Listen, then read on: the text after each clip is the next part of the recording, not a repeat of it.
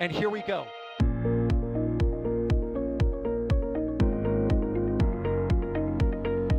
There's the deluge. Here's ignition. Traveling up. Did it just do a Kerbal? Back to the moon and beyond.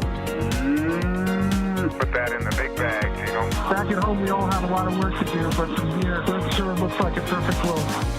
Propulsion continues to be normal. We did have an observation. Equalize. 343 unfolds to go. It's orange. Water towers can fly!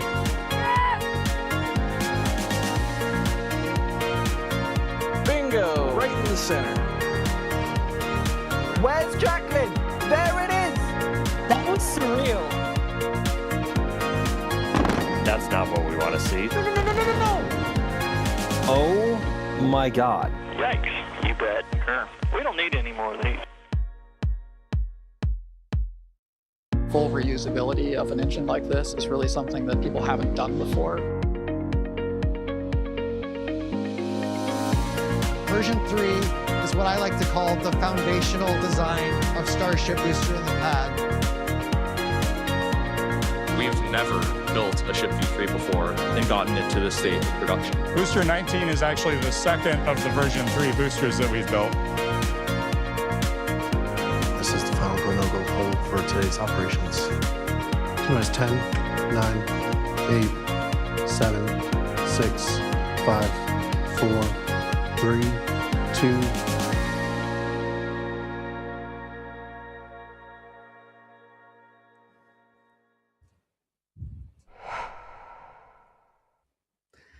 All right, folks, you know how it goes. Starships are meant to fly, but as it turns out, pins are supposed to come out of the arms so they can get out of the way so the Starship can fly. And we didn't see any of that happening yesterday. Welcome back to today's live coverage from Starbase of Starship Flight 12. It's round 2. We've got the full stack out there ready to go. Area cleared. We are live over here from the top of the Margaritaville Hotel at South Padre Island. And we are ready to get you all the way down to T-0 for today's launch attempt. My name is John Galloway with NSF, and we will be providing commentary the whole show like we usually do, just like we did yesterday. We're going to do that again today. So let's go ahead and introduce the rest. Oh, look at that. That's the beach. That's actually the people down on the beach standing by. That's South Padre Island itself and the ship channel behind it. Let's introduce the rest of the show because you know that is maybe not a cast of thousands, hundreds. It's at least a cast of tens that we have here. My name is John Galloway, like I said, but with me we have Alex. Alex is here. Alejandro Alcantara Romero, how are you doing?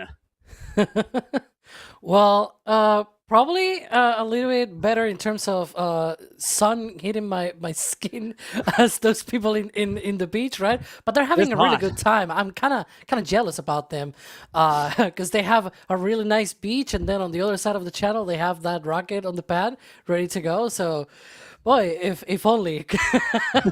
But hey, look, at least I have AC, which is very nice, and so that's, are you just rubbing that's it of course in? an improvement. You're just yeah. I'm sorry. How you I had to AC say and it. I don't. Hey, you have a rocket behind you, so you have a rocket behind you too. It's just that mine is real and yours is like, yeah, superimposed mine is or fake. whatever. Yours is. I mean, it's a real picture of a real rocket. It's just not actually. You're not laying on your back at the top of the launch mount right now. Also Exactly. on the show today, we are going to have Mr. Ryan Caton. Ryan, do we have you on?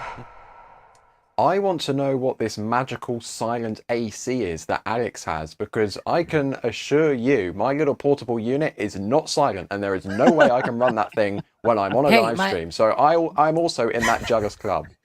The machine that runs the AC is outside, so I don't have to worry about that. I'm going to set a rule for the rest of the show. We're not going to talk about who has air conditioning and how it's nice and cool in your studio or whatever. 'Cause we're on the roof of the hotel. We created our own shade today, but it's hot. It's a few degrees warmer here today than it was yesterday. Of course, we're going to be counting you all the way down. The clock is ticking right now. But let's go through some current statuses. We're going to go to Alex for that. So, Alex, how are we looking? Yesterday, we were talking about pipes getting frosty, roadblocks moving around. What's the current status out at Starbase? Well, today, a little bit unlike yesterday, they are running all of the chill downs and everything quite earlier than yesterday. We sort of started and they had just begun that chill down. In this case, it's been running for a little while now.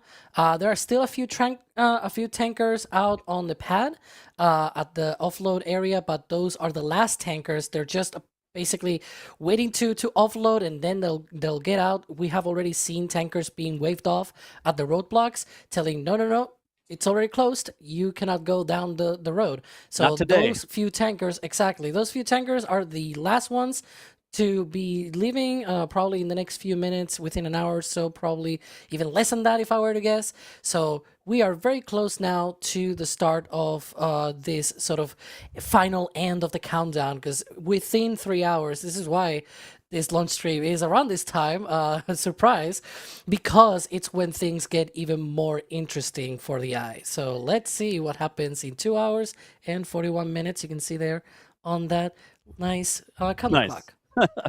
You mentioned tankers. We have an old design, the Texas Tank Watchers, because we would be out here on the side of the road when Starbase was just a couple of tanks and like a bulldozer pushing dirt around, right?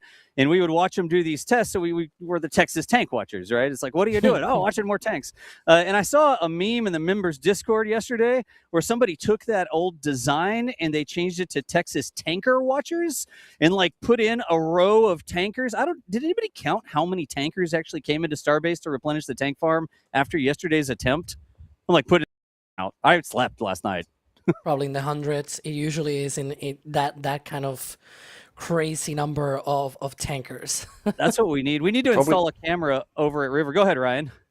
I was going to say, you probably need to do some extrapolation or something, like count how many tankers drive past one of our cameras in 5 minutes or so, and then multiply that up to try and figure out exactly how. Because there's no way somebody is going to be watching Starbase Live for 48 hours to figure out how many tankers have rolled through. They're going to look like they're in prison, where the prisoner's like marking the little markings on the wall. Okay, 1, 2, 3, 4, 5 cross, 6, 7, 8, 9. We should do that. We should put out a camera that like counts vehicles over a certain size going in and out and see how many tankers come in and out. But they replenished the tank farm. They're getting into the count here, and we're going to keep going with the live coverage. Same as yesterday, tag us in chat if you have a question or something like that for us. It's at NASA Spaceflight or at NSF.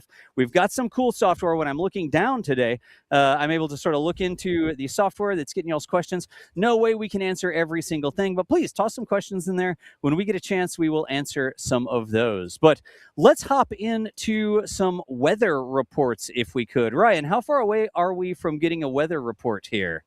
I mean, I don't see a lot of clouds up there, but you might know more than me. Well, if I do some, magic, look at that, that's really cool. This is the weather radar as things stand right now, and as you can see behind me, it is, look at this, there's nothing there. This is so much better than yesterday. There's no rain, there's no mud, it's, it's dry, it's relatively clear, a little bit of haze on the surface, but in terms of rain, I mean, looking so much better than it was yesterday. And in terms of the forecast, when it comes to launch itself, if I move over to this side, there you go, still practicing. This is the dew point and the air temperature. I know that sounds really complicated. Don't worry. Essentially, when the lines touch, clouds can form. So that's what we're looking for.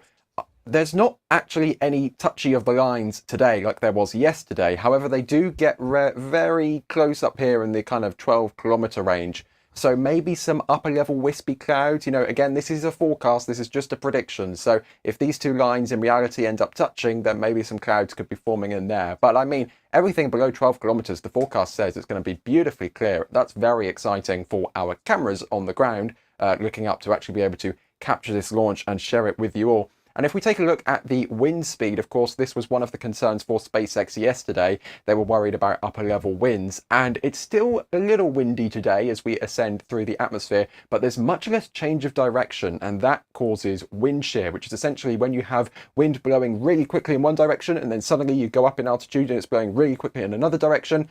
That causes shear, and that is bad for vehicles. Planes don't like it, rockets don't like it either. But as you can see, as we go through kind of the 8-kilometer range, the wind is blowing towards the east at, sort of 45 knots, and it is a maximum Much less than it was yesterday. Yesterday we were reaching around kind of 90, 85 knots forecasted as we got into the upper parts here of the forecast. But as you can see, as we go through 12 kilometers, 13 kilometers, we're at 75 knots, and the winds actually calm down ever so slightly as we get into the higher parts here, as we get up to 15 kilometers. This is as far as the forecast goes, unfortunately, but the winds slightly calmer than they were yesterday. So considering that was a worry for SpaceX, that was one of their watch items, this gives me more confidence in a launch today. Good deal. I can confirm with my Mark 1 eyeballs, and y'all can see from all the different cameras around there, above us and over the launch pad and all the way out to the Gulf, I'm not seeing any clouds. It's a little bit hazier today than it is. So looking over towards the launch pad, I've got a little bit more sort of blurriness down around the pad, but that's just because we're 7 miles away. As the rocket goes up out of that closer ground layer, it gets into that clearer air from our perspective visually. So that's looking good as well. Now, over here down in New Mexico, back towards Brownsville and Inland, there are some pretty significant cloud formations happening. And so will those start to come this way? We got a couple come over us yesterday. Are those blowing? Are they sort of missing us? Right now, everything is staying inland, and I'm not seeing it all the way over here right on the beach at the Margaritaville. But we still have a couple hours before launch. We'll see how it shapes up. And then remember, it's a launch window as well. I think we learned about launch windows yesterday when SpaceX kept resetting the clock to 40 seconds like 15 times in a row.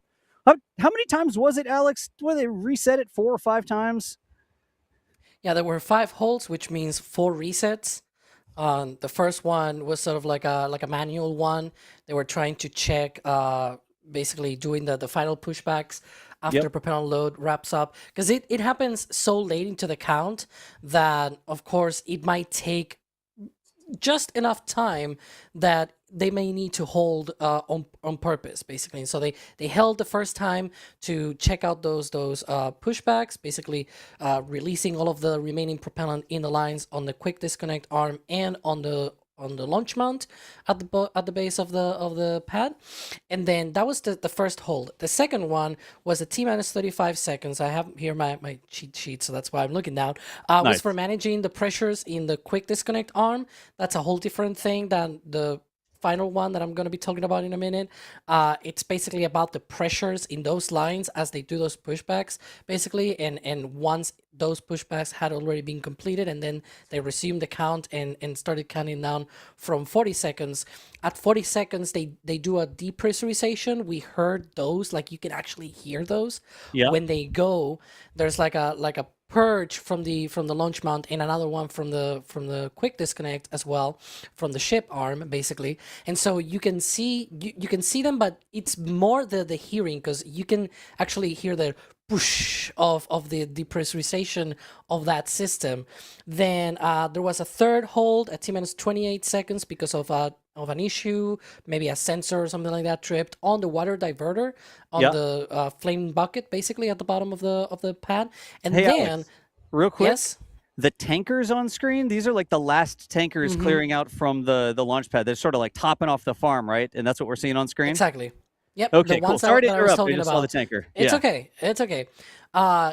And so the fourth and fifth hold, the last two, were about the quick disconnect. We were not told the specifics about the fourth, but the fifth was the one about the pin. And I would not be surprised if the fourth was also the pin. And then they sort of tried to do it again, sort of roll through the T-minus 40 second hold and see if that pin actually released this time around. And it did not release, obviously, and that's essentially what happened. In those two last holds, the pin did not release. There's a pin that physically keeps the arm attached to the tower. It needs to be released, and then at T0, there's a quick disconnect attached to the ship. It retracts, and then the arm swings out. Without that pin unlocking, it cannot swing out, and that is one of the big important things, because otherwise the rocket will just completely obliterate the arm. Rip the arm off. Yeah, exactly. And so you don't want that. The pin keeps the arm attached to the towers. I think what you mean is it keeps the arm in a certain specific rotation, let's call it, like in a certain swing position, so that when it's connected to the ship, like a door. It's like locked in that position, and that pin needs to come out to allow the arm to swing away on another big pivot point to get out of the rocket's way as it takes off, right? Yep. All right. That is what happened. Well, I hope somebody got out there with an engineering hammer and smacked on that pin a bit to see if they could loosen it up so today we don't have any pin-related problems. I feel like there's a merch plug there, like where we could talk about pins. You know who else has pins? But Sawyer's not on the show. Put so a pin on it. We've got him in the, thank you. If you want pins, we got them in the shop. I won't subject y'all to the pin merch plug right now. Moving right along, the clock ticking down, rapidly approaching 2.5 hours here. I'll wait until these cameras swing back around and see if we see are there any tankers left at the tank farm right now? I know they sort of back in over there. We keep swinging the camera, seeing one go, swinging the camera, seeing one go. I think we'll all cheer when we see the last of the tankers. And Alex, you had said they were turning tankers around, right?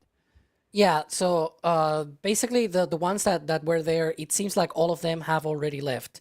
There were only a few, and I think we're zooming in right now on that other view on the other corner. There we go.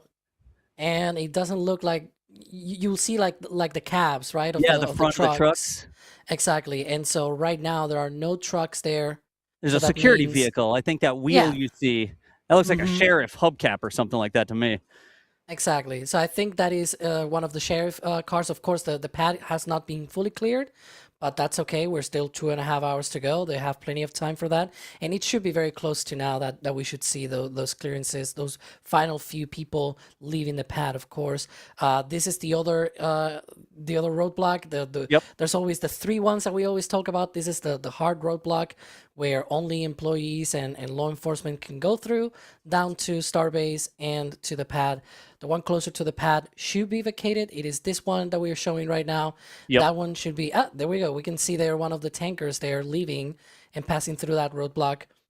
What we saw before is that I think it was about half an hour, a little bit over half an hour. We were seeing already tankers that were trying to go down the road and they were told, nope, turn around and go back. And that meant that we were basically seeing just the last tankers already at the pad, being the last ones to be delivering the commodities to the tank farm. And so it seems like those have left now, which is great. That's what we want. And again, the last of the people, if you look at these roadblocks we've been showing, all the vehicles are sort of going in one direction. Nobody's going in, everybody's going out. And they're making sure that entire area is clear. They've already cleared the public out. Earlier this morning, they closed the beach, they closed the road to the public, and it's just SpaceX employees and we can say contractors, those tankers delivering stuff, security personnel as well out there. But they already cleared the public out of the whole area. And what you see leaving now, like here's another tanker leaving, they are clearing out those last-minute toppings. Now I want ice cream. Anyways, they're clearing out the last-minute tank farm toppings, those commodities for launch. You see Cybertrucks leaving out of there. They're just getting everybody out of the area with those working as sort of one-way gates. Now, do we have... what's up? Looks like the sheriff and one of the Cybertrucks might be leaving. That looks like that hubcap we saw up there. And probably a security Cybertruck following him, huh? Yeah, if it's a Cybertruck, it's bound to be a SpaceX security or something like that. It's a SpaceX, but in this case, I mean that it's probably their own security, which work in coordination with a county sheriff. So, Cameron County there. Do you think they see the cameras tracking them back and forth, like as they leave? It's like, wow, I'm popular right now. It's how many people are sitting here watching this vehicle leave the pad? We're very excited. We got 21,000 people. There you go. 21,000 people watching vehicles leave on the road. But it's for a good reason, right? Because this means the launch pad is pretty much clear. I think there was still one other car waiting around. I'm not sure if it should be there because it's close to the pad. Way too close for comfort, in my opinion. But hey, whatever you want to do with your cars, right? We know about that very well. One way to find out. Hey, let's go through some questions. We promised that we answer questions and stuff like that, and we don't want to just say that, then not answer any questions. Ryan, have you been looking through our chat software, seeing if we've got some tags at NASA Spaceflight with some good questions? We have been getting many questions indeed. I'm going to take a look here at the queue, and the queue is very long. So I'm going to go to the top of the queue. Cosmic Exploration Technologies is asking, why can't SpaceX just replenish propellant so they can do all holds? Alex, I think they're probably asking why can't they just continuously top up the propellant so they can basically hold for an infinite amount of time as compared to the limited amount of time they can hold for, as very well demonstrated yesterday. Well, the reason is because it will be quite harder. Like, the problem is if you keep topping off, I'm going to rephrase. The problem with the propellants at that hold, it's not that they boil off. It's actually, they don't boil off. You cannot do what SLS, for example, does of stable replenishment. Stable replenishment is the propellants continuously boil off because they are at their boiling temperature, right? And so you need to replenish them. These propellants are loaded below their boiling temperature. Now, don't get me wrong, they do still evaporate, just like water in the ocean, you know, the whole water cycle, right? It evaporates even though it's not at boiling temperature, and it forms clouds and all that stuff. Same deal with these cryogenics, where they are not at their boiling temperature, so they are not actively boiling off, but they still evaporate, and so you still create some gas in your tank that you have to vent every now and then. We see those vents as they fill up the tanks, for example, and when they hold, they sort of release that vent and things like that. But it is not the same. You're not replenishing because it will be adding liquid to the liquid. Like, you're not actively losing tons and tons of this liquid, basically. Once the tanks are full, they're full. And that is sort of the point here. When you do have SLS, for example, over time, you're losing your propellant. You're losing all of that. And so you need to replenish. It's that continuous replenishment that they do. It's a much more different concept. Again, comparing it to the water, if you had water constantly boiling, you have to replenish it. But if you have it just at normal temperatures on a plate or a glass of water or whatever, right? It takes a long time for that thing to really evaporate and disappear. You cannot be keeping that replenishing. Eventually, it will just overflow, and that's basically the big difference there. Good deal, Ryan. Yep, we have another question here. Bit more of a conspiracy theory question, but I think it's important to talk about nonetheless. Mikey MSFS is asking, what if yesterday was a wet dress rehearsal and the pin was a cover-up? That's I think it's a bit more of an outlandish question, but I think there is still, a genuine curiosity behind that, because Alex, if they just wanted to do a wet dress rehearsal, there is so much stuff they have to do for a launch attempt that they don't have to do for a wet dress rehearsal, right? There's a huge increase in the operations for a launch attempt compared to just doing a wet dress. Yeah, there's a lot of other things. I mean, we've seen the helicopter for their range, their own private range. There's no Space Force running any of this. It's not Cape Canaveral. This is SpaceX's range, right? And so they run their own assets for that sort of thing. They need to clear the area. They need to clear a lot of other things. It's not just blocking the road. We talked about this, for example, at the beginning of the stakeout stream, we sort of played one of these timeline videos that Alicia hosts. And in one of those, like, she talks about there's a hazard area downrange, and there's another one on the Indian Ocean. And so, like, there's these other different places that need to be closed off. The airspace needs to be closed off. Like, imagine at T-minus 40 seconds on a wet dress rehearsal, you don't need to worry about any of that. On a launch attempt, however, at T-minus 40 seconds, you bet the airspace needs to be closed off downrange, because otherwise you're in a bit of a pickle. Yeah, I don't really think we joke sometimes. We're like, oh, well, a launch is just a wet dress rehearsal that has a launch at the end of it. It's because so much of the things are the same.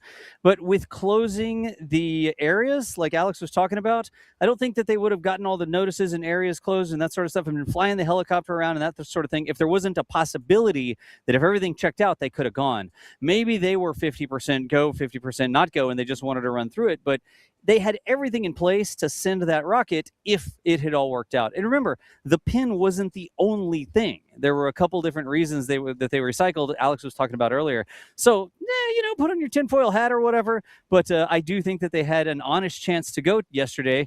They decided not to do it. Here we are again today, counting down 2 hours and 23 minutes.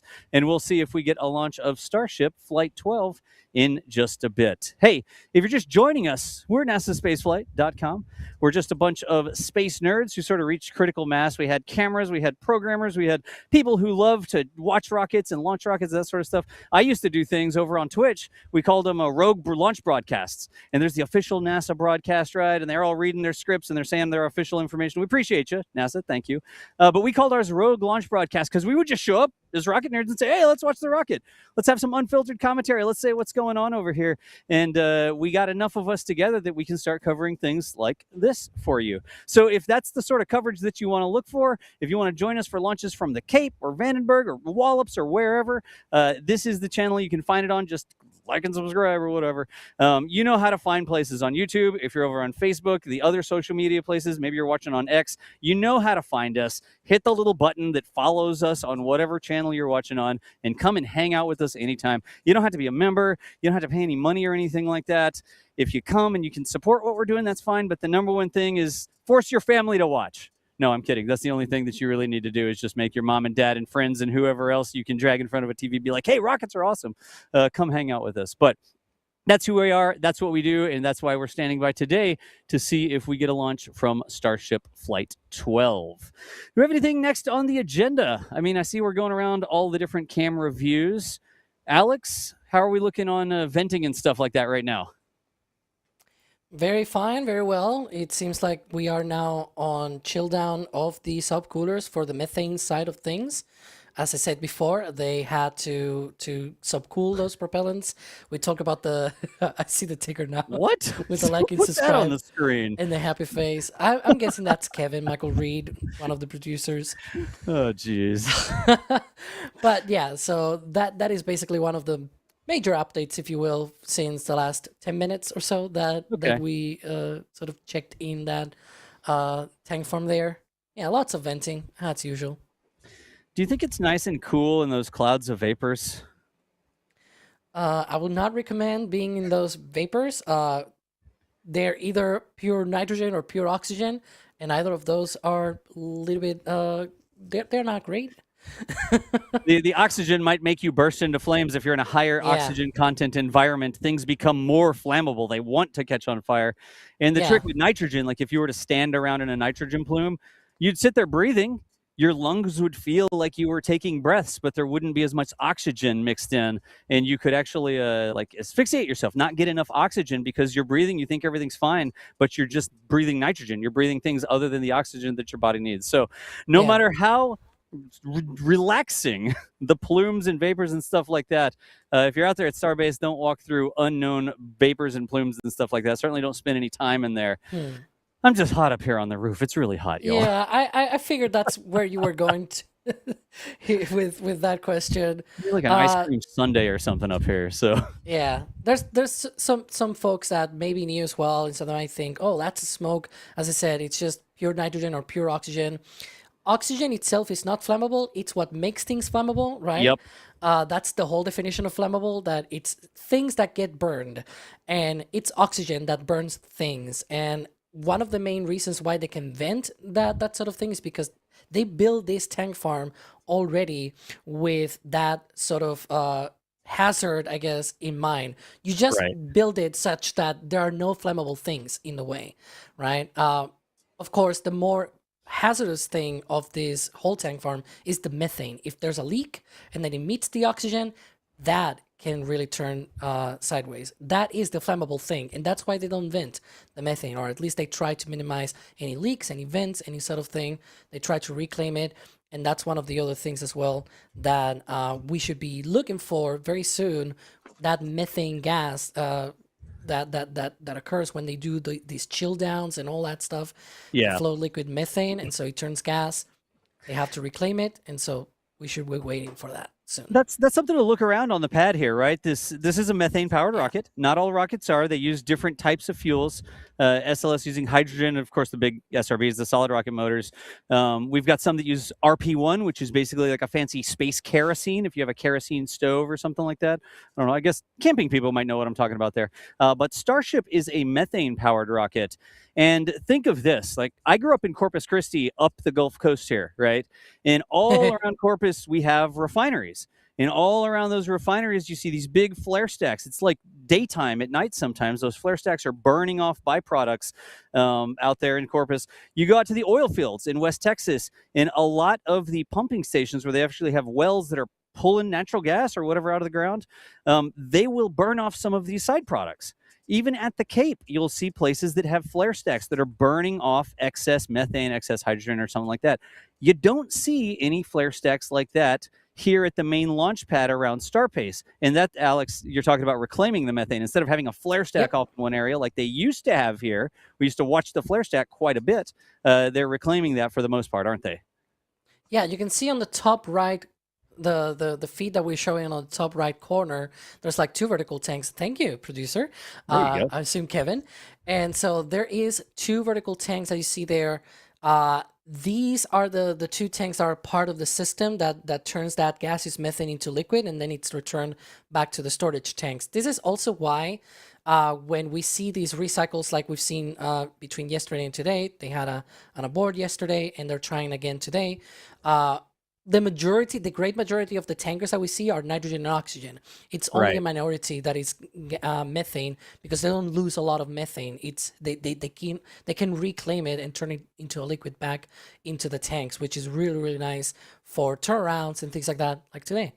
Yep. And nitrogen and oxygen, less hazardous to vent into the environment as well. Yeah. Nitrogen and oxygen are both regular parts of the atmosphere, large components of the atmosphere, right? So putting a little bit more nitrogen, a little bit more oxygen in the atmosphere, not as big of a deal as pumping some methane into the atmosphere, right? Yeah, and it's very likely that nitrogen and oxygen was actually taken from the air. It's very common in the industry to have an air separation unit, as it's called, which takes air, liquefies it, and then you basically separate nitrogen from oxygen, because they have different boiling temperatures or different densities, and so there are different methods to separate nitrogen and oxygen from the air, and it's very cheap and not hugely power intensive. Like you can, with relatively low power, you can create. You can get a lot of nitrogen and oxygen from the air. In fact, SpaceX is building, they are building exactly that. It's not enabled just yet. It's not complete, that air separation unit, but in the future, that's how they're going to get their nitrogen and oxygen. Yep. And on the screen right now, we have this, these are actually kind of cool. We use a live video feed because you can still see the plumes of vapors and stuff like that blowing. But we put these overlays on so you can see some of the different things. Over on the right-hand side, we were talking about the methane reclaim vent, labeled in red, the subcooler vents there, labeled in orange, the box fan. That's not an official name, is it, Alex? Did we see like a label that said like box fan vent 001? Did we make that up? We didn't have a really good name for any of that. I mean, it's just because there's like a box, and inside that box there's a fan. There's a fan? Blows. Exactly. It blows the nitrogen out from different locations in the tank farm. There's like tubes that eventually lead to that place from different locations. And that is sort of like the central point where it blows up that nitrogen up into the air. Back in the day, they used to sort of dump it down to the ground, and it will create sort of like a carpet. I usually talk about how on Flight 5, we have footage of the booster returning, and the sonic boom blows all of that carpet away. Like you can see the shockwave of that sonic boom, and it's like so hovers cool. around on the ground like a carpet, a blanket of the vapors low to the ground is what you're talking about, right? Yeah. Yeah. And by the way, as we were showing this overlay, that methane reclaim vent that we show there on the right has already started. So that reclaiming system is underway. Cool. The box fan vent, I just want to point this out real quick. The box fan vent is really about dispersion, right? Instead of letting it gather in areas on the ground or anything like that, you just blow it into the air so that it sort of mixes up with the rest of the atmosphere, going back home to its other friendly molecules and atoms in the atmosphere, right? Exactly. I can just explain it that way. I'm pretty sure. It's okay. Good deal. How about we check back in with Ryan? Ryan, how are we looking on the question or maybe support front? I mean, we're able to do this because people keep showing up and doing super chats or tips.nasaspaceflight.com, the merch stuff. How are we doing over on that side? I mean, just like yesterday, somehow, I can't quite believe how, but somehow the support continues. I mean, Patrick Bob, always in chat, doing massive bits of support in Starbase Live, gifting another 20 Red Team memberships. So and there are so many gifted memberships from so many different people. And that means that the people who receive those memberships, literally just determined by random, by YouTube, however their code works, based on watch time or something like that, they literally distributed out at random, and those people don't have to pay anything, and they get access to the member program for an entire month for free. And we have behind the scenes pictures, high resolution, by the way. We have behind the scenes multi-views, so if these 4 cameras aren't enough, you can see God knows how many cameras we have at Starbase deployed right now, all of them at the same time. I think there's also a behind the scenes multi-view running today as well, which we've managed to spool up. So there's plenty of cool things for you to see in the member area on YouTube. Of course, in addition to all of the things in the Discord server and on the L2 forum as well. We also had Peter, thank you for doing a €50 tip. That is a big one. Question, when do you all sleep? Great question. Not a lot, I think, is the answer.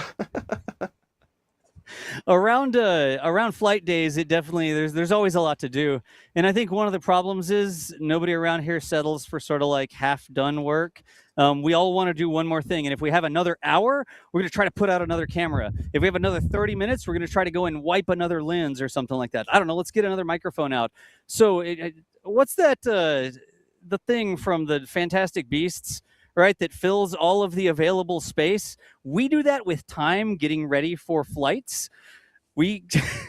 People around me are chuckling. You know what I'm talking about. We fill all the time that we actually have because there's always one more cool thing that we can do. There's one more microphone we can tweak. There's one more camera that we can put out. That one's a little unleveled, so we need to go fix it a little bit.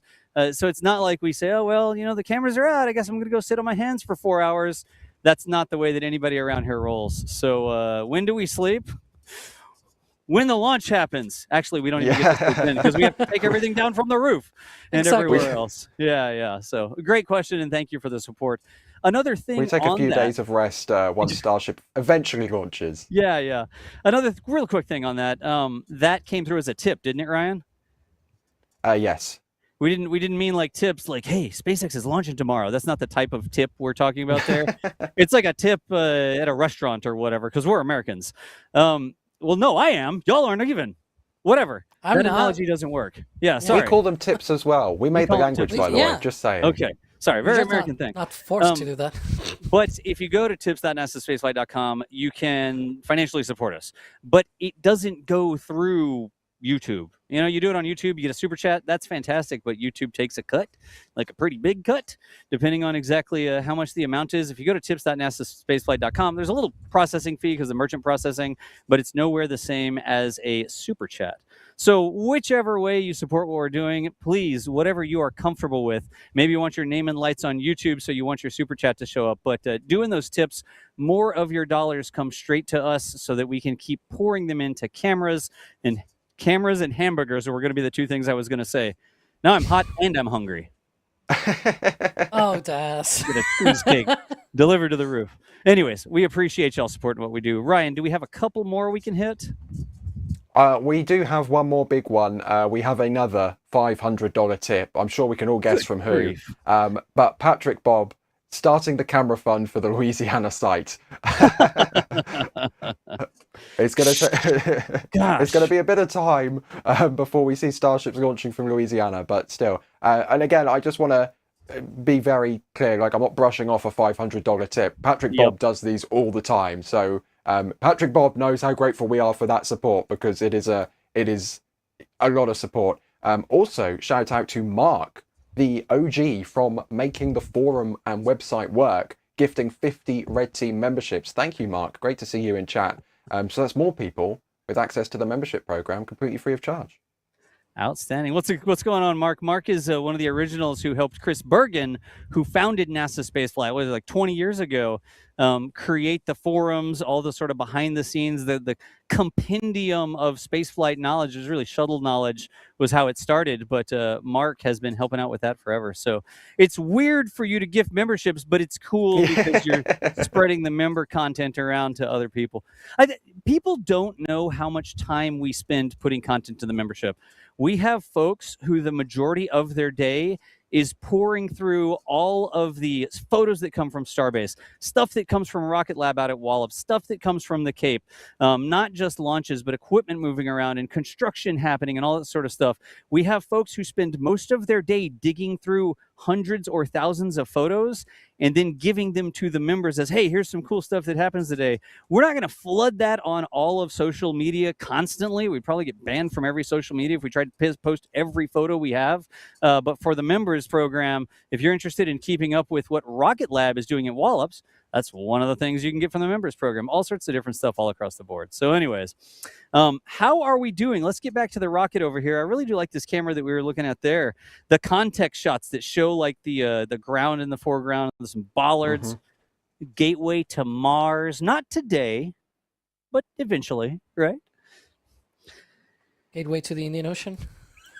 Thank you. Gateway to the Indian Ocean and off the coast of the Gulf here. How are we looking on the tank farm, Alex? Still looking great. Nothing major has changed. It's sort of like that for a few more minutes. The next major event after all of this is just going to be the chill down of the lines that go to the launch mount and tower. Right.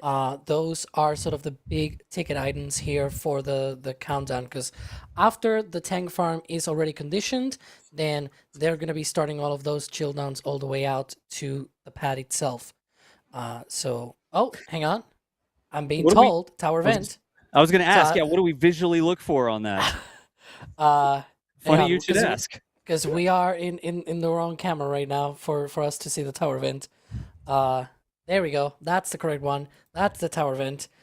So it is right on time, I think. It's even earlier than yesterday. It is very much around the same time as we saw, for example, on the wet dress rehearsal attempt from Wednesday.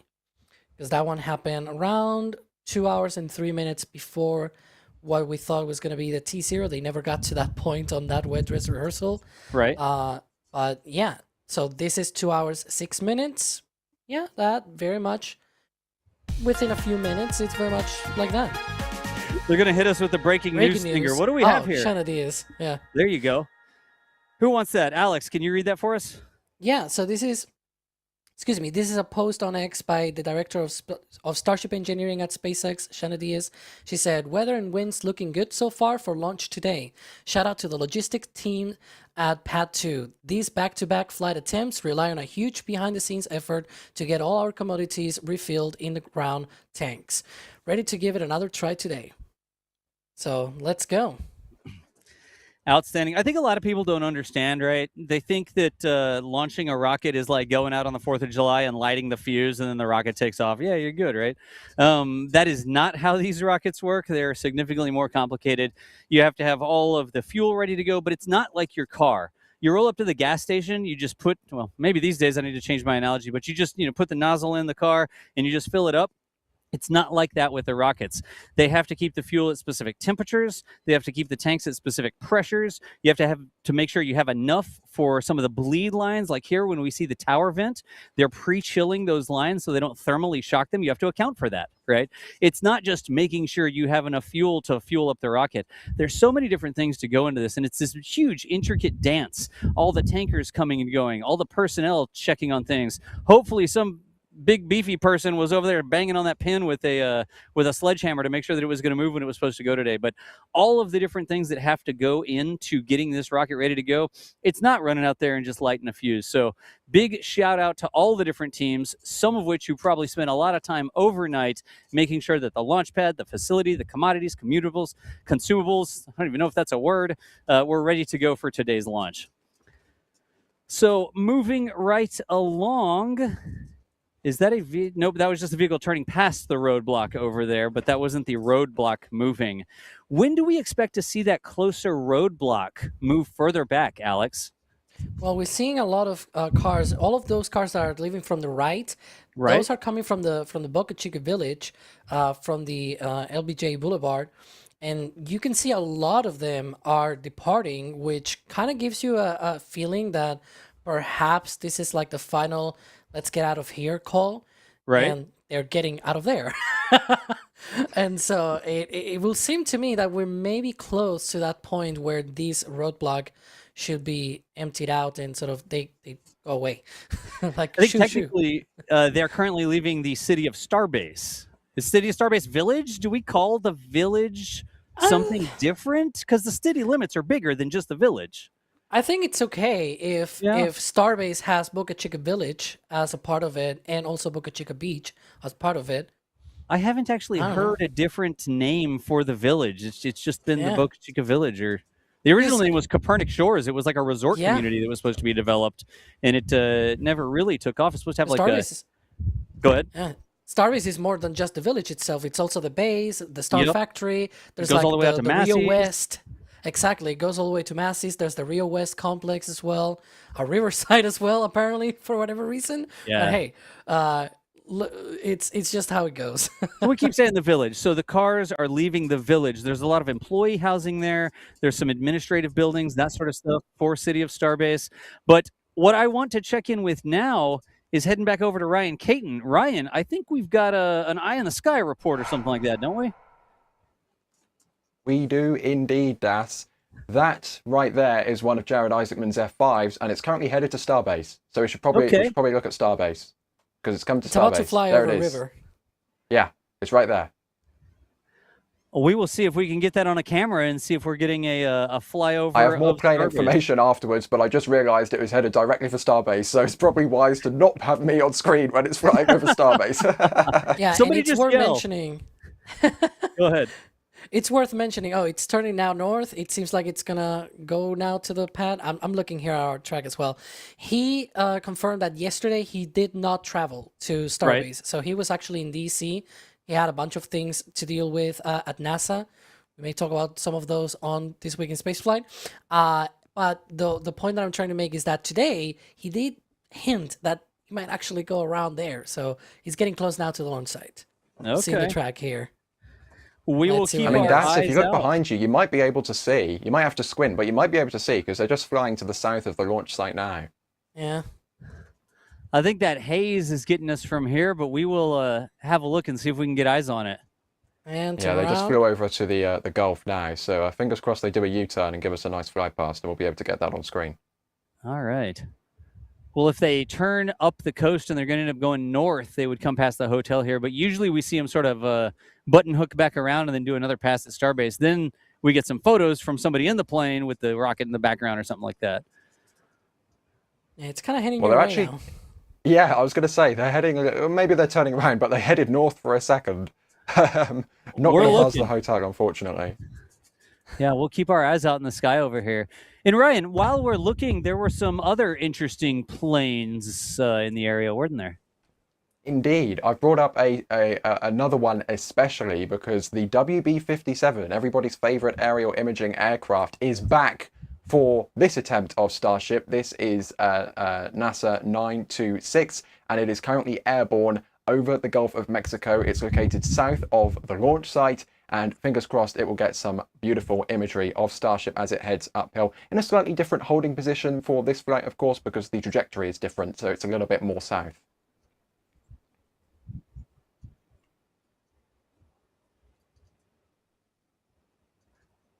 And as you can see here, the WB-57 is to the south of the launch site. Not really much else to say, but we are keeping track of that aircraft as well. About to fly over the launch site again. It's turned around over the Gulf and now turning back to the west. We will might be keep our fine. eyes out, but I'm not seeing any from the WB-57. A lot of times we're able to see it when it starts to form a contrail, because it's like a big arrow in the sky, and you just follow the contrail and you find the plane at the end of it. But I'm not seeing any vapor trails or anything like that in the sky right now. We got I it? think I see it in one of our views. I think I saw it on one of our south cameras. Okay. Yeah, I saw what appeared maybe two planes turning around. It's to the north of the launch site right now, and it turned to the east and over the Gulf now. Well, we Yeah, will I keep think- looking I think I saw around. We've got some folks over there at, we have a property over by the river, just outside the exclusion zone. And then we've got some folks over at the Rocket Ranch viewing outpost. If you're trying to come down here, watch a launch, the Rocket Ranch is a great place to go and hang out. But we've got some Mark I eyeballs underneath the flight path of that plane, and they're going to have a better chance to find it than we are from the hotel over here. But one way to find out, we're looking. I wonder if they're going to be offering some contractor, what's the word? Incentive flights. Incentive flights, Starbase incentive flights. Nice. Everybody knows the Jared Isaacman, the admin of NASA now, has started this program where he has personal, I say personal jets, they're really his company's jets, right? From his previous company. It's getting But almost he to allows the channel. By the way. NASA employees and contractors and stuff like that, these incentive flights. He doesn't charge NASA for them. He like funds this himself because he was a successful business person before he came to make NASA more successful, right? But they've got these incentive flights going. So when we're mentioning incentive flights, that's what we're talking about. You can, I still don't know if you put your name in a hat or is there like one of those bingo wheels where you pull a ball out of the bingo wheel and it's like, oh, B-32, that's me. I get to go fly on the plane now. I still don't know exactly how they choose those people, but I don't think I'm eligible. No, unfortunately not. I would like to be eligible, but yeah. All right. Well, we'll keep looking. Ryan, are they headed back now? Are they still doing circles? Yeah, they just did a big loop over the Gulf. They're literally about to fly directly over the launch site in like 5 seconds. So we might see them in the background of this shot if they are low enough. They're about 700 feet. There they are in the background. Nice. Great timing. Shooting it through the sky. Good eye, Alex. Yeah. I saw 2 of them because on the tracker sites I only see 1, but then on our cameras I was like, that's actually 2 in the same sort of formation. Yep, that's what I was going to ask. Like, what's the altitude? Are we looking high or low? Over here from the Margaritaville, I think we just have too much of that low-lying haze to really get visual on them. Good news is when the rocket takes off, it's significantly larger and brighter than the jets are. So we will definitely see the rocket go, but I don't think... Saber, did we catch Looks like those? they're doing another loop around. Maybe they're going to go for another pass of the launch site. They're doing a big old bank round to loop back around. You got them? You can see them? Yeah, we can see them. We can see them. There was a glint, like one of the There you tails go. caught the sun for just a second, and now we can see them flying over there. They're going back out over the beach. It's like our own little Starbase air show today. Looks like they're turning probably to the south. Wow, they disappeared when they turned. I think some of our cameras are still tracking them, but it's a bit complicated. Yep. I see them tracking some of our operators. Like we have different people for folks watching. There we go. Now they're passing again in front of this camera here. In the background. Exactly. They are definitely taking photos and stuff like that right now. Like they're flying around the launch pad taking 100%. photos. Oh, we might get a free Starbase flyover on images.nasa.gov later today. And you can tell that we are total aviation and space nerds because we're like, there's jets. And you can hear them. You can hear them? We just derailed the entire show. We just heard them fly over our highway site, I believe. Like, is there a schedule? Is there some topic we're supposed to be talking about? Now we're going to watch the jets fly now for 15 minutes. I mean, we're in charge. That's cool. That's how we roll around here. And looks like it's turning back to Brownsville. All Done right. with the flyovers. Ryan, let's get back in and let's grab some questions, a couple more questions from folks that are watching right now, if you don't mind. Absolutely. I brought in this question half an hour ago to queue up later in the show. Hail Victory is asking, where is Jared's F5 now? There's your answer. On the screen. On screen. Jeff has a more technical question, though. Alex, do they fill the tanks with inert gas before fueling to avoid any ignition potential? Alex? They Alex do question. have a pre-press of nitrogen on these tanks. We've seen in the past.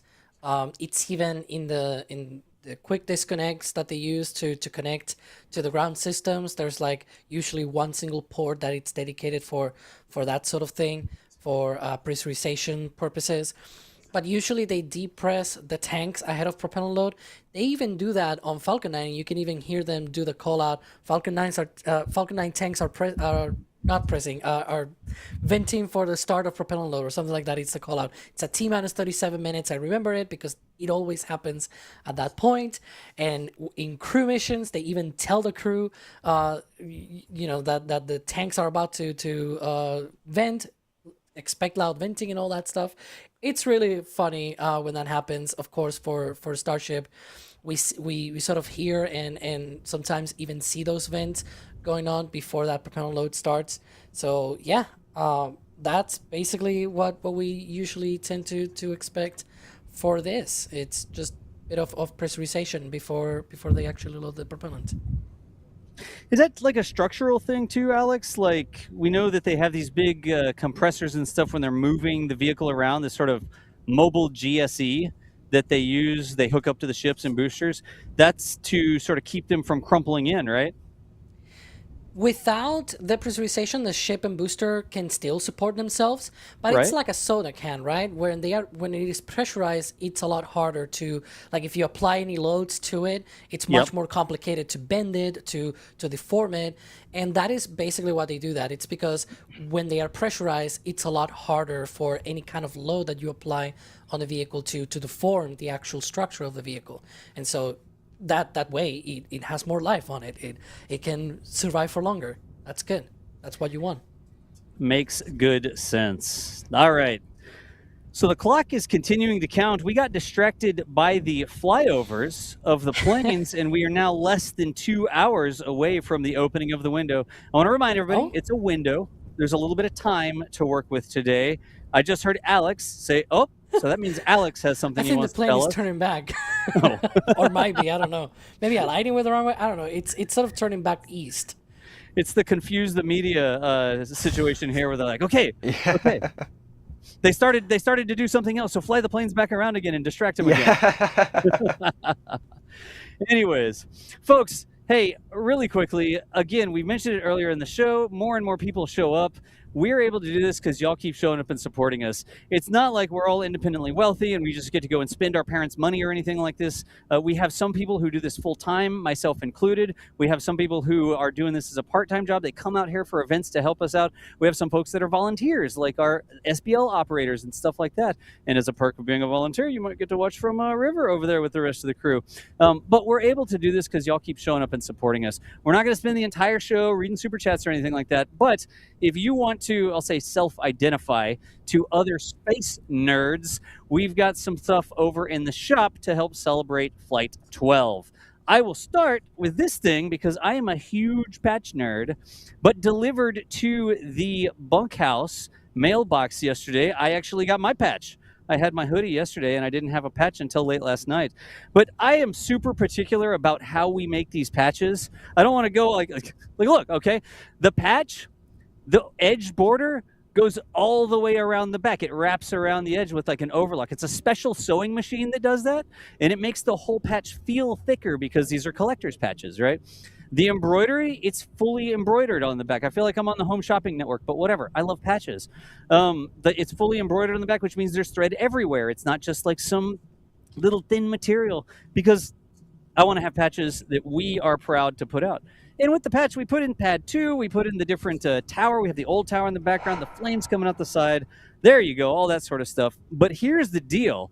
The reason I mention it is because I just got a message that we're less than 20% remaining. We just buy a certain amount, we put them in the shop, and we sell them until they're done, right?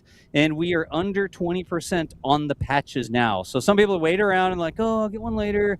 I'll get it. And then they send us an email like, oh my gosh, the patches are sold out. Can you make more patches? When will they be back in stock? And we have to tell them, well, we don't restock the patches usually. If patches aren't your style, we've got pins. We still have plenty of pins remaining. So you got to ask yourself, do you want a patch or do you want a pin? Either way, you better get one now before they sell out, because after the rocket launches, everything seems to disappear. And if you'd rather drink coffee or tea or something like that, or you want to wear a shirt or a hoodie, the sun shirts we have are fantastic. We actually sold a lot of the sun shirts that have the Flight 12 design on them yesterday. Fantastic. I have the Hawaiian shirt on. That's right. I have the wrong Hawaiian shirt on right now. I have my Dragon Recovery Hawaiian shirt, but we've got Starship specific Hawaiian shirts. And if you want to be sort of like business up front party, no, the Hawaiian shirt is party everywhere, basically. You can check out the Hawaiian shirts as well. But in any event, I'm not going to make the entire show about it. We think that it's super cool. We sit there and we argue about like, well, is that patch exactly accurate? Like, is that arm in the right place? Is the Starship diving the right way it's supposed to dive before we even put it on the merch? But by grabbing that stuff, you can get some cool stuff to wear. You don't have to wash clothes another day because you got another t-shirt that you can wear. Ask me how I know, because that's how we've been living out here at Starbase. We need more merch so we don't have to do laundry as often. But it is a great way to support what we do. We will let you get back to it, and let's get the rocket back on the screen. We really appreciate y'all supporting everything that we're doing out here. So we're counting down, Alex. I'm going to come back to you. It's T minus an hour and 48 and change. How are we looking? Well, everything seems to be a bit different now. The tower event sort of stopped a little bit ago. And the thing that worries me is that we saw a Cybertruck going down the road. And you can see there that tower vent is now stopped. In which direction? Towards the pad? Towards the pad, yeah. Okay. Going down the road to the pad. After seemingly having cleared already the launch pad. And I don't know, Des. Usually we do see that the tower vent, so to put it in perspective, after the tower vent starts, it does sort of go out and then come back and then disappears and then comes back. It's a whole thing. We saw this yesterday as well many times. But when we say it sort of disappears, it's more like it turns into just a little bit, like a trickle. Like you open the tap on your faucet, like just a little bit, and there's like drops of water coming out. This pretty much looks almost like it's completely closed off. It's a different behavior than what we saw yesterday. I don't know what this means, but I don't like it. How about that? So Alex, normally, like, remind me from yesterday, the tower vent is supposed to continue going for much longer than we just saw it vent, correct? Yeah, it goes basically until the ship liquid oxygen load starts. That is the final time that it disappears, and then we go into the liquid oxygen load of the ship, which is the very first thing that they do in this countdown for propellant load at T-minus 38 minutes and 53 seconds. I was reading the wrong thing. But that's basically the whole point, that they keep those tower lines chilled down for well over an hour, and then they start that propellant load sequence. The concern that I have here is precisely that we saw it completely go away, that Cybertruck going down the road to the launch pad after seemingly having cleared the launch pad. Not great. Okay, well, we'll keep watching. We got cameras out there. We have plenty of solar power. Most of the cameras we have are solar powered, sort of off-grid camera sites or deployable systems that soak up the energy from the sun. So unfortunately, I am also soaking up energy from the sun. It's good for our cameras and power. It's bad for my face. But we are going to continue covering what is going on at the tower for Starship's Flight 12. Again, that tower vent that we expected to continue venting for a little bit longer has stopped. And we saw somebody driving a Cybertruck out to the pad. So we will watch the social medias. We'll see if we get any official information from SpaceX. And of course, we'll share it with you as soon as we've got it. So I think here we have a little bit of a recap video, don't we? I think we do, that we can run. I'm being told it is a timeline of what we can expect. That also gives us a little bit of a chance to get some water real quick. So let's roll the video, and we will be right back.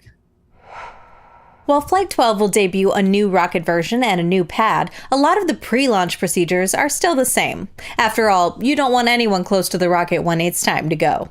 For that reason, there are a series of maritime, aerial, and ground closeout areas that are enforced on the day of the launch as the clock counts down to 0. In the air, a set of temporary flight restrictions and notices to airmen are issued for the day of launch. On the water, a similar set of restriction areas and navigational warnings are issued as well. These areas are not only noted to cover the initial rocket's ascent, but also to cover the ship's re-entry area halfway around the world in the Indian Ocean. SpaceX works alongside the U.S. Coast Guard and the Federal Aviation Administration to coordinate their clearing ahead of launch.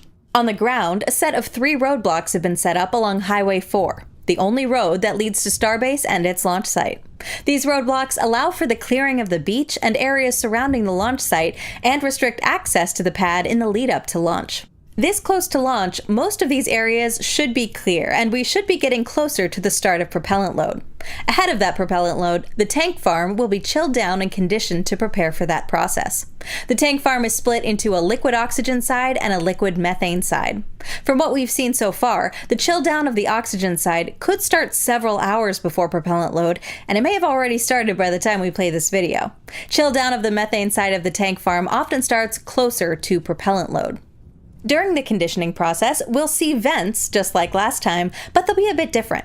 In this new tank farm, all of the venting from conditioning the liquid oxygen pumps and subcoolers is routed to a single location where a fan blows this venting upwards. In the case of the gaseous methane created as a result of chill down of the methane side of the tank farm, it'll be condensed back into a liquid and returned to the storage tanks. This reclaiming system will also be visibly venting and will give us an indication of when this process is underway. With the tank farm conditioned, it'll next be time to condition the propellant lines that go to the launch mount and tower. For the previous pad, there was a vent on the launch mount that indicated when this happened. Now, instead of venting it off the mount, there are a series of pipes located closer to the tank farm that vent when this process is underway. There is still a tower vent, though, and while we're still learning its behavior during countdown, it appears to work similarly to the one that we saw on the first pad. It first starts weak and vents for a few minutes, then dies out and nearly disappears for another few minutes, to then return again much stronger. The vent will then completely disappear right before propellant load starts on the ship. At T-minus 50 minutes, the flight director will pull operators to proceed into propellant load operations. Propellant load will start at T-minus 38 minutes and 53 seconds, with liquid oxygen going into the ship first. About 4 minutes later, the liquid oxygen load will begin on the booster. The process will then move into liquid methane load on both booster and ship a few minutes later. As you might have figured out by now, this propellant load starts much later in the count compared to the previous flights, all thanks to the improved tank farm capabilities. As the tanks get loaded with their propellants, the outer walls of the tanks will show visible frost rising up the rocket, a neat indicator of the propellant fill levels. This process is in fact so much faster now with this second pad that it almost looks like you're watching a time lapse. During propellant load, the Raptor engines that will be used for flight will be chilled down and conditioned. This process should start at about T-minus 21 minutes and 30 seconds. We'll know when propellant load is finished not only because SpaceX will confirm it, but also because we'll see a series of purges of the launch mount service structure that will serve as indicators. The ship quick disconnect arm will also be purged and vented out as it gets ready for liftoff. Let's cross our fingers for no leaks and no valve issues. We all know that those aren't great if we want a launch attempt today. Good deal. Y'all, I got to give a quick shout out to Alicia. In the video that you just saw, that's Alicia Siegel. She does a weekly show with us that's This Week in Spaceflight. Every Friday, like clockwork, Alicia is there recapping the news of the week for you. And it's not just SpaceX. I know we get a ton of people who are super excited about Starship, SpaceX, Falcon 9, that sort of thing. But we also, I mean, we're media. We cover everything that's going on with space. Other companies, developments, Rocket Lab doing things, Gilmore over in Australia, news out of different countries, European space flights. Every single week we produce a video that gives you a quick update, like 15, 20 minutes worth of update news as to what's going on in the rest of the world for all the other things. And if there's big Starship news or Falcon 9 or something like that, that gets included as well. But if you really do want to keep up with everything that's going on, I think people just don't know what those videos are. It's like This Week in Spaceflight. What's that? If you click on that, you're going to get a little bite-sized rundown of everything that happened in spaceflight over the last week and a little preview of what's coming up next week. Sometimes we get comments that are like, hey, why does her background have New York City in it? Well, that's because Alicia is in New York City. And so when she does the show, we give a little blurred background of New York behind her because we've got people all over the map. We've got folks in other countries. I mean, even on the show today, Alex, you're in Spain. Ryan, you're in the UK, right? That is correct. As they both nod their heads. as far as you know. Thank you, yes. I guess something has changed in the last few minutes, maybe. I'm pretty sure I'm still here.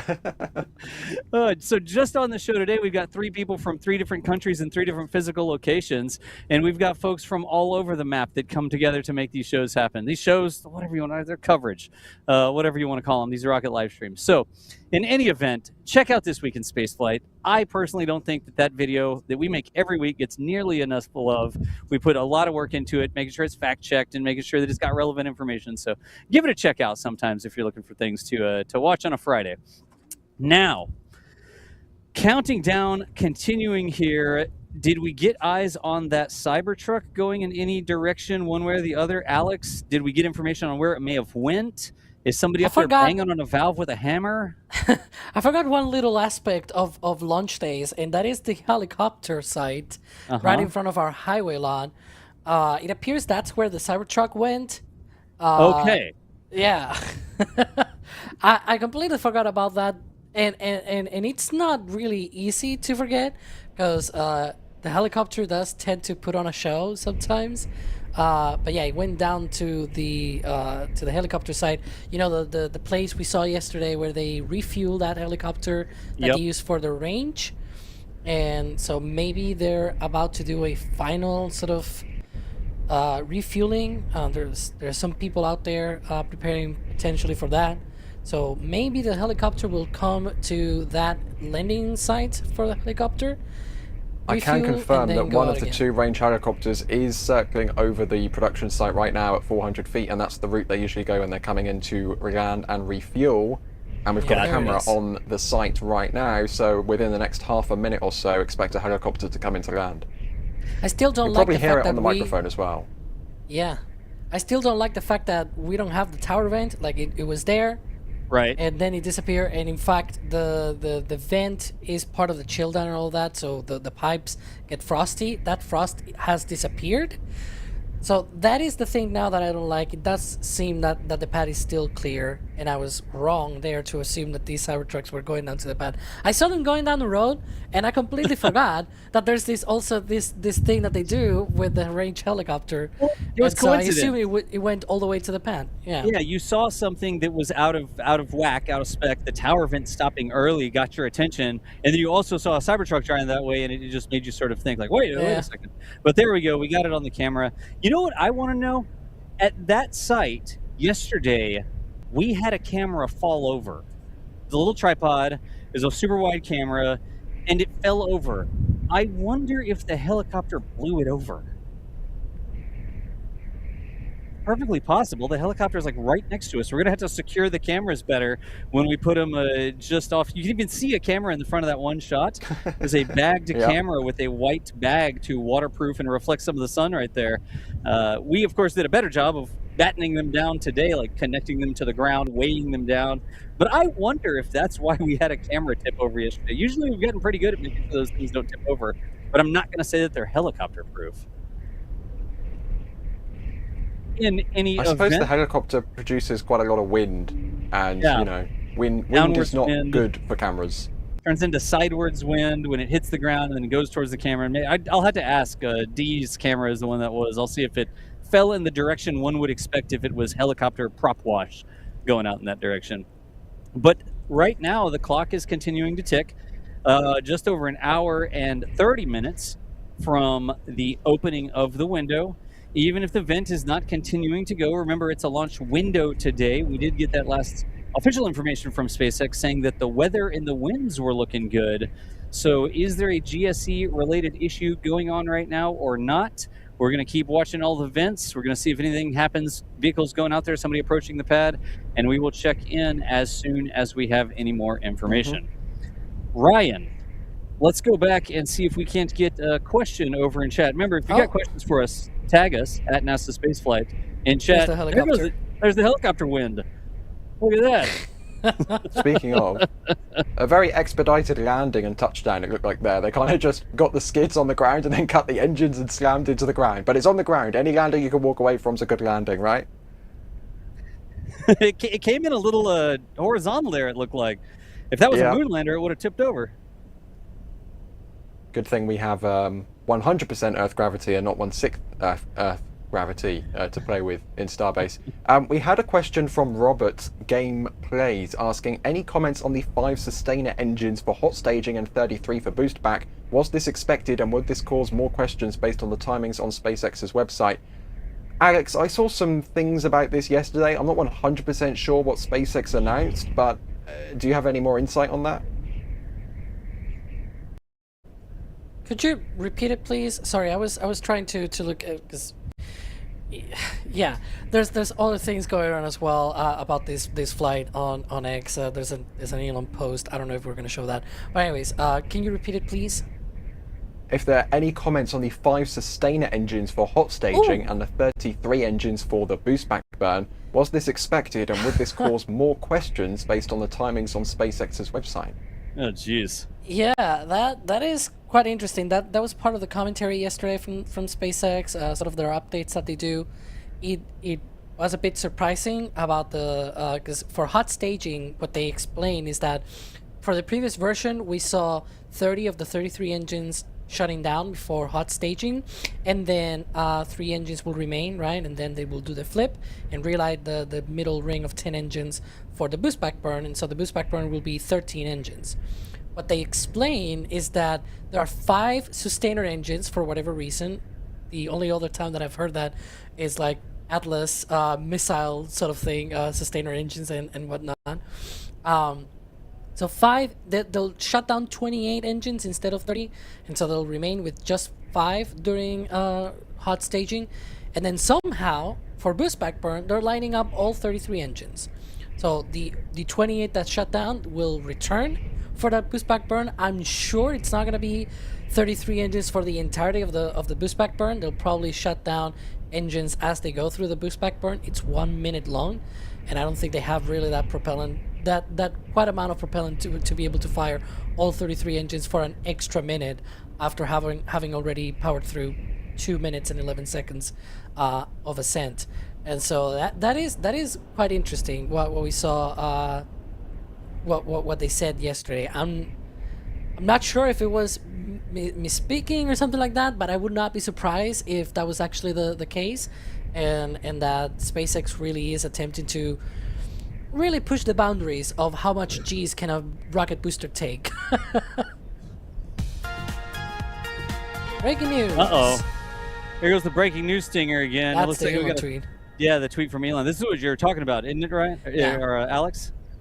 Yeah, he confirms still T0 being 5:30 p.m. Central Time, or Texas time. I guess Central Time doesn't exist in many other states, I guess. Somebody needs to reply to him and say the tower vent disagrees. Yeah, I don't know. Sometimes they've been doing these chill downs quite quickly. Sometimes if they really want to power through those, they might be able to. But it's weird because it usually starts a little bit earlier. Yesterday it started a little bit later, and then it also turned out that well, the launch also moved later into the window. Yep. So we'll see what happens, Elon. But it is that hour-and-a-half window, so just like we saw yesterday, we got a couple 30-minute slips originally, so we'll continue to watch things, and we will report back here. Real quick, we're going to go through, and we're going to catch up with some things here, but mods are going to kill me. They know what's coming. I'm curious. One of the reasons we do this is because we want to help share what's going on with folks all over the freaking planet, right? It's not just the people that are here in Texas. It's not just the people in Brownsville. It's not just the people in any given state or anything like that. We've got folks watching from all over the world. So we're going to not play a game. I'm just going to ask you a question. It's not a game. There's not a prize or score or anything. In the world right now, where are you watching the stream They were already from? answering. I know. They knew it was coming. They've watched the stream before. I'm going to try to look at the live fire hose of chat, and I'm going to try to answer or just read some of these back as they go through. But tell us in chat right now where you are watching from. Wow, it is bright out here. I should have thought about that. South Africa, Sweden, California, Lodi, California, Paris, France, Switzerland, Belgium. Turn up some volume. Oh, turn the heli volume down. That's not the heli volume. I think that's some wind blowing through a microphone. Canada, European friends in there, Costa Rica, Netherlands, Michigan, New York, Malta, Sweden, Tulsa, Oklahoma, Finland with lots of D's after it, Okay.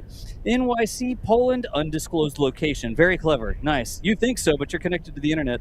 Oklahoma City, we've got New Zealand. There's a super chat that came through. Amp Boat 7672 said New Zealand. Corpus Christi, Texas. Jeffrey Drees, 1254 is from Corpus Christi. I went to Cal Allen, Jeffrey.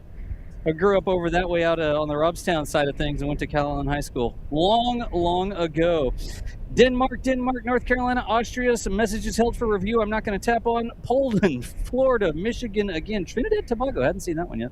We've got Spain, you've got some friends there, Alex. Kenya, I don't know if I've seen that one before. I'm pretty sure the moon is not a valid answer because Moonlink is not up there yet. Not sure how you'd be watching. Paisley, Scotland. Scotland's nice. India, Florida, all across the map. There was a Kerbal Space Program, Kerbal Space Center somewhere in there. Here's one. It was a super chat for $101. Ethan, whoa, Saber, can you grab that patch? It blew away. Ethan Sin did $101 saying, coming back for day 2, left work early in Orlando, Florida to watch your amazing team bring this to life. I'm going to click the little thumb next to that. Thank you, Ethan, for the $101. I'm literally reading these on my phone, and there's no way I'm getting them all. We've got Renee Abe, I think, from Brazil. $2 from Brazil. Anyways, folks, it's a cool thing to sit here and, I'm standing on top of this hotel at South Padre Island. We've got all these cameras plugged in. It's definitely not just us. We've got folks all over Starbase. We've got folks on our own team all over the world who are making these things happen, but we do it because we want to bring it to y'all. We want to let y'all see what's going on. So we do appreciate everybody, wherever you're watching from, tuning into the show. If you're watching from somewhere around the world, there's a little thumbs up thing, right? You can like the stream. If you haven't yet, click the little thumbs up for us. That tells YouTube, like, hey, this is kind of a cool thing. Maybe some other people would want to come see this. I don't know how many thumbs up there are on the stream right now, but I imagine with this number of people watching, y'all could make that number go way higher. I cannot read that in the sun. Jeez, it is bright out here.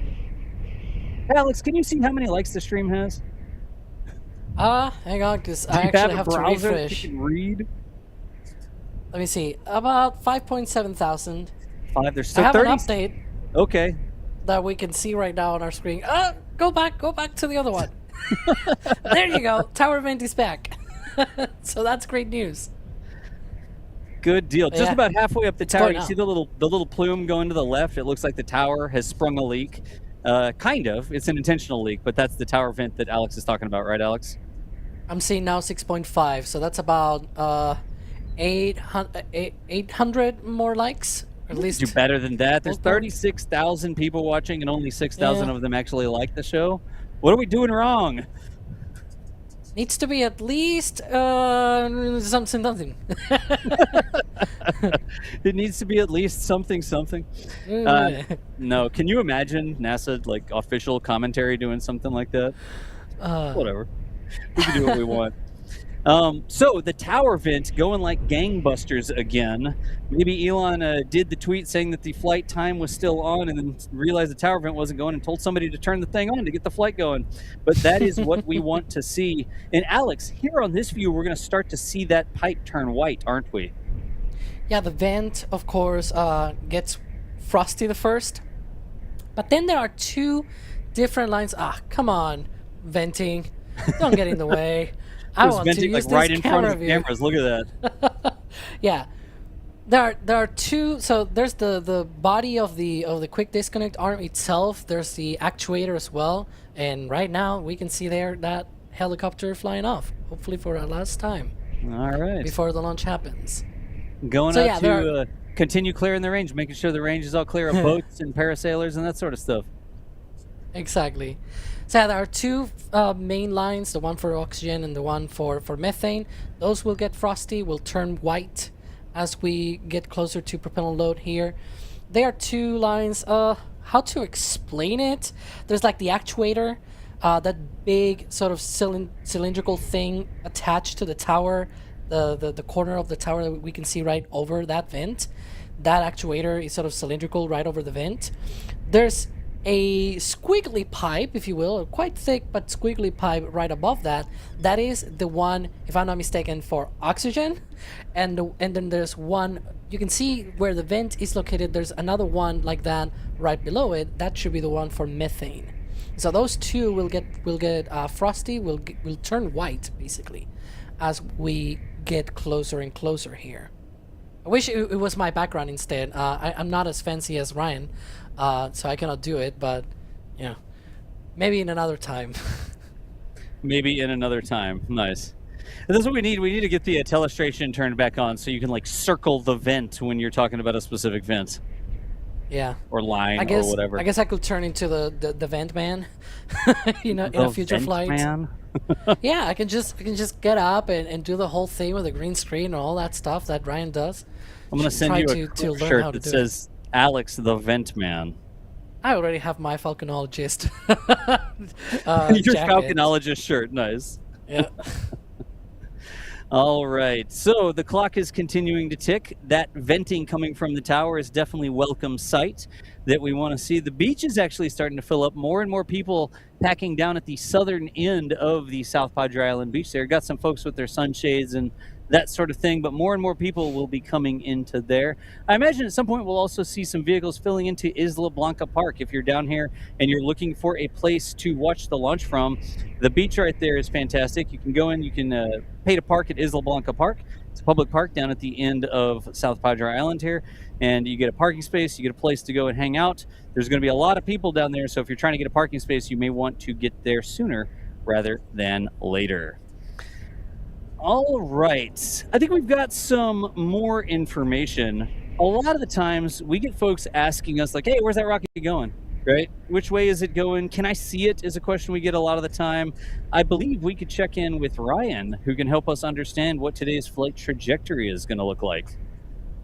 Indeed. Today's flight trajectory is going to be a little bit different than what we have seen before because Starship is flying a little bit more to the southeast than previous, the 11 previous flights, I should say. And we've also got a little bit more of a hook on the end of the re-entry, which will be really interesting to take a look at when we get an opportunity to take a look at that.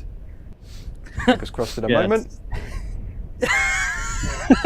We'll be able to take a look at that. So the very beginning of there we go. Let's take a look at the re-entry. Yeah, here we go. So fingers crossed, all going well. This is where Starship is going to end up. It's going to be coming in from Africa, heading over Africa, over the Indian Ocean, and then it's going to be heading actually technically northeast when it gets to this part of the flight. And this is the re-entry air hazard area. This is to make sure that planes are out of the way. And if you imagine in your mind an imaginary dotted line running directly through the middle of this kind of corridor which has been carved out for Starship, you can see at the end here there's a little bit more of a hook. It kind of hooks down at the end like that. This replicates, we believe, what SpaceX intends to do when they want to come into Starbase, because when they when ship gets caught in the tower, they're actually going to come from the north, fly over the tower, and then end up in the chopsticks. So if you can imagine here, they're heading to the north, and then they're going to hook down from the north, and then do a splashdown, kind of simulating. We saw that banked profile on the previous flight with the last version 2 flight, so fingers crossed we get to see that again with those views from Starlink on the first version 3 flight. But the launch trajectory is also something very interesting to take a look at, because if I move over to this side, we can see the brand new inclination they're flying to. Before, that previous corridor was going a bit more to the north. It was heading between Florida and Cuba. This time around, it's going a bit more southeast. It's threading the needle here between Cuba and the Yucatan Peninsula of Mexico. So this may look like a big change. It's only a couple of degrees inclination. This one was about 26. This one's about 28, so a little bit of a shift. Couple of reasons why they might have done that. One of the reasons is because this trajectory here is a little bit closer to the Starlink operational trajectories, which they'll obviously want to be hitting shortly when they are prepared to go for these full orbital flights once they wrap up their suborbital test campaign.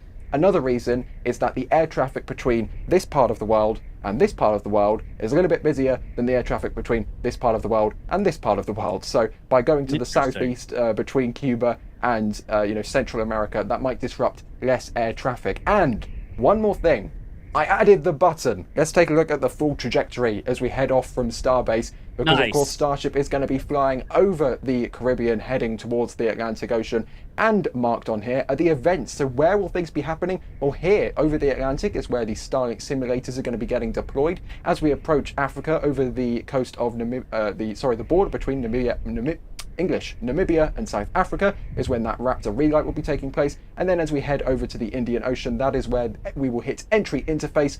And then after 10 minutes or so, we'll be headed into splashdown, 1 hour, 5 minutes and 26 seconds after launch. You can also see there on the trajectory the little hook as it kind of pretends to fly into the catch tower at Starbase. So this is going to be very exciting to see. Of course, it all bets that Starship actually makes it that far. This is the first flight of V3, but fingers crossed. Positive thoughts. We're going to put positive thoughts into the universe, and also we're hopefully going to put a Starship into the universe today as well. Ryan, I got to ask, do you do all of that animation and stuff yourself? This isn't like a 20-person graphics team who makes these and you just talk about them. You made that, didn't you? 100%. All me. One-man band. Doing it all. Pressing all the buttons. A button on your phone you press like you're on the news to make that start playing? Is that what that was? Yes, yep. I have buttons on my phone. I have screens in front of me, and just some memorization to remember what you've actually done. Because sometimes you make graphics and then don't realize that where you're actually standing is where the text is. Sometimes you have to go to one side or the other side to make sure that you don't stand in front of the text. That's as you can tell, if I dart left and right, that's me trying to get out of the way of the text that's on the graphic. You're trying to dodge the text. Nice. Folks in chat, give Ryan a round of applause or something like that. That's one of the cool things here. Like, we have all this opportunity to do cool stuff. Nobody sat down one day and said, hey, Ryan, your job is to make this. Like, you just came up with the idea to make some of those animations and graphics and then stand in front of them on the stream. So thank you so much for showing up and doing cool stuff for us. Chat, do the same thing. Ryan's really cool. The clock is continuing to tick down. Alex, the tower vent is sort of weak right now, but that's what is expected? Question mark? Yeah, it's still going, and I think I see a bit of frost on the methane supply line to the arm, the one at the bottom of that vent.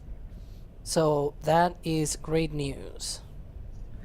All right, well, keep an eye on all the different lines and stuff like that, and let us know if you see anything else of note. But currently, preparing the tower, conditioning the lines, getting things ready so that when they roll those super cryogenic propellants through them, the super cold propellants, they don't crack open lines or damage valves or anything by thermally shocking them. We talked a little bit about that yesterday. Gave a couple different examples of how, you take your ice out of the fridge and the ice cubes start to crack. You hear them. You can actually see little cracks on it. Sort of the same thing, roughly in reverse. Just a thermal change in too quick of a time can cause components to have issues. Thermal fatigue can happen. You can get cracks or holes and that sort of stuff. And so all of the venting that we see on the tower, when we talk about thermally conditioning, they're trying to make those, basically they're trying to make the pipes colder. We don't need to use a bunch of technical terms and try to make it sound complicated. They're just trying to make the pipes cold so that when they put the super cold propellant in, the pipes are ready to handle them. So, continuing on here, Ryan, do we have another set of questions that we can potentially get to, please? Again, we have a couple. Yeah, go ahead, Ryan. We have a couple questions coming in. First of all, James is asking, do we have anyone with cameras in Cancun? I don't believe we have anyone in Cancun, but I can neither confirm nor deny that we might have some other cameras. We'll just have to wait and see what pops up, I suppose. One reason to stay tuned to the stream to see what might be coming as we get towards launch, Just saying. And Score Graphic is asking, will SpaceX booster so it certainly goes kaboom, or will it softly land in the water? Alex, I'm not sure if this is something SpaceX has confirmed, but, they've kind of... If this flight is to be like the previous flights, they've dropped the booster in the water, making a kaboom, right? It is a great question in this case because for some reason, SpaceX didn't specifically say that they are blowing up the booster on purpose. Whereas for the last 2 times they did. Like they really did say, we're cutting off that landing burn up in the air. So, there's arguments both sides. The the first one about, you know, cutting it off at altitude and then making it drop is because, well, you want it to explode, don't become a hazard on the ocean and things like that. On the other hand, though, we've seen them fishing out boosters in the past. Not the whole booster, but components. And some of the components that they have been interested on before has been the engine section.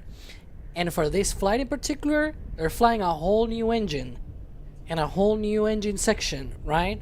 Yep. So, I will not be surprised if they actually intentionally do a soft splashdown of the booster all the way down to the surface of the water. Like, not having it drop from an altitude and then make it break apart, but rather actually soft splashdown and see if it survives, and then they can sort of grab those engines and look at them. And then they can deal with all of the other stuff and all of the other pieces of the booster. I will assume that now with that thick transfer tube in the middle of the oxygen tank, there's a good chance that it survives in much better shape. But we'll see. I think that's a good point, Alex. You know, in the past, we've seen them and they do a splashdown, but they intentionally destroy it, sink it, etc., because it's like, if we recover it, what are we going to do with it, right? But here, I think it's a great point with the new engines, the new engine section, the new Mark III, Block 3, V3 booster, etc.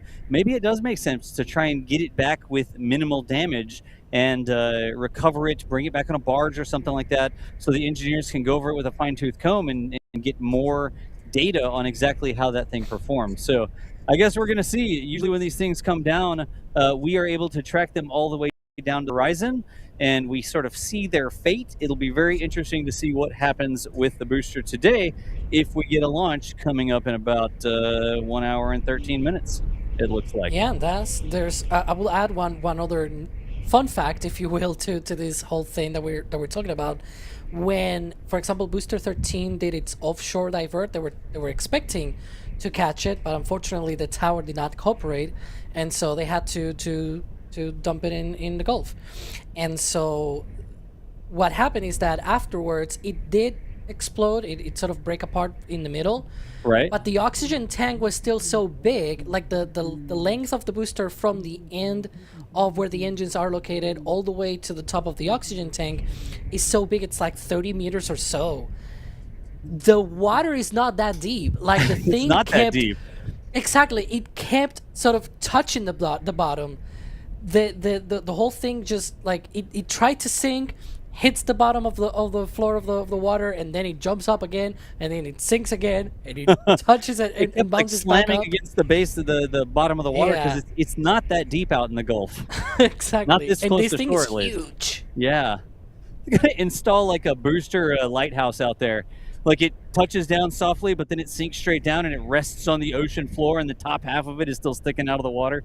That would be a sight to see. That's not the official plan. We're just sort of like making things up there. But looking up the tower, we're doing a little bit of an inspection pass right now, it looks like. Got the tops of the chines. Got some vents up there. You can see some propellant lines already frosty. They're white. Inside the, yeah, right there in the middle, that elbow macaroni shaped thing, right? Yeah. Alex is like, really? It's a propellant line. It's not a macaroni, but you can see it. It's right there. It looks like a I get your point. Yeah. All right. Got the raceway going up the side there. Let's see. This is a very slow tilt up. Where did I'm going to guess they parked the tower elevator at the bottom during launch, right? Most likely. They still have stairs, internal stairs, all the way up to the tower, to the top of the tower. You can see some places. This part, for example, you can see one of the propellant lines. It's only frosty in some portions, and that is because where it is not frosty, it's like a portion of the line that is vacuum jacketed. It's sort of like a flask, I guess, where it's like you have a two double layer sort of thing, and in the middle you've got vacuum, right? And that insulates, thermally insulates the liquid. It sort of, it's harder for it to be warm up. Gotcha. Now here we're getting all the way up to the top, and you can see more frosty lines sort of sticking off to the right-hand side, right? That go out to that arm. Yeah. It's not just the tower vent, but there's also a little bit of frost going around that corner there. And beyond this, there shouldn't be any more propellant lines because there's nothing above this that needs propellant. I was going to ask a silly question. I was like, well, why is the tower taller then? But, you know, how would you stack the ship on top of the booster if the tower wasn't taller? Even though propellant doesn't go all the way up to the top, you still need the tower to be tall enough to grab the ship with the chopsticks, swing it over with enough clearance, and then put it down on top of the booster, don't you? Yeah. Some people saying, you take the stairs.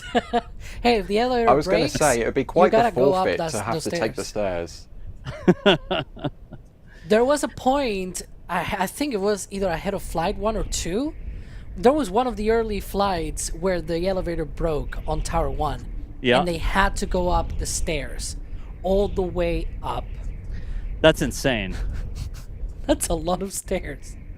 We have to go up one flight of stairs here at the hotel because the elevator will take us to floor 12, and then there's no elevator that goes to the roof, so we have to carry stuff up one flight of stairs.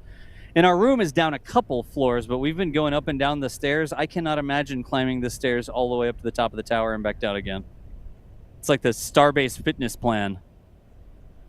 Hey, they should do like a Starbase triathlon, but one of the events should be like climbing the tower stairs and then coming back down.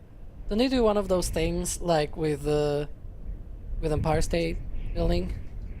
I don't know. They should start at South Padre. You should have to swim across the ship channel. Then you have to jog all the way down the beach to the tower. Then you end the event by climbing the stairs to the top of the tower, and there's a bell you ring or something. It's more of like a Ninja Warrior thing than a triathlon thing. I don't know if they ring bells in triathlons, do they? None of us are going to know the answer to that. None of us. Yeah. Do you see me as a person that does that? I am asking the wrong audience how a triathlon works. Ask about cameras or something like that, not how far you have to run in a triathlon. In any event, folks, the clock is continuing. Going towards that 5:30 p.m. Central Time puts us at just about an hour and 7 minutes away from launch.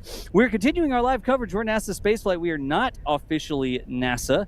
We're an independent media organization who reached critical mass, a bunch of space nerds who liked cameras and rockets and technology and networking and all that sort of stuff. And we came together to do our own independent coverage of events like this. So y'all keep on showing. I never did check in to see how many likes we get. How many likes did we get? When I was like mentioning the fact that there's a little thumbs icon you can click. Where do we get to? Let me refresh, because I think it got stuck on my end. Yeah, 8.8 thousand. 8.8? Surely we can get to 10,000.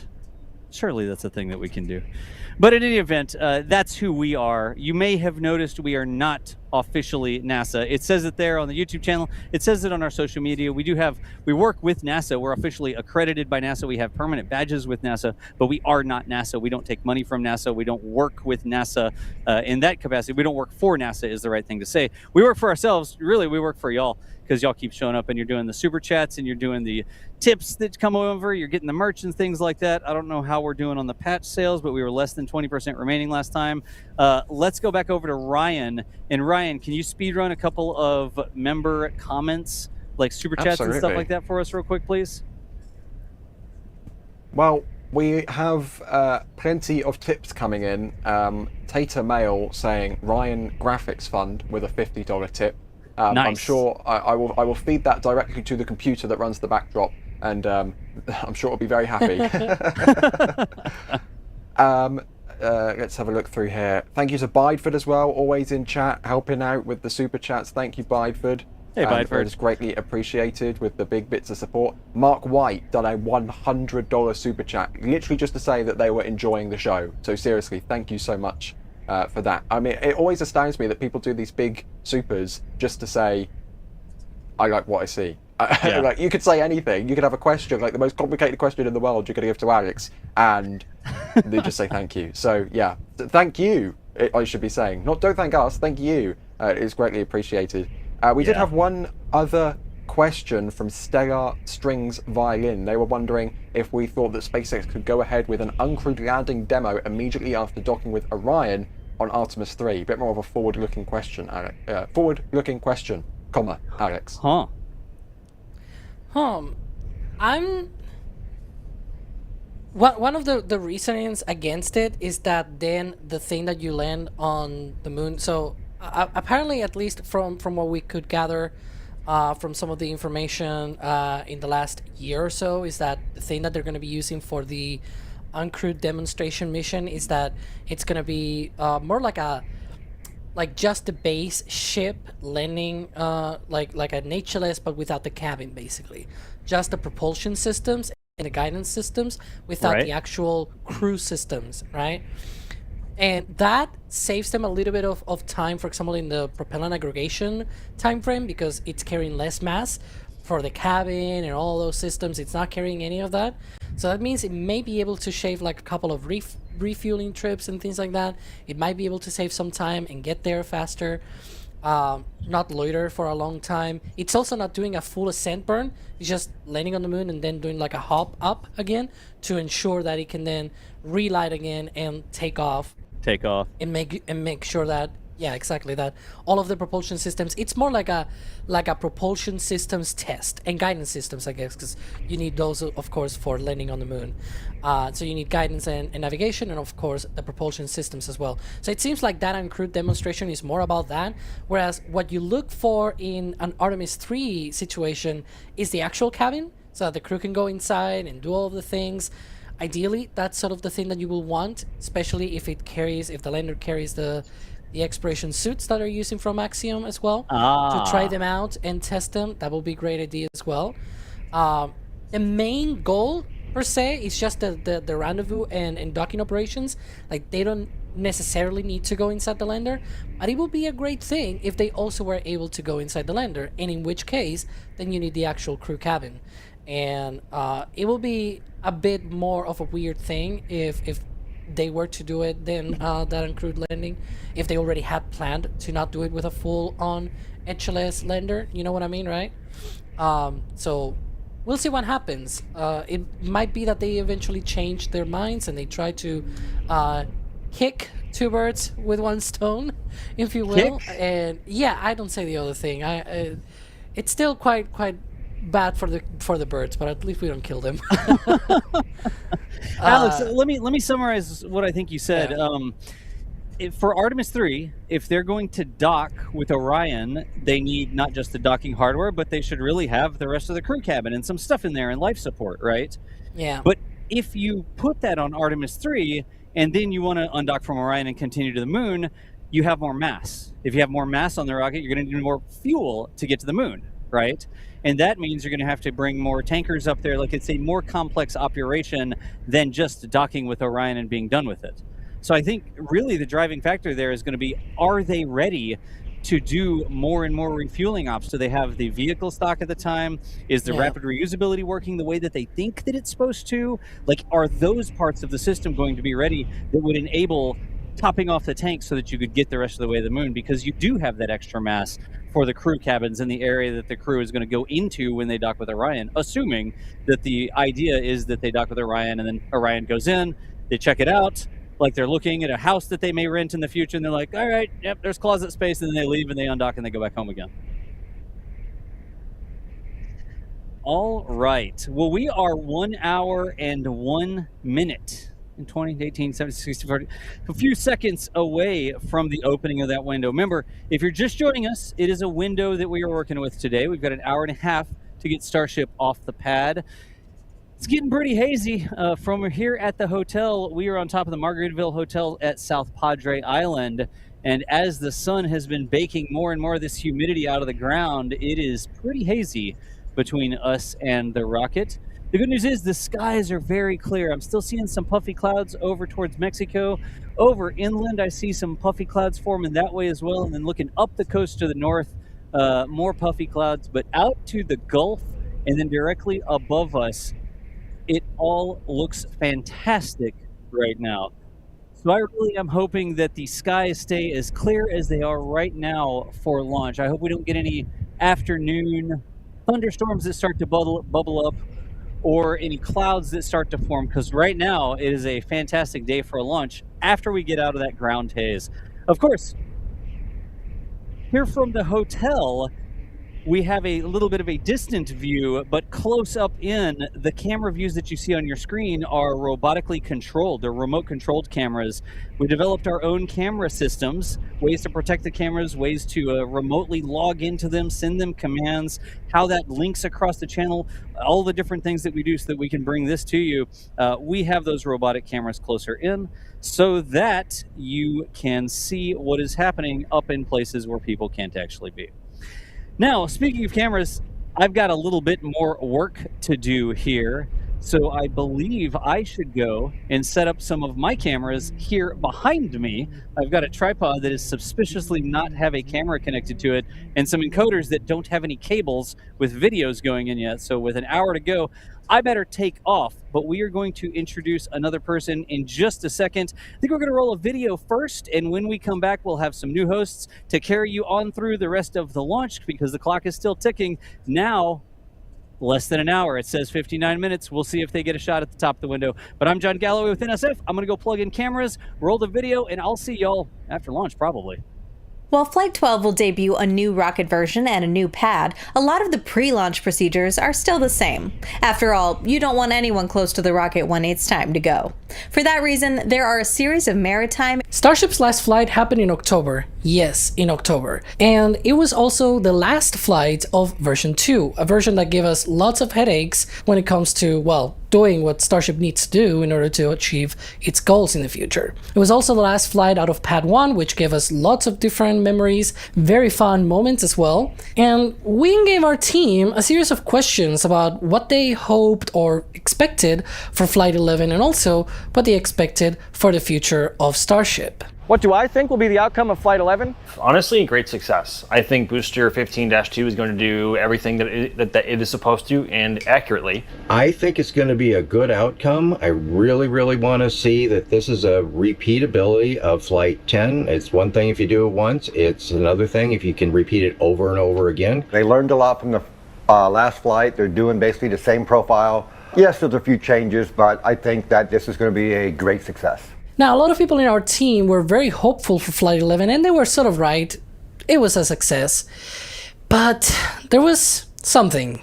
I think version 3 will go through some headaches like version 2 did, but I'm really hoping with all of the component testing that we've been seeing happening so far, that it goes a little bit, at least, smoother. I mean, as long as they don't blow up another ship at Massey's, it'll be fine, right? Right? Yeah, so there was a question about whether version 3 will give us any headaches, just like we got with version 2, and let's say that a lot of people did not pass that test, including myself. We also asked our team, what was the thing that they were most excited about for version 3? The thing I'm most excited about the next version of Starship is that it's going to launch from Pad 2 and be a much more efficient launch mount that hopefully gets to be reused more rapidly. 100% the brand new version of Super Heavy. While technically we are currently on the Block 2 or Generation 2, as some SpaceX engineers have officially called it. It looks very similar to what we began with in Booster 4 and then Booster 7. What excites me about the next version of Starship is seeing the Raptor 3s in action. I'm really looking forward to how the infrastructure holds up. They've learned so much from the current Pad 1, the OLM, the Deluge. And I think we're going to get more pretty photographs and video from a launch mount with a big flame diverter like that. No, Jack, we will not have pretty photographs from you because you went asteroid mining. Thanks, Astroforge. But the prediction that everybody got wrong, really wrong, when version 3 will debut. I think we are going to see the first launch of version 3 probably in late winter, early springtime. So probably end of February, early March, probably at the earliest. Well, in March of 2026, maybe right around my birthday? I think the first launch of version 3 will be February 12th at about 9:30 p.m. I'm going to go with March 16th, but please keep in mind, I'm now 11 for 11 on guessing wrong on the actual launch date. I'm calling it right now. So I was hoping that Flight 12 would be around the holidays. You know, I'm sitting there baking cookies while I'm watching the live stream. Everyone's in their cute NSF holiday sweaters, right? But since we are still waiting on the new launch pad to be finished, I just have this feeling in my bones that Flight 12 is going to happen at the worst possible time in February. I'd be absolutely shocked if we see them pull off the first launch of version 3 before the end of the year. I'm gonna guess probably around the spring time frame. The pad will probably be ready way before the vehicles. I'm just excited to see a full stack on the redesigned pad 2. Right now, I think it's gonna be spring, and I'm gonna say 2026 because, this could be clipped. Like, oh yeah, you were right, and it's like spring of 2027. Hopefully that doesn't happen. That being said, there were 2 people that were actually right. It was me. I was right. Spring 2026. Also Gage. Gage also said that. Hi Gage. Now here in SF we had a very diverse set of answers, as you can see, but there was one answer where we all agreed upon. And it was the answer to the following question that I'm gonna make you, the viewer. Are you excited for today's launch? I know I am. For thinking deja vu. Didn't I watch that yesterday? I've seen a few comments coming on the chat. Yes, we did, because yesterday we were counting down for launch.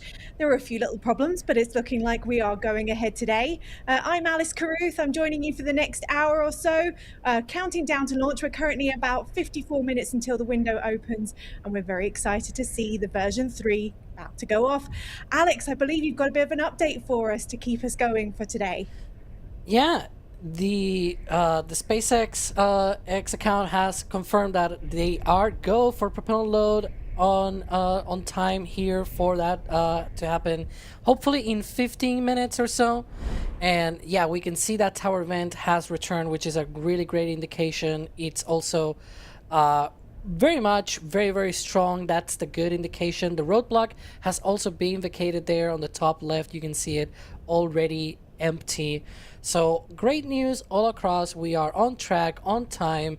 Things are behaving the way that they should behave and that we expect. And so good to go. I guess we are just minutes away from the start of propellant load.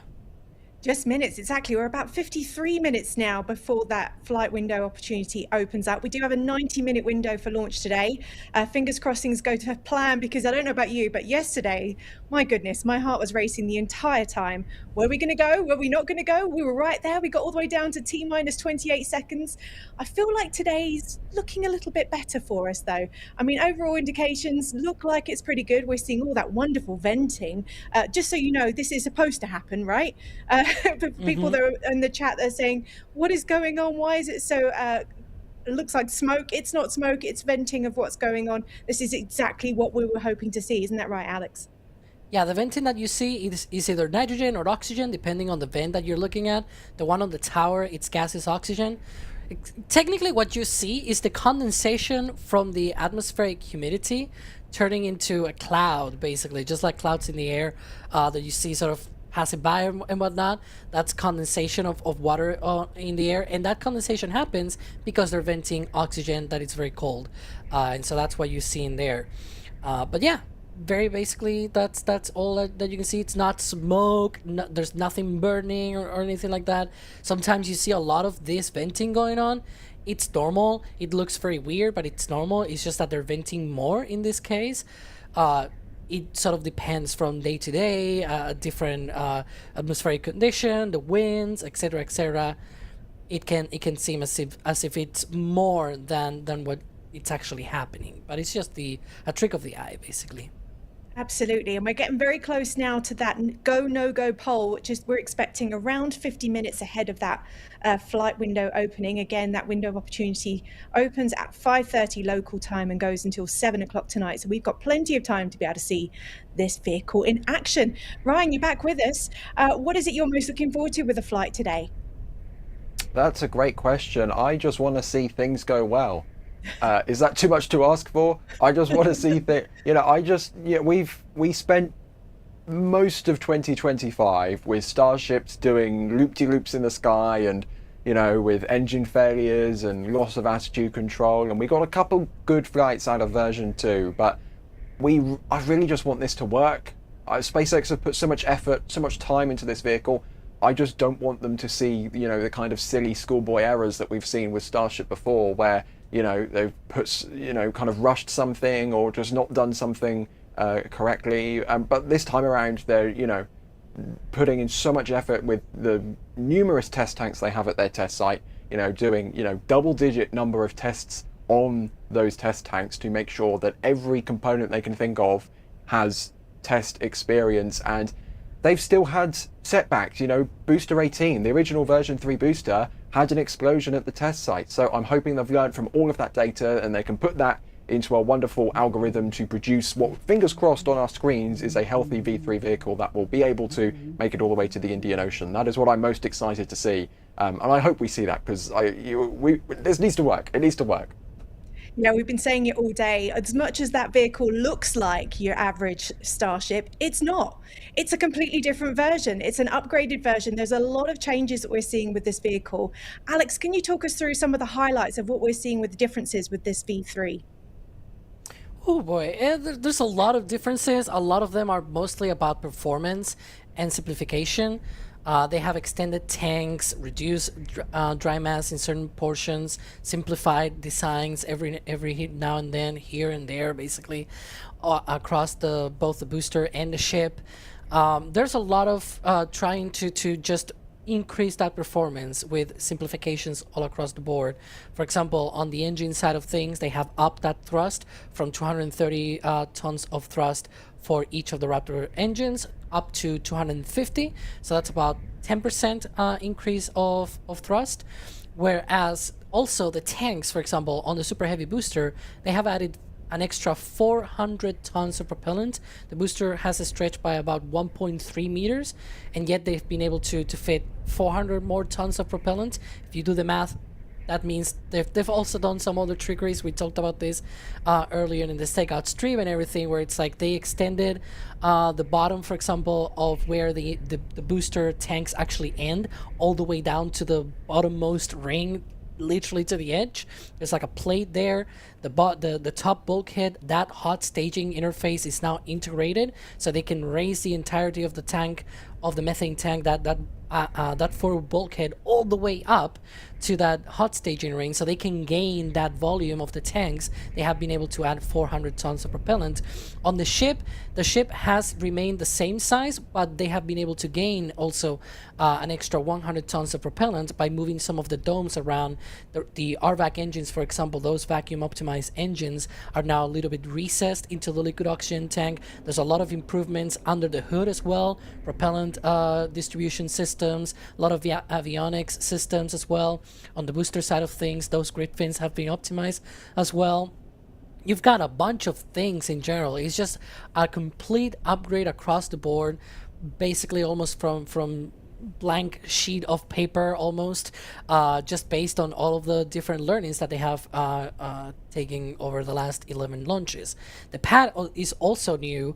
There's a bi-directed flame diverter underneath of that rocket. There's an actual flame trench with its own deluge system, water coming out from everywhere down in that flame trench.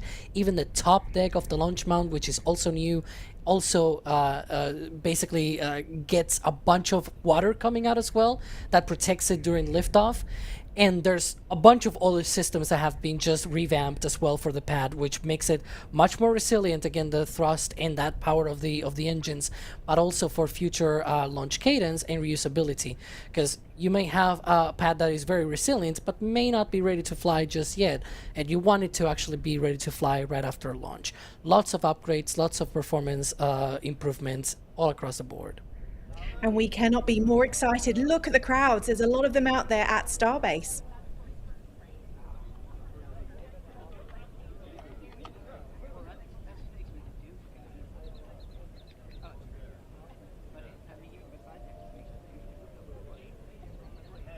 Yeah, it is a great atmosphere out here at the Rocket Ranch Outpost. We are looking over at the launch pad, and the venting is absolutely crazy. I mean, it signs that we are going to have a launch here shortly. I mean, they're go for prop load. Everything's looking good. Is everyone here excited? Yeah! All right, chat, are you excited? Yeah! All right, it is time to get hyped for this launch. All right, let's roll that video.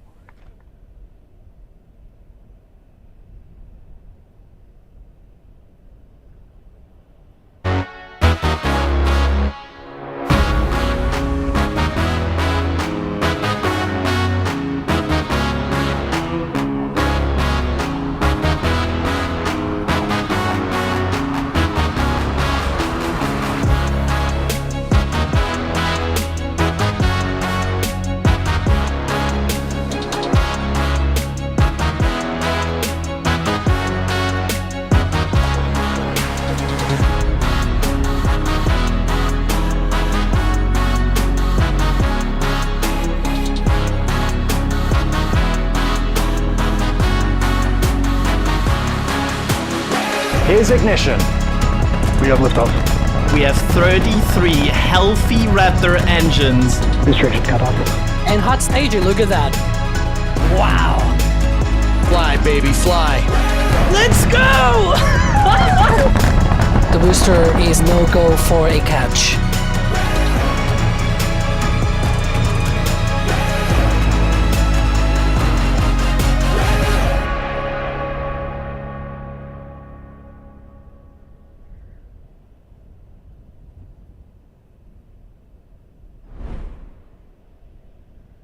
And we are back. We are getting ready. We are hyped. And we are counting down to Starship Flight 12. SpaceX go for propellant load as we count through 43 minutes and 45 seconds until liftoff. And once again, just like yesterday, deep breaths. We no panic, and just make sure that we can get through the next 40 minutes without the heart rate getting a little too out of whack. But joining us for the countdown is Sawyer, back from earlier on in the stakeout stream. Sawyer is joining us to count down and count up once we, fingers crossed, get into flight. To be back for another launch stream. It feels like we just did this, doesn't it, Ryan? It feels like we were almost in this exact same spot yesterday, although this time targeting the opening of the window, with SpaceX being go for prop load. We should be seeing that happening very shortly, and then hopefully start soon seeing that frost. And now the excitement feels even more real than it did before. Now is when the nerves hit and the heart rate goes up like you were talking about. Indeed. This is when things get extra spicy, extra exciting, of course, fingers crossed, with the ignition of those engines. So we will continue counting down, of course. Do keep your questions and comments coming, as, you know, if we, I don't want to say the word, but if we have to enter a pattern of pausing for a few minutes here, we of course want to be able to have something to talk about, but fingers crossed we can focus on the vehicle pretty much from here on out, because of course this is the start of the show as we progress towards propellant load. Sawyer, now that we have you with us, would you mind giving us a little rundown on what to expect as we prepare for propellant load? Lots of P's. All the plosives, you gotta love it. Yes. So we are coming up. Hopefully they will give that go for prop load, which they already did, T-minus 50 minutes. So now, next up, we'll be starting up the oxygen load. First, they start with the ship, and that is followed very shortly thereafter by the booster. That all starts about 38 minutes and 35 minutes to go until launch, respectively. Then after that, we get to the methane load start. That one, instead of starting with the ship, starts with the booster methane load originally, then the ship load begins after that. Of course, once we start getting that liquid oxygen loaded in, hopefully shortly thereafter, we will see the frost lines going up, and as Alicia mentioned in that video a short time ago, it's going to look like it is in a time lapse when it's actually in real time with how fast that goes. And it'll be a good indicator of how we are going with prop load at that point. Then they'll start chilling down the engines at about 21.5 minutes to go until launch. And then it's just loading up the vehicle. Obviously, it's a large vehicle, a lot of propellant, and yet somehow it should be fully loaded with propellants by the time that we get to 2 minutes or so until launch. Basically, the Falcon 9 countdown we're very used to, but at a, 3 times bigger scale. Yeah, no 20-minute, 20-second vent. I guess technically there was the,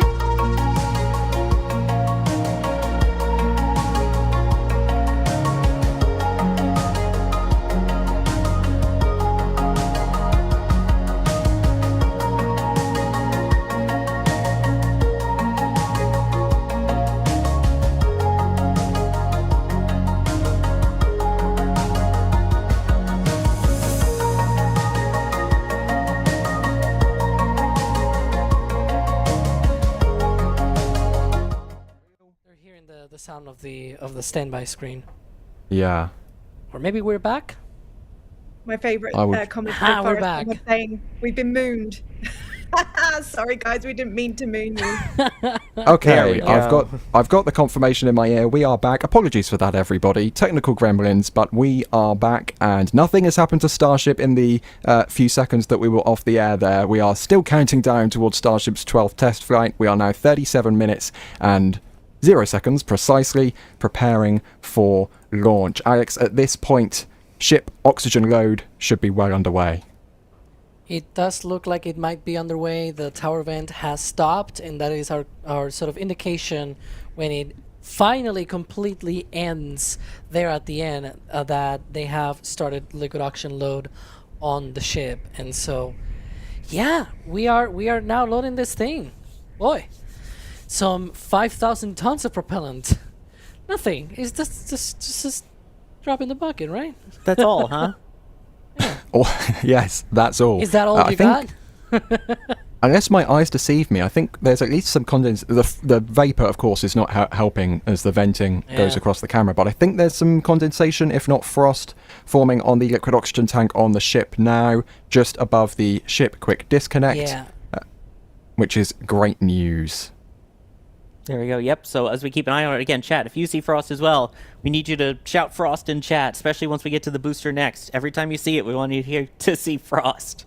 Oh, they're on there. They're already shouting it, Sawyer. Good. It's frost. They're very excited. They're seeing it all sparkly. You have to know the whole rom-com reference for that one. When you frost in fact, something. where you see there the ticker at the bottom, you see where it says prop load. Right above the O and the P on prop, you can see that liquid oxygen line that goes around the tower and over the arm going out to the ship there. So yeah, that is. You can even see sort of the tip of that quick disconnect arm also sort of venti, a little bit of condensation there, indicating that indeed they are loading propellant on the ship. Absolutely. Those tank farm vents always take me off guard because of how much larger they are compared to the previous generation of the pad design, because they go much higher into the sky this time than they did before. So that is one of the new things on pad 2, of course, which we've been talking about over the last couple of days. And we got confirmation from SpaceX that propellant load is now underway. Thanks, great news. SpaceX. That is great news, in fact, yes. Again, the heart rate continues to rise. It's like every milestone we hit, or every little bit of information and confirmation we get from SpaceX, today's launch provider, just heart rate increases by a few BPM, as I'm sure it'll keep rising. Personally, my heart rate is going to keep rising until they get to splashdown. Fingers crossed they go that far. Well, I get a little bit more calm, I guess, after the ship completes its ascent burn. The coast face is a little bit more, smooth sometimes, except for ship 28 and ship 35. They start spinning. Even then, if it spins, it's like, okay, well, at least it went through ascent. For version 3, look, I can forgive that. If we start seeing something like Flight 1 and Flight 2, then I don't think I like that. And a reminder, launch is optional, re-entry is mandatory. So, just a reminder on that. Yeah, I remember on Flight 3? Was it the first one that completed the ascent burn of the ship? I remember we were on stream, and I think at the time we had Adrian around for commentary, and he said something about along the lines of like, it's going down to the Indian Ocean. I was like, yeah. Whatever the ship does right now, it's going down to the Indian Ocean. Like, once the ship completes its burn, it's yes or yes, it's gonna re-enter. What matters is in which shape. And of course, on Flight 3, it was tumbling, and it did not survive that re-entry, of course, because it was not in the right orientation. Flight 4, though, that little flap that could, and they were able to survive through re-entry. Absolutely. That, of course, the tweet from SpaceX confirming propellant load is now underway, something we could already see with our cameras, but always great to hear it from SpaceX themselves as well, as they count down and prepare for launch in 32 minutes from now. Alice, how about you? My heart rate is starting to rise. Are you more nervous than yesterday, or are you equally nervous, or less nervous? I don't know. I am. I'm probably more nervous today. Yesterday, I felt a little bit apprehensive because of the wet dress rehearsal the day before. There was something in the back of my mind that was making me think, oh, I just don't know that this is going to go well. And when the first pause happened, we're not going to use the S word at this point. When that first pause happened, there was definitely a moment of me thinking, this isn't going to happen. And a couple of friends of mine that work at SpaceX gave me indications that things weren't going quite the way they were hoping it was going to go. But they have also indicated today that they're feeling more confident. So I'm feeling more confident, which definitely gets the nerves going, doesn't it? It makes your heart pound that little bit faster and think, we're going to see this. We're going to actually see this version 3, this enormous vehicle take off, which is just the most thrilling thing. Sawyer, I was going to say that the weather has been so much better today than it was yesterday, but our camera was engulfed in fog, thanks to the tank farm. But it is true to say that today, I mean, it just feels like everything's been going so much smoother than it did yesterday, both in terms of SpaceX and Mother Nature. It really does. By the way, keep an eye out, chat, if you see the frost on the booster as well. That should be coming up momentarily here. But yeah, it just feels so much better. The skies seem clearer. We haven't had that hour of holds prior to it, which instills a little bit more confidence. And I will say, the last time we said, wow, this countdown is going a little too smooth, I don't know if it's going to go because everything's going too smoothly, that was Artemis 1. And guess what? It launched. So I'm hopeful that that's a good indication that we will see the same thing here in about 30 minutes and 40 seconds from now. Although, again, they had a couple little tiny pushes, so if they potentially hold at T-minus 40 seconds again for a short amount of time, I wouldn't be surprised. But a reminder, they have that built in. If they want to, they can hold at T-minus 40 seconds. If they do that, it doesn't mean the end of the world. It just means, hey, they're going to take a couple of minutes to look at something and confirm they're really good. Sometimes it's honestly been a couple seconds, not even a couple of minutes. Yeah, indeed. One of the additions to Starship that SpaceX doesn't have with Falcon, that capability to hold for a few minutes. Of course, as we saw yesterday, they cannot hold for an infinite duration of time. Eventually, the propellant will get too warm and they'll have to continue on with not launching for the day. But they do have some hold, which is much better than Falcon's no hold, because once that vehicle starts fueling, it is locked in for a specific launch time. Starship, not so much. They've probably got about, I don't know, Alex, if we know exactly how long they can hold for, if they need to. I think it's about 15 minutes or so. Might actually be a little bit less this time around. We were explaining this before, that perhaps they really want to keep those propellants colder than they probably allowed before. They have very spare performance, like lots of spare performance on the previous versions, because they were really not trying to push them. For this one in particular, it's carrying a bit of a heavier payload this time around. Remember, 22 of those satellites, 2 of those being actual real satellites, the other 20 being simulators. So it's a bit heavier, right? But also the fact that you kind of have to move a little bit more into operations. And so I would say, I think in the future, there's probably not even going to be a hold at any point, because they're going to jam pack this thing with lots of payload and they're going to need the full performance of this thing. They will not allow the propellant to warm up and basically become less dense. But for these test flights, even though they might want a bit more performance, they can still probably hold. Again, yesterday was less than 10 minutes, maybe like 7-8 minutes or so. But yeah. And there you go, we're seeing the frost line rising on the methane and oxygen tanks now on Starship 39, which is great to see.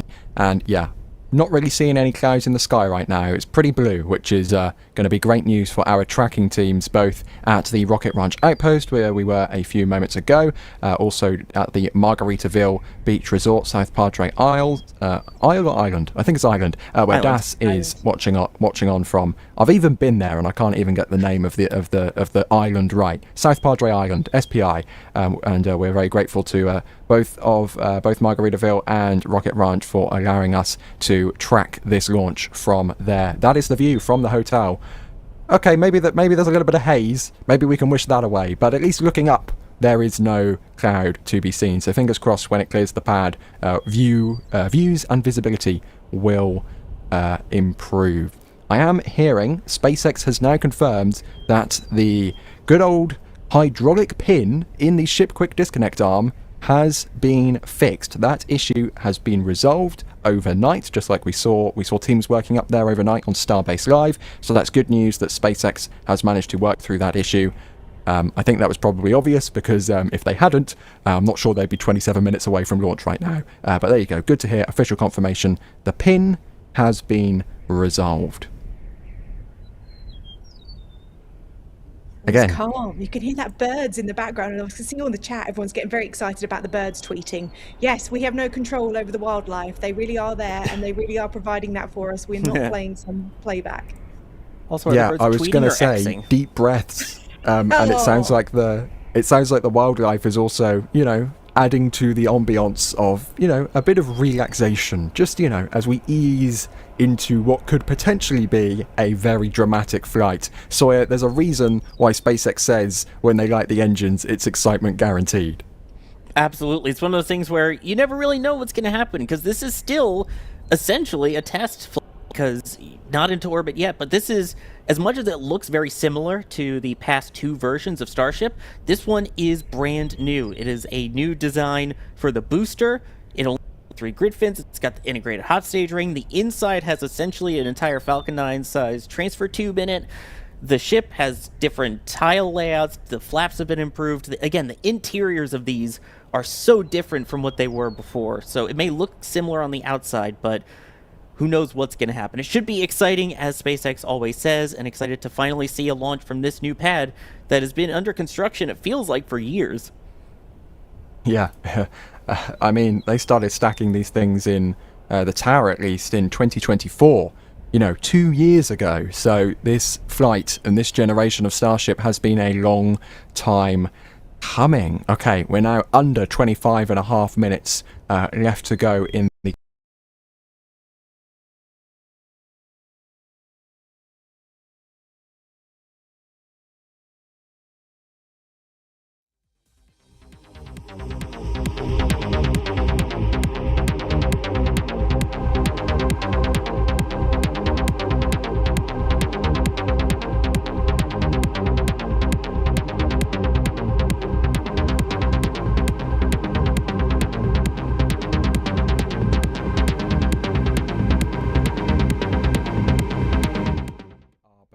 go. Okay, continuing to count down through 25 minutes now. We'll get there in the end, everybody. Don't worry, we'll get there in the end. I feel like the cameras are just as excited as we are. That's why they keep blacking out. Yeah, and a reminder, all these views are ours, so everyone who's been helping with the support, we appreciate it so much. These are all of our views, our cameras that are out there, including one that you saw, that close-up view before, that's about 1,000 feet away from the rocket, what we're calling our danger trailer over in that super close lot. We've done everything we can to try and protect those cameras, but it should, again, with the excitement guaranteed, bring some great views. Yeah, I feel like, chat, you need to start putting a poll out there already. Do we think these cameras are going to survive? I'd love to know what you think about what the condition's going to be from that danger zone. I mean, Danger Van has some stories to tell. I hope Danger Trailer won't have the same stories to tell. Maybe more water deluge than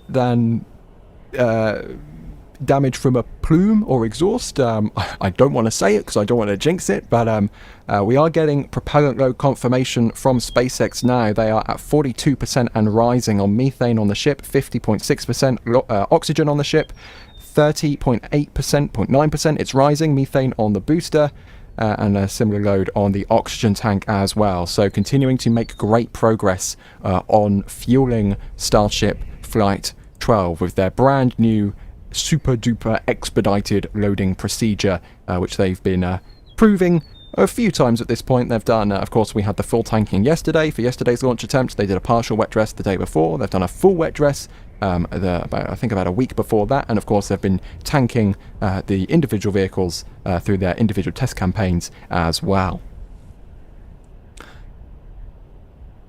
The venting is getting so big that it's now starting to appear on our long-range cameras. I mean, you have to put in some effort to get between this camera and Starship, considering that's, 100 meters in the air, but the venting is managing to do it nonetheless.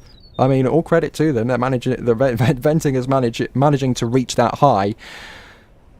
Speaking of venting, Sawyer, we're about to see some chilling of the engines. Why does SpaceX need to chill down the engines? Surely they're going to be really hot because, they're burning and they're really hot. So why do they need to be cold? Well, the main part of the engine that's going to be hot is the bottom part. The engine itself is going to have the super chill propellants going through it. So if you have super cold propellant and you put it into something that's room temperature, if you put anything that has such an extreme temperature difference together, like something hot that's glass into a microwave and it cracks, or something super cold and then you touch it and it cracks, that's what you don't want to happen with a rocket engine. That's what you don't want to happen with the propellant lines, which they've also done up to this point. So it's basically starting to slowly chill them down so that those super chill propellants, as they run through it, don't cause any cracks. And it's funny, you were talking about the venting kind of blocking the view. All this time for versions 1 and 2 over at pad 1, it was once it lifted off where you would have the obscured view because of the exhaust. This is the one time where it's the exception, where now we should have the venting covering the rocket up to this point and the exhaust not covering it once we go to launch with that bidirectional flame diverter. Indeed, that new flame diverter is one of the key visual elements. Alice, that looked incredible for the static fires. It turns out that NASA kind of knew what they were doing when they built the Saturn V launch pads back in the 1960s. This is going to be a really beautiful sight, isn't it? I'm so excited. I don't think anyone on this stream is not. We've all been waiting for this for so long. It feels like, 7 months since we last seen a spaceship in action. This version 3 is going to be something else to see, and what a marvel we're all looking at. I think we're looking at the response now about what they did with the pin. Alex, do you want to give us an update of what kind of information we're getting from the SpaceX team about what they did to fix that pin issue from yesterday? They tried to solve it, basically trying to adjust the arm, where the pin is located and whatnot. I'm gonna be honest, I completely missed the very specifics of the explanation, but it nailed down to just basically trying to adjust how the pin retracts and changing some of the software as well on how that works so that it doesn't get jammed at the time of retraction. And yeah, that happens after that T-minus 40-second point in the countdown, where ahead of retracting that arm at T0, they do that unlatch, sort of like, if you were to unlock your door sort of thing, and then you pull the handle and that sort of thing and try to open. That happens at T0. The unlocking happens a few seconds before that, after that T-minus 40-second point. And Sawyer, now we're through that kind of T-minus 20-minute mark. Of course, as you said, no T-minus 20-minute vent from Starship like we see from Falcon 9. But from now on, pretty much until 2 minutes to go, we're just going to sit back and not relax because we are full of adrenaline. But it's just propellant load from here on out. Yeah, pretty much. At this point, it is a large vehicle, as we've talked about, and they have a lot of propellant to load, so it is loading it up at this point. But it is much faster than it used to be. I mean, we thought it was fast originally with the earlier versions where it was under an hour to load the vehicle. The fact that now it's under 40 minutes to load the vehicle is still something that boggles my mind, no matter how many times I mention it on stream or mention it at all. So, yeah, at this point we wait for the prop load, and there's not much else we can do, which that's the hardest part now, is the waiting, as Tom Petty once said. This camera is in the dunes, as you can tell, super wide lens, and we haven't cropped it on purpose. That is some protection in front of the camera to try and prevent anything going into the camera that shouldn't be there. I think you can fill in the gaps there as to why that camera has that extra shielding. Just like, the ship has thermal shielding, our cameras have physical shielding. Kinetic shielding? I don't know. There we go. We have some experience with that. Moving on, 18 minutes, 15 seconds left to go. And again, the heart rate continues to rise. There's still a lot of birds flying around the area. The wildlife certainly are taking an interest as to what is happening right now. I'm not sure they'll be so interested when they light the engines and take off. They might quickly vacate the premises, but we'll just have to wait and see what happens there. Fingers crossed they don't get in the way of any of our camera views. Yeah, and a reminder, I'm like also- for that view, these are pretty zoomed in, so it's not like the bird is flying directly next Oh, to yes. the rocket, like the rocket's going to fly into it. These birds are a lot farther away. Birds in camera are closer than they appear, or farther than they appear. Thank you, Sawyer. I'm also just seeing now some confirmation. It looks like the brand newly sworn in Deputy Administrator of NASA, Matt Anderson, was on board one of the F-5 jets we saw flying around, which was what we saw earlier on in the launch stream a couple of hours ago or so. So that was pretty cool. And he says, thanks for the flight, NASA Administrator Jared Isaacman. So I guess we have to assume that Jared Isaacman was piloting that jet. So that's a pretty exciting thing to see indeed. The Administrator and Deputy Administrator of NASA flying around the Starbase launch site a couple hours before launch was scheduled to take place. Welcome to the future, everybody. I'm very excited to see this future. I mean, Alice, this is the future we've all been waiting for, and you know, NASA under the this current administration and Jared Isaacman, they want to kick it into another gear, it seems like. Absolutely. Of course, SpaceX and Starship are going to play a huge part in the future of NASA. They are pivotal in the whole Artemis program. So there's a lot invested in this. People want to see this succeed. They need it to succeed for Artemis to move forward. So there's a lot hinging on today. And I know SpaceX really feels this. Before, they were in a kind of more relaxed term. They were thinking that they would go at their own speed as much as they want to. And it's very much an R&D phase. If they failed, it wasn't the end of the world. Now they know that there's a lot more hinging on this. They have got the hopes of the whole space agency hinging on this launch. So there's a lot of people there that are going to be watching this, hoping and praying that this goes exactly to plan today. And of course, Sawyer, often we talk about the quote-unquote space race between the United States and China. There's a commercial space race going on because this is one of the two potential lunar landers. The other is from Blue Origin. And, you know, some good old-fashioned billionaire competition between Elon Musk and Jeff Bezos. That's also going to play. Do you think that's also going to play a big part in today's flight? Well, I mean, this flight has to be successful for them to be able to proceed with the Human Landing Services program, which is basically NASA contracting out to Blue and to SpaceX to create the lunar lander itself. The crew will launch on Orion, as of now on SLS, and then rendezvous and dock with a lander vehicle. As of right now, the plan was originally that SpaceX Starship would do the first 2 lunar landings, and the third would be done by Blue Origin. But just last year, that was changed to whoever can get their vehicle done and ready first will be the one that NASA selects to land on the moon with. So getting this done and getting ready for a 2027 Earth test flight with it and being that first one on the surface of the moon is, I think, very much on the forefront of SpaceX's mind.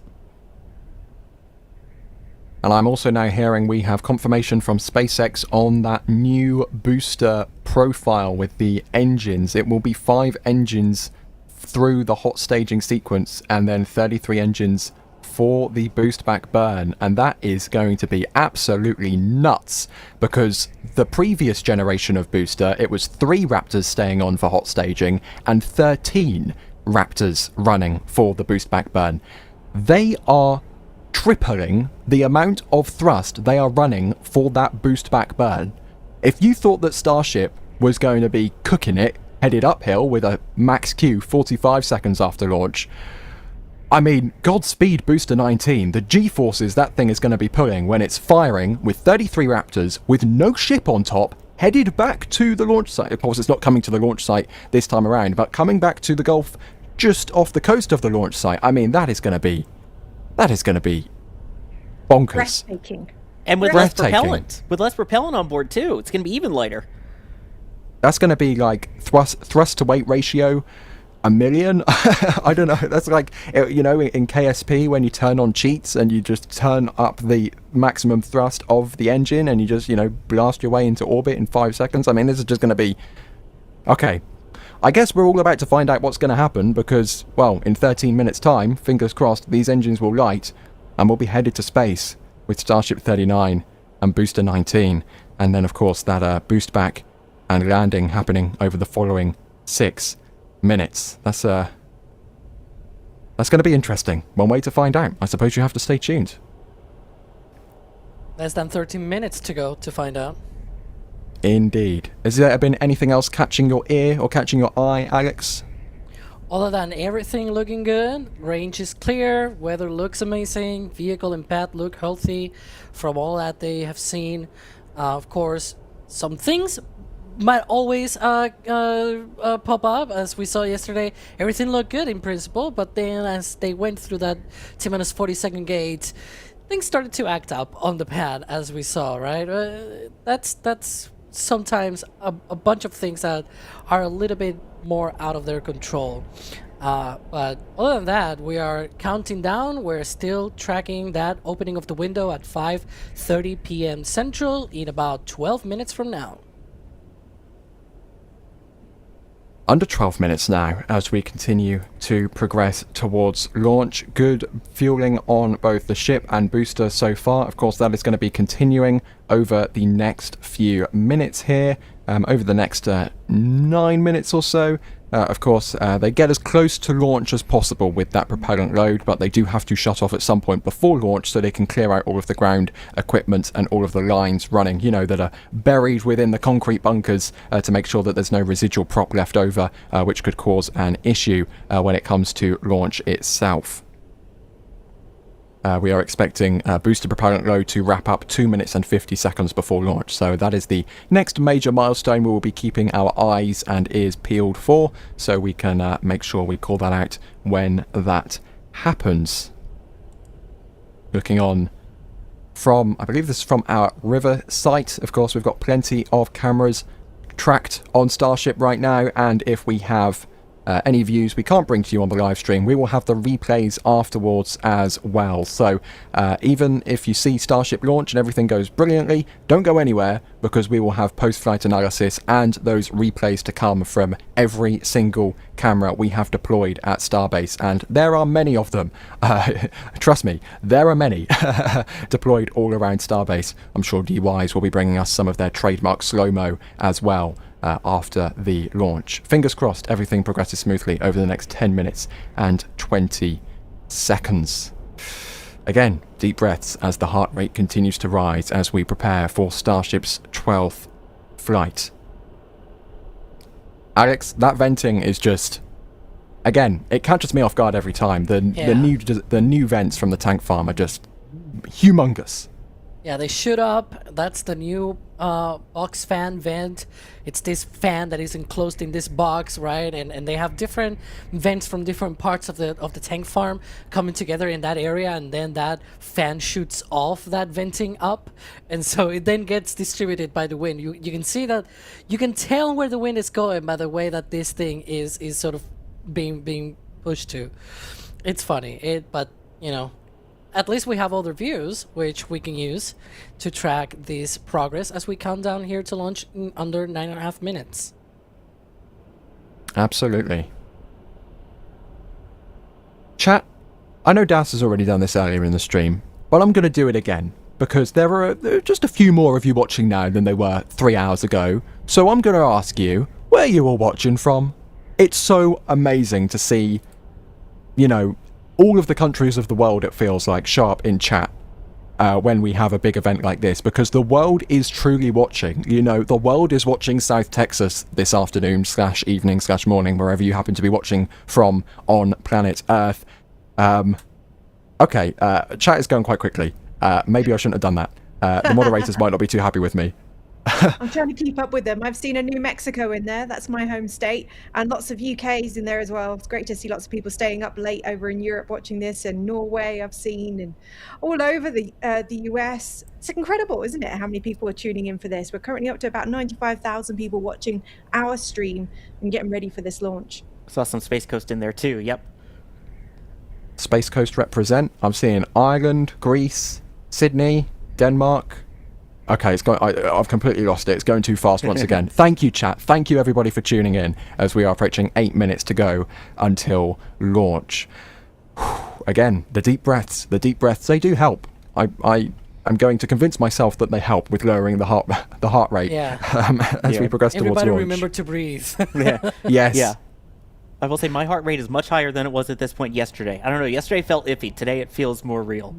I agree. There was something yesterday that just when I joined you all, because we'd had an hour delay by that point, I think I felt like, it wasn't going to happen.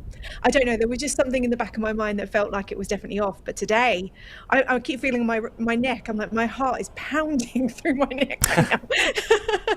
You were asking me yesterday, Ryan, whether or not I wore one of those watches to keep an eye on it. I'm like, no, I just need to. I know, because my neck's definitely going crazy. Wow, it's close. We're just over 7 minutes away.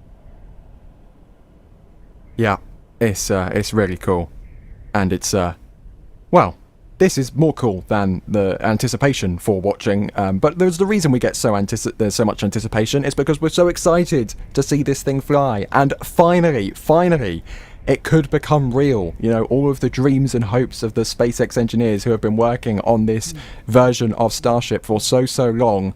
Fingers crossed, those dreams will be delivered upon in 6 minutes and 48 seconds from now. Even since then, it looks like Jared Isaacman is all at the housing SpaceX. that's coming in here, and of course, you got 2 orbital launch pads out there and a rocket that's just looking fantastic, especially from the air. It's good. Yeah, you said you got a new job. It's been a slow start to your first 6 months. I mean, you only sent humans around the moon for the first time since the Apollo days. Bill and I kind of nerded out a little bit. Like, that was the last thing I worked on when I was at NASA, so seeing them go was just insane. Like, how's everybody feeling after the success of Artemis 2? Well, I'd say I have the best job in the world, and I certainly work with an unbelievable team. I mean, as you know, that mission was a long time in the making, so I got to show up at the right time to see everybody put all that effort to put it in action. But what a great mission. Those 4 astronauts, you couldn't have had better ambassadors for humankind to the stars. I mean, they really brought us all along for 10 days, and we're getting ready for what comes next. We're going to start stacking Artemis 3. We got a lot of the hardware in the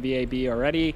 We're hoping to even get out to the pad before the end of the year, do another wet dress. So, all right. And we're looking forward to seeing this thing fly, because hopefully at some point in the not too distant future, we're gonna join up in Earth orbit. Yeah, I mean, what's coming up next, and ultimately, like, based on the moon, that's the big focus. Like, what's kind of the why? Like, why are we doing this for everybody? Oh, well, I mean, and yes, we're certainly trying to get back to the moon, but what's coming up next? We're also building a moon base in parallel. And why are we doing that? Well, it's for a lot of the shirts I see around here, which is Occupy Mars. I mean, what a great opportunity. Go to the moon, return to the moon, build a moon base on the South Pole, interact with the water ice, right? Maybe work on some of those skills we're going to need when we're 4 days away from home for what we might need someday when we're 9 months away from home. But we got other things coming up too. You got Nancy Grace Roman, that telescope's going to launch later this summer. There's a lot of great, exciting things going on at NASA right now. Yeah, man. All right. Well, SpaceX, we're custom built to try and make life multiplanetary. We're super honored, excited to be part of this entire Artemis program. Really excited to see Starship, sending people to the moon, all of the different pieces working together. It's going to be a really exciting future. Oh, absolutely. Well, thanks for having me here. It's great to see everybody. Again, I know a lot of hard work leads up to a moment like this, so we're all rooting for you, and we're looking forward to meeting up next year in Earth orbit. All right, man. Well, I'll let you jump back in there. We got about 4 minutes to go. I'll just toss it back down to Kate and Jake. I'm not Kate, nor am I Jake, but we will continue tracking as we head towards launch. Alex, we are now 4.25 minutes from T0. What are some of the things we need to be keeping an eye out for as we progress to the very pointy end of the countdown? Yeah, we're basically just about a minute or so until the booster propellant load is complete. Then a minute later will be ship propellant load complete. Very similar, as we said before, to the Falcon 9 end of propellant load sequence, where it's like first the booster, then the second stage. So similarly here, of course, the second stage we call it ship because it's a bit more fancy and less like the Falcon 9 second stage, but it's still a second stage after all. It doesn't really change that much, but yeah, we should be about 40 seconds actually for the booster propellant load complete part of the sequence here, and then about 40 seconds after that it'll be the ship propellant load complete sequence of the countdown. But yeah, everything's still looking good, so hopefully we go through all that T-minus 40-second point. Indeed. Alice, do you have any final kind of thoughts on what we will fingers crossed see in 3 minutes from now? Light this candle. I feel like this is going to happen. I don't know what it is about today, but today feels definitely far more exciting, far more ready for it. I feel like this is going to breeze through, and yesterday is going to be a distant memory. They're going to do it, and things are going to go to plan. I've got a very positive feeling about this. Same question to you, Sawyer. What's going through your mind right now? They're going to do it. It's SpaceX. They're actually going to do it this time. We'll see if they hold at T-minus 40 seconds again. They have the option to, as a reminder. They don't have to, but they can if they choose to, and they can hold for about 10 minutes. Let's hope we don't need that. Let's hope we just see this thing rise off the pad and have a successful flight. And look at that. They're basically 97% if you round all of the tanks, fueled on both booster and ship right now. Almost full on ship, almost full on booster. That is great news indeed. I have to say, I hope SpaceX will be go for launch. I know everybody here is go for launch. Chat, are you go for launch? We need to know if you guys are go for launch, because if chat isn't go for launch, then, I don't know, maybe someone needs to phone up SpaceX and let them know that chat needs a minute to get ready. Okay, no, chat's ready. Chat's very ready. Chat, yes, lots of goes in chat right now. Everybody is very, very excited to see this thing fly. And yeah, we are excited with you. We are 1 minute and 40 seconds away from Starship Flight 12. Ship propellant load complete by the looks of that. Seems like the purges on the launch mount are underway. They're currently doing gimbal checks on the booster engines. There we can see And we can those. see that. That's the steering. There they are, dancing. The inner 13 steering there. Yeah. Those are those gimbaling Raptors. Of course, the outer engines do not swivel, only the inner ones do, because they have, as you can see there, very helpful from this launch mount camera, they have that extra clearance there as we approach 60 seconds until launch. As a reminder, SpaceX has a gate at 40 seconds. If they need to hold, they can. But fingers crossed they have resolved the problems and they are able to push straight through that gate, which will be coming up in a few seconds' time. Of course, if they do have to hold, there'll be a little bit of a delay before we hear that. But fingers crossed, everything is good to go for launch in 45 seconds from now. Had a good feeling about that. Let's see, are we continuing to push through? Has hold. And we have a hold. Just say, yeah. Once again, waiting for the pushbacks. So it might be reset really quickly here. Just like yesterday, remember? I heard the vent and the clock is rolling. There we go. Clock is running for launch. Stand by for the detonation suppression system. That's what we want to hear. SpaceX are go for launch. We're going to stand by for the deluge. That'll be a really obvious thing. And then, of course, that ignition and top deck going off. Starship V3 might be about to fly. There's the weir vent. There comes the deluge. Let's look for, there's the top deck. We should be seeing ignition. There's ignition. And I believe we have liftoff of Starship version 3.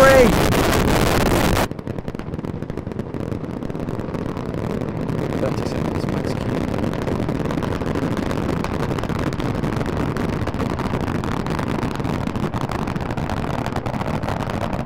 20 seconds, max Q.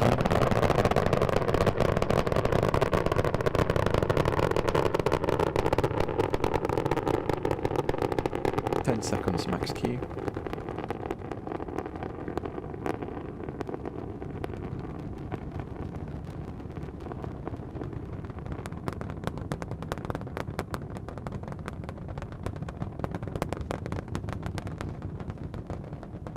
Starship version 3 is airborne, and we are headed to space under the power of 33 Raptor 3 engines. We are pushing through max Q. Oh my goodness, this is the period of maximum force on the vehicle when the thrust meets the thicker parts of the atmosphere. But there we go, we're pushing through, and it looks like we're getting a little bit of a vapor cone even forming there as the trail falls away from Starship. This is a spectacular ascent of Starship version 3. That looks like a flawless liftoff, passing the moon in the background. That was so cool. We will be going there eventually with Starship, but for now it's a suborbital test flight, the future destination in the background. For now, the destination is the Indian Ocean, and Starship continues to progress downrange. We are passing through 23 kilometers in altitude, and we have healthy Raptor 3 engines on booster 19. We're a few seconds away from main engine cutoff. One engine off on the outer ring of 20. Okay, we've lost one Raptor 3. 20 seconds, Miko. 32 of 33. Yep, looks like now they're rolling for preparation for hot staging. That's still the vast majority of engines. We'll have to see how many of those can relight for the boost back burn of booster 19. But for now, ship 39 and booster 19 doing a spectacular job. Let's stand by for stage separation. Hopefully we see that hot staging.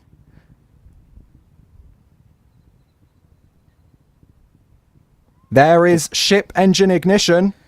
And we have stage separation. What a quick flip! The booster is already facing the opposite direction. That was an expedited flip and a half. Oh, maybe the booster is losing a little bit control, or can it correct? Yeah.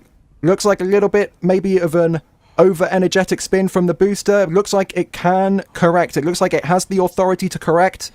It's only seeing a little bit of a flash from the aft. Oh dear, only 5 engines.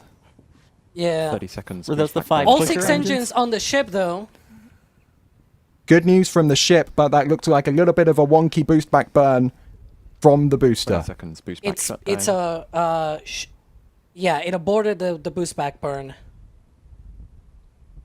Okay. Again, today is a test flight. One Raptor vacuum is off on the ship. We lost a Raptor vacuum. Okay, we are currently running on 2 vacuum Raptors and those 3 sea level Raptors. And you can see there, I believe, on the left-hand side, that is the booster losing control. And you can see there from the ground, this is the Super Heavy Booster 19 with an aborted boost back burn. That will fall down. I think that's the ship in the background. You can see the booster falling back down to the Gulf below. And the ship is burning in the background on 5 Raptor engines, 2 vacuums, 3 sea levels. One of the vacuums has shut down early, but the other 5, Alex, they seem to be continue firing. Yes. Do you think they could get on their trajectory with a subset of engines? They mentioned that they have engine out capability, so the ship will just be burning a little bit longer, basically, to compensate. Yeah, one of the Raptor vacuum engines went out. It has the sea level still running, so those can compensate both on the gimbaling for attitude control, and also the fact that they can run for longer with those 3 engines, plus the other 2 Raptor vacuum engines. Still accelerating, speed still going up on the ship. The booster is stumbling a little bit as it comes back through.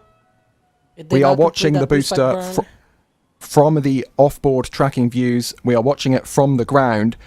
So a little bit of a wonky boost back burn, an aborted boost back burn from booster 19, and it is now tumbling and falling back down towards the Gulf. Again, we were not expecting to recover this booster at all on this flight. SpaceX were hoping for a good boost back and a splashdown in the Gulf. Looks like it's going to be a bit more of an energetic splashdown than they perhaps were initially expecting, but that was a very, very quick flip from the booster. I mean, that was absolutely bonkers to see live on screen in front of us. In the meantime, Ship 39 continuing to burn towards space. It has lost a Raptor vacuum engine, but as Alex said, they have Raptor out capabilities. They are continuing to burn. The other 5 Raptors seem to be continuing as normal, and the ship is continuing to pick up speed as we push towards 9,000 kilometers per hour. So fingers crossed, Ship 39 can make it, even on a reduced subset of engines, because of course they only need the 3 sea levels when it comes to do their Raptor relight demonstration, which they could cancel if they need to, and their splashdown burn for landing in the Indian Ocean. So stay fingers crossed for the ship. And we can see there now, Alex, the booster picking up speed. Look at that entry. Wow. Yeah. This is toasty. Yeah, oh yeah. The roll's picking up a bit, it looks like, too. We'll see if they end up actually trying for the landing burn for the booster there. I think we might be going a little bit too quickly at this point. We are now going through 7 kilometers. Yeah. It's literally horizontal. We are going to be on board with the booster until the very end, I think, as we pass through the clouds on board booster 19. Look. Testing at least the grid fins. Oh, yeah, a vapor cone. We've got an ignition. It is. They're going for a landing burn. 10 seconds, landing burn starts. It was an aborted boost back burn, but they're going for a landing burn. The booster has ignited. Frozen cameras. There we go. That's Looks the like end an of the impact booster. in the ocean. Yeah. But in the meantime, we go back to space, back on board Ship 39, passing through 12,000 kilometers per hour in speed through 6.5 minutes into flight, and 5 Raptors continuing to burn. We have lost one of those Raptor vacuums, but the other 5 engines continue to burn. So fingers crossed, should this continue in this configuration, Ship, with its authority of the 3 gimbaling Raptor engines, should be able to make it onto that trajectory. And that was a very spicy booster flight indeed. Okay, we're getting the gadgets now to show us the exact orientation of the ship. It looks stable, Alex. It looks stable. It does. It lost that RVAC engine, but again, it's got engine out capability.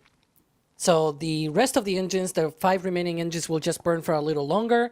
I would expect the other 2 RVAC engines to shut down as planned closer to that final shutdown. If you remember, they used to shut down the engines first, the RVACs, and then the center engines. Yep. Oh, by the way, on board in the engine bay coming up, there it is. Wow, Something's glowing. By the way, I'm not sure. The timeline you see on the bottom, obviously it's a little off because it had the super landing booster later, so it may be still burning when the bottom thing says SECO. Exactly. Don't be surprised if those are a little off. But as you can see there, those are 3 sea-level Raptor plumes and are glowing in the aft bay of Ship 39 indeed. But at least the engine is still there. It doesn't look like the engine exploded or caused any debris. It's still there, intact. Maybe just a premature shutdown, so maybe a sensor or something. We'll have to wait and see what SpaceX says when they do their data reviews. But for now, Ship 39 continuing to burn. Again, don't be surprised when we push through this SECO mark. Initially, this was expected with 6 engines. We have lost one of those engines with only 5 burning right now. Can we just appreciate this gorgeous view right now? I mean, look at that camera angle. Is that not just absolutely stunning? The sunset views are beautiful. I love these evening launches. And it looks like the Raptors do continue. Yep, they're continuing to burn. I can see the plume there. They're continuing to burn. Extended burn from Ship 39 as it has that engine out capability.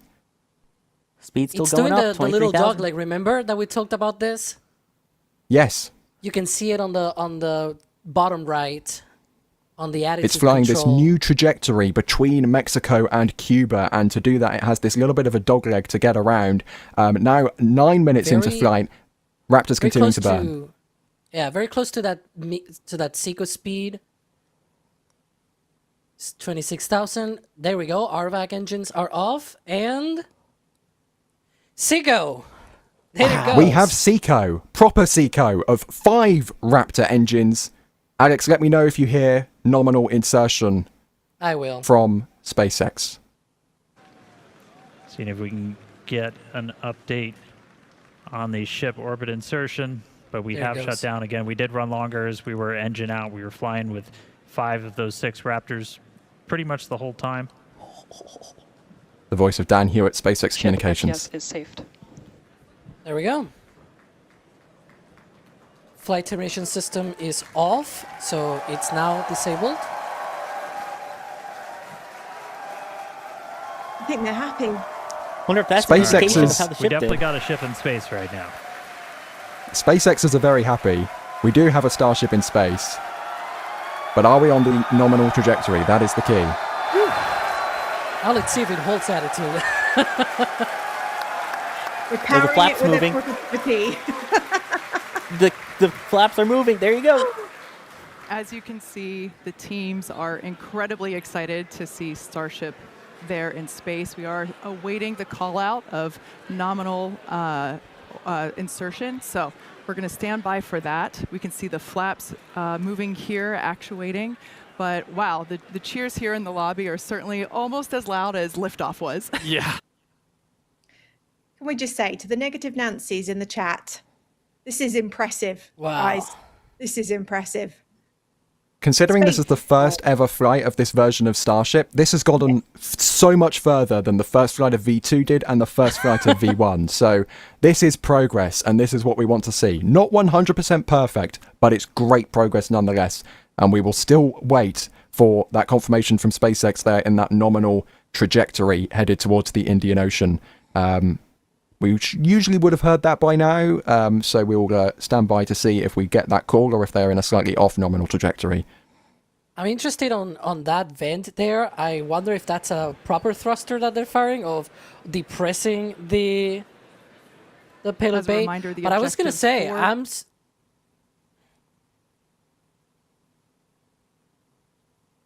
Sorry.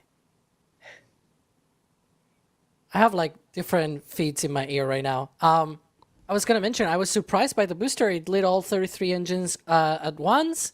It did the liftoff. It only lost one engine on the way up, which is already way more than Flight 1 in that sense, right? So yeah. And it used to be that they had 3 engine out at least capability on version 1, and with the power of the Raptor V3s, I wouldn't be surprised if they could have more engines out if needed and still be okay on the booster portion of flight. Yeah. I'm loving all the people calling out flat earthers. Yes, you can see the curvature right there. You're right. Also, it looks like the ship is kind of rotating up right now. Like its orientation to where it is in relation to the Earth looks a little bit different. Again, that could be that either venting or thruster that you were talking about there, Alex. Yeah, I was going to ask the same thing. Is that what we were expecting, for it to be tipped up that much? It might be the sort of reorientation for the separation of the satellites. They are basically probably orienting the ship for that.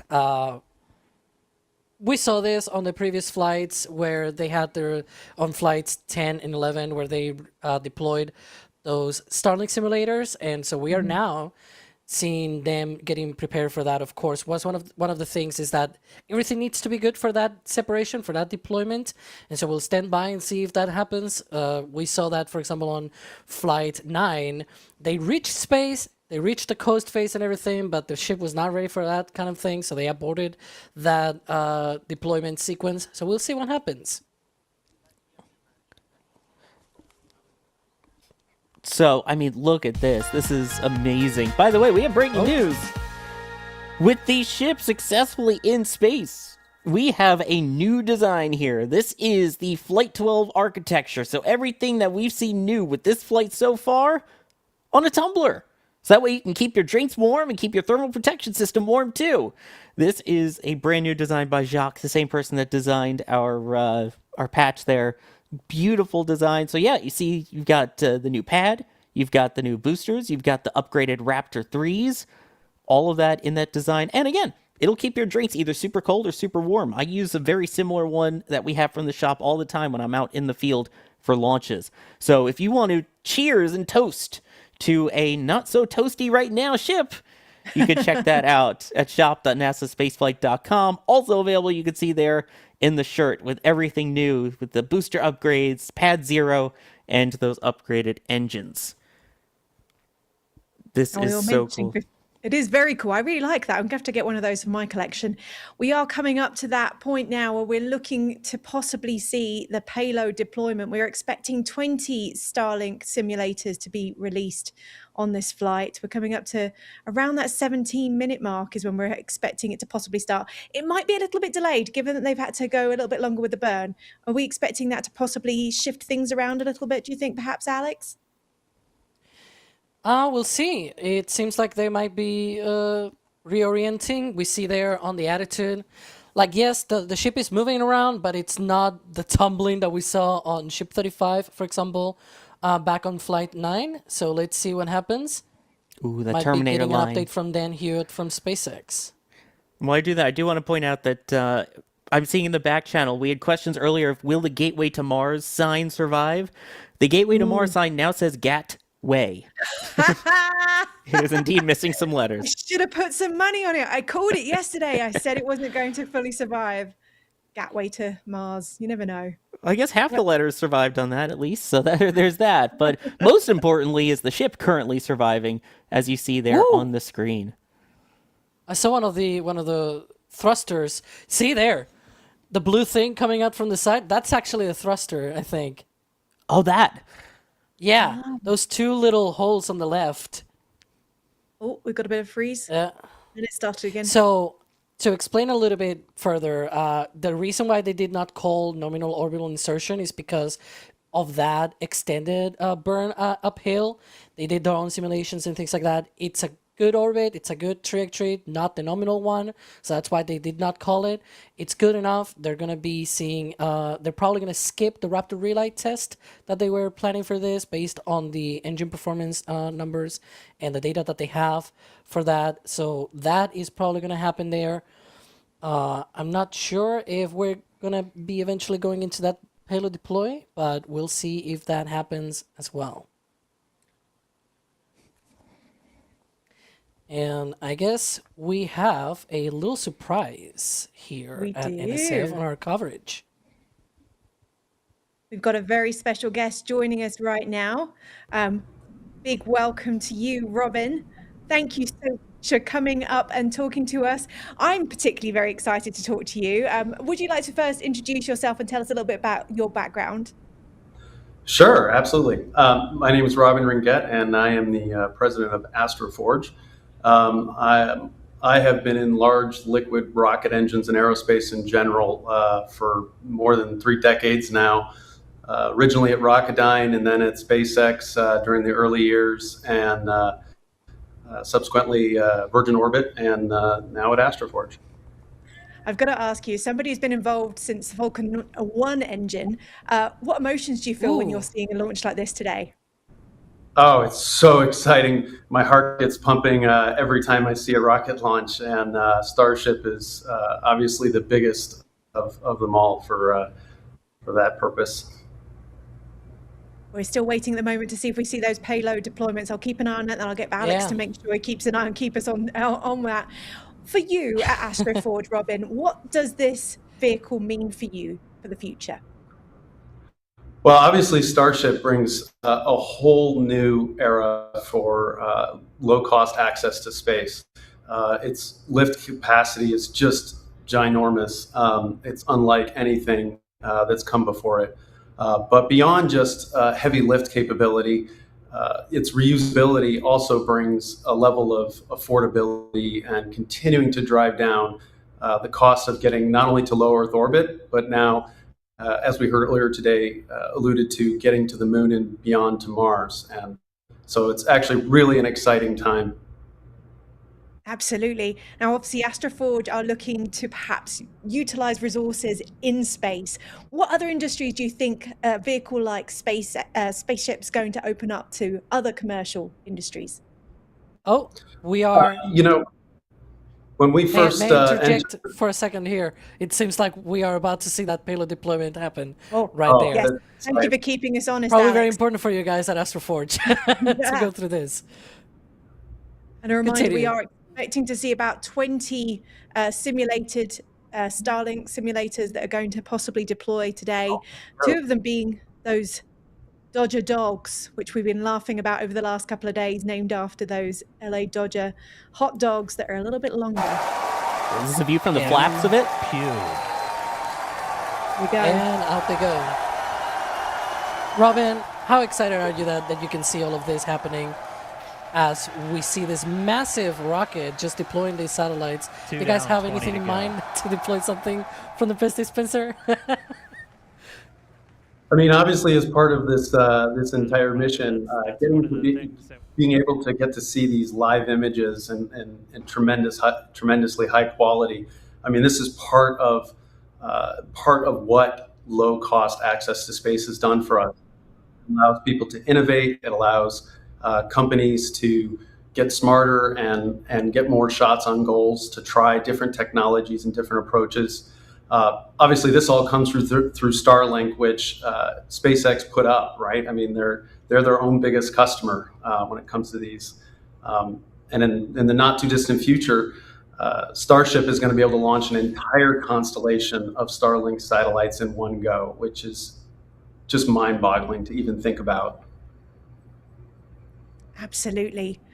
We were asking before we started to see this deployment, the kind of industries that we think this is going to open us up to. And I obviously would love to learn a little bit more about what you guys are doing at Astroforge and what this is going to hopefully entail for you. Yeah, so obviously my focus these days is on mining resources in space for use here on Earth. That's what Astroforge is about. We're going out to near Earth asteroids to mine them, specifically platinum group metals. We've already been to deep space once, and we're going to be going again late this year on an Intuitive Machines launch as a ride share for that.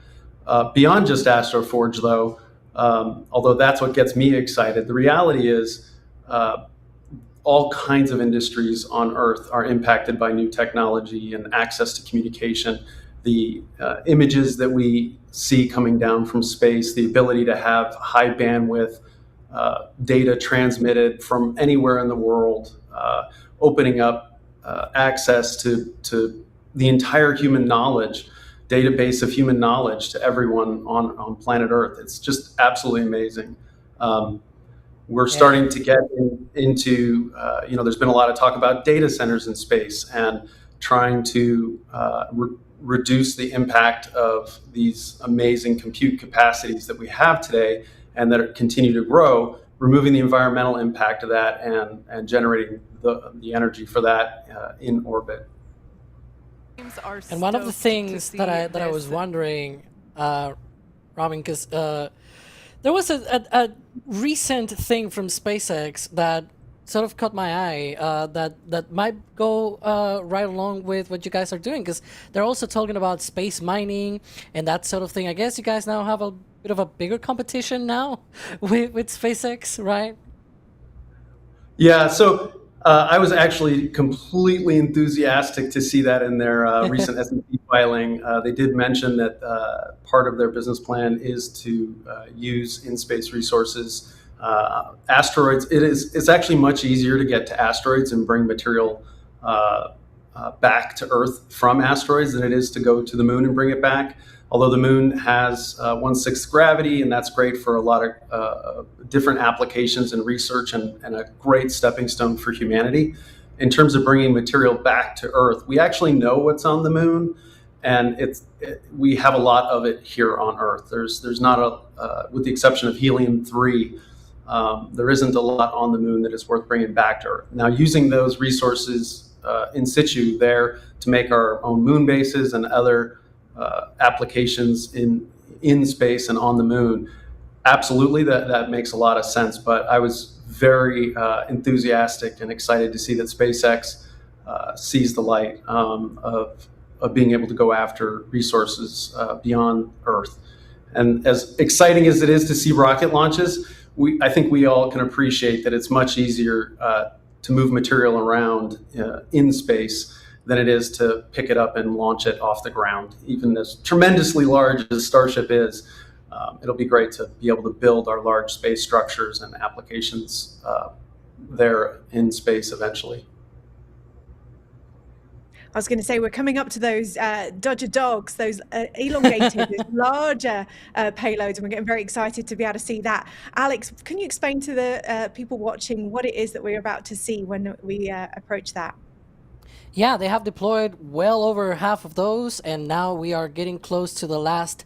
I think there's 4 pairs left, and the final pair of satellites are those Dodger dogs, the V2 mini satellites, sort of modified to fit in this pest dispenser profile sort of thing, and those are the ones that have the cameras on them. And they're going to be using those to be able to check on the heat shield and trying to develop, eventually develop sort of methods to be able to know how that heat shield is before they return the ship. Because in the future, they're going to go into an orbit, and before returning it over Mexico and Southern California and all those areas, before it goes to Starbase, you kind of want to make sure that that ship is ready to go through that reentry. You want to make sure that the heat shield is in good condition to do that. And so it's a really nice thing to develop those methods because they might be very useful in the future. Shuttle did that, and hopefully in the future, the Starship vehicles will be able to use those kinds of methods. Oh, seems like some of the signal is a bit a bit of a signal issue, but it'll pick up very quickly, I'm sure. Robin, if only they were deploying real Starlinks and not the Starlink dummies that they could use, right? Oh, there is apparently cameras on board those two Dodger dogs. I'm hoping to see some images from those as well, if they are able to do that. Robin, we were talking about the competition, should we call it? Competition, but a competitive way, in a good way. It means that it's validating what you guys are going to be looking to do. How close are we to seeing us using space resources right now? Well, I can tell you that Astroforge is planning to bring material back to Earth, our first pieces of near-Earth asteroid before the end of this decade. So we've got it takes us about 9 months to get out to the near-Earth object, and then we spend about 3 months mining it, and then about a year to get back. So once we launch, it's about a 2-year cycle before we get material back, and we plan to return material as soon as our Deep Space 3 mission, which is the one after this one coming up on Intuitive Machines. Very exciting. I think we're getting to those Dodger dogs, aren't we, Alex? Yeah. It seems like maybe the first one is going out. Managed to keep some of the humor and tongue-in-cheek cheekiness of the company. I remember when we launched an entire log of cheese on the Dragon flight. The Monty Python reference was spectacular for that. Yeah. Wheel of cheese, I should say. Well, this is the Pez dispenser. I mean, you don't have to be of a certain age to realize what that is referencing. I do love that. It's fun. You've got to have some fun with this. They are doing exciting things. Why not make it fun as well? Oh, the chat's asking, what kind of cheese was it?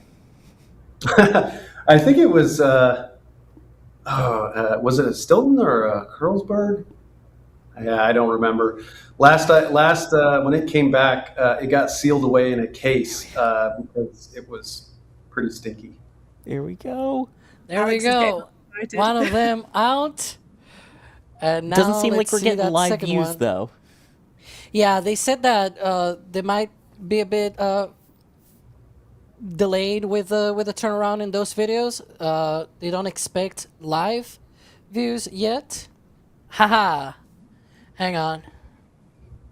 There it goes. And there goes look the at the light. Look at that. As it travels halfway around the world from where it took off. Sometimes our science reality feels like science fiction. Perfectly said. I think they're a little bit excited over in Hawthorne, California.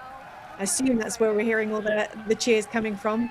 We're currently 29 minutes almost into this flight. Is that the door closing yet? Or when does that close, Alex? It looks like it is. Yeah, it's closing. They were just talking about that. The payload bay door is closing. Yeah, you were able to see that light kind of dissipating as it went into place. Spectacular. They're a little bit excited there, as we keep saying. As they should be. I mean, this is a huge achievement. I know you've been part of these sort of things, Robin, and it's such passion that you put into these projects. What does it feel like when you see an outcome like this? It might not necessarily go perfectly to plan, but this is looking pretty good for them at the moment, right, at SpaceX? Yeah, a plan lasts about as until you get punched in the mouth, right? That's how long a plan lasts. Yes, these are test flights. Yes, SpaceX has had many test flights of the Starship. If you look at any new launch vehicle of any size and capacity, there's actually usually about 3 out of the first 5 fail entirely. And when you look at the scale and all of the new industrial infrastructure level capability that SpaceX has had to build from the ground up in kind of an amazing amount of time. Starbase it's an amazing sight to behold in of itself, beyond just Starship. The fact that SpaceX has been able to do that as a private organization this entire time, certainly with lots of programs from the government and other private companies to help fund the launches, and money coming in from Starlink, but the tremendous progress that has been made. And we start talking about, I mean, this is a reusable second stage. So not only the largest liquid rocket engine ever developed by humankind, but a reusable first stage and a reusable second stage with new thermal protection, modern advances in compute power and precision navigation and control. This is our science future that you're looking at. This is not a Robert Heinlein book or an Arthur C. Clarke book. I mean, this is what they had dreamed of and what most of us have dreamed of for a long time, really taking humanity to the stars. Absolutely. You can see they're rotating the ship.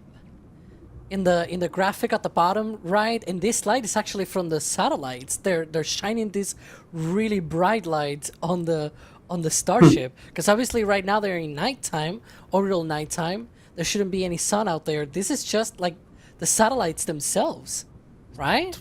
So was that dot that we saw by the flap, was that the moon, or was that one of the lights from the satellites? I think it was one of the satellites. Yeah, one of the lights from that. And it's rotating the ship, and so they're able to image the whole of the heat shield at the bottom. Wow, that's bonkers. I wonder how powerful this light is. I mean, that was part of one of their purposes, wasn't it? To be able to send up these two extra, these Dodger dogs, as they called them, to make sure that they could get the images they want of the heat shield, which is exciting to see that this is going to plan for them.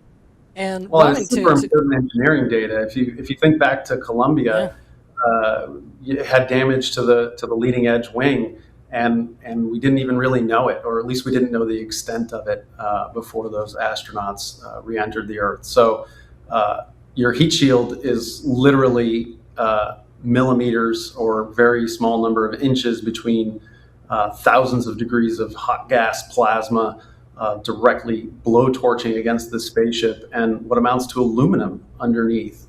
So you really have to understand what the condition of those heat shields are. And if Starship returns and has a problem, you want to know what the condition of those thermal tiles were before you try to re-enter. So to be able to have access to this kind of engineering data just continues to push that team forward. And Robin, to bring it back and sort of tie it in with what you guys are doing at Astroforge, because they're using these satellites to sort of image the ship and everything. I sort of can envision you guys sort of with one of your satellites going out to an asteroid and sort of looking at it. Are you guys going to have any sort of ways of, before you start mining it, being able to have sort of like an inspector sort of thing, just like they're using these satellites to inspect the heat shield? Yeah, absolutely. We actually develop our own imagers specifically to be able to acquire the near-Earth objects. We're going after really small objects that are really dim, and so it requires very sensitive optics and special algorithms that we develop. All of that in-house to be able to find the asteroid. Those lights too. Yeah, and then as you approach, well, we're gonna use the sun side. We're gonna use the big flashlight in the middle of the solar system, our day star. But those imagers help us not only find the asteroid, but then autonomously navigate towards the asteroid, eventually rendezvousing with it. And then we have a set of other cameras on board that help us, that are set far apart from each other, that allow us to get some binocular visions and depth perception so that we can see how far away the asteroid is. Sort of like our eyes. Exactly. If you've seen a lot of images of the moon or other asteroids, it's actually very difficult to know how large the sizes of the features that you're seeing are, because there's no point of reference.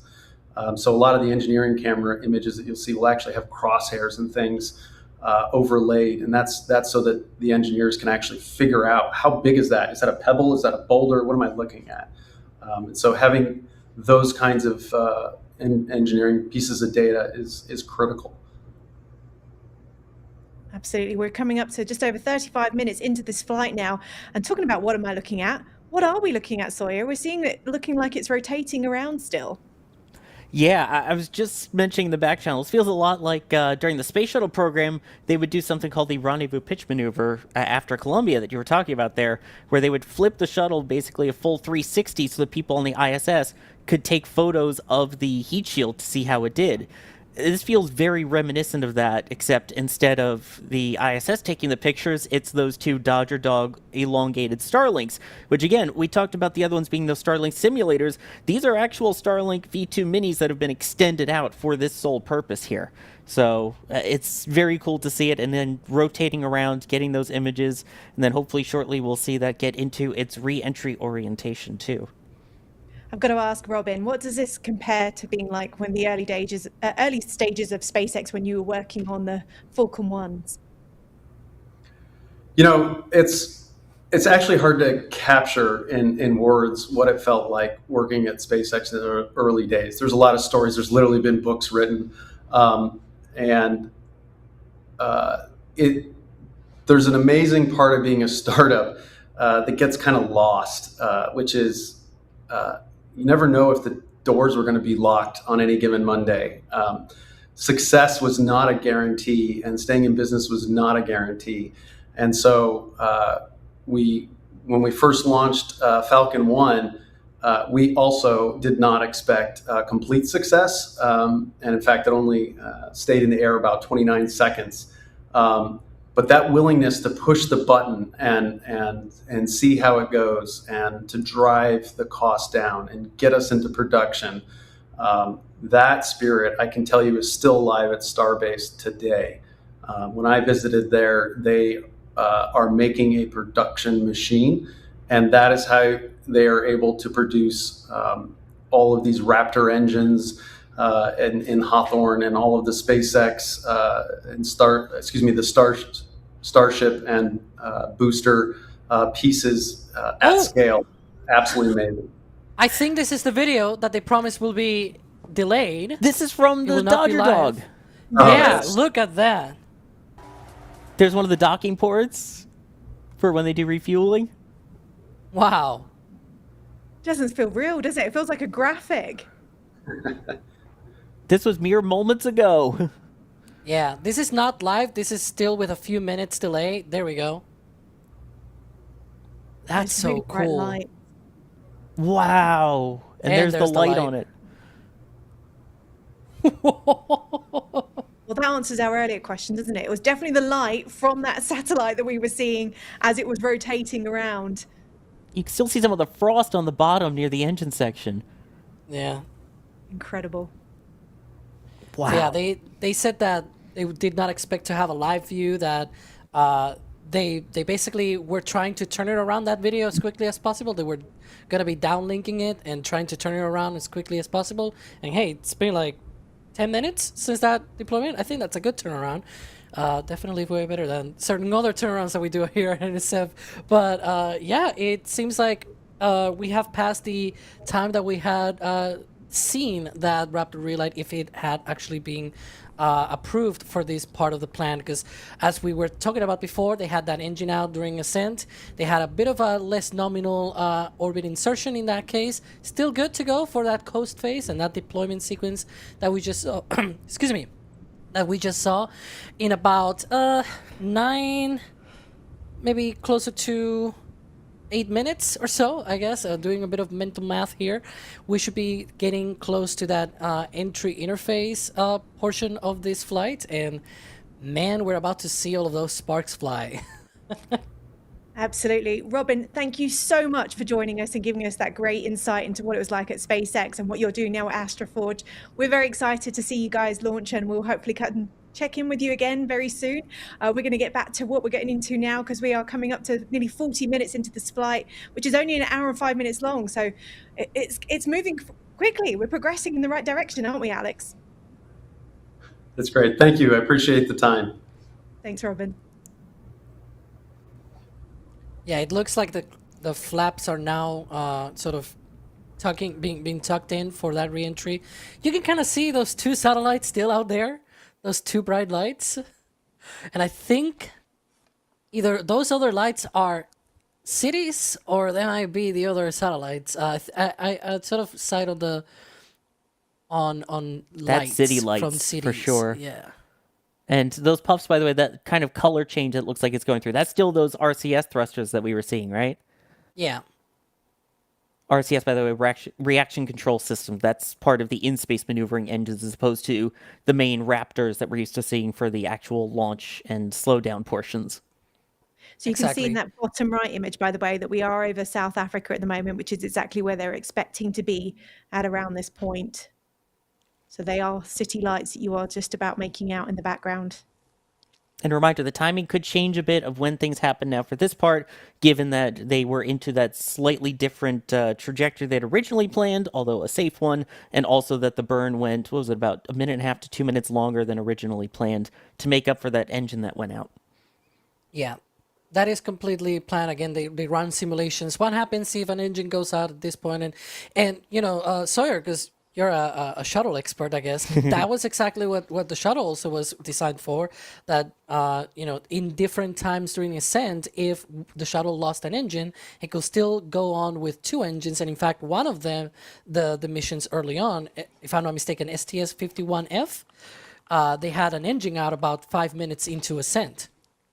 Yep, yeah, it was, you're right, STS-51F, where they did it's called an abort to orbit. So basically the engines were starting to go out. Turns out it was sensor issues, but regardless, to be safer, they went into a slightly lower than originally planned orbit rather than going all the way up to their intended one.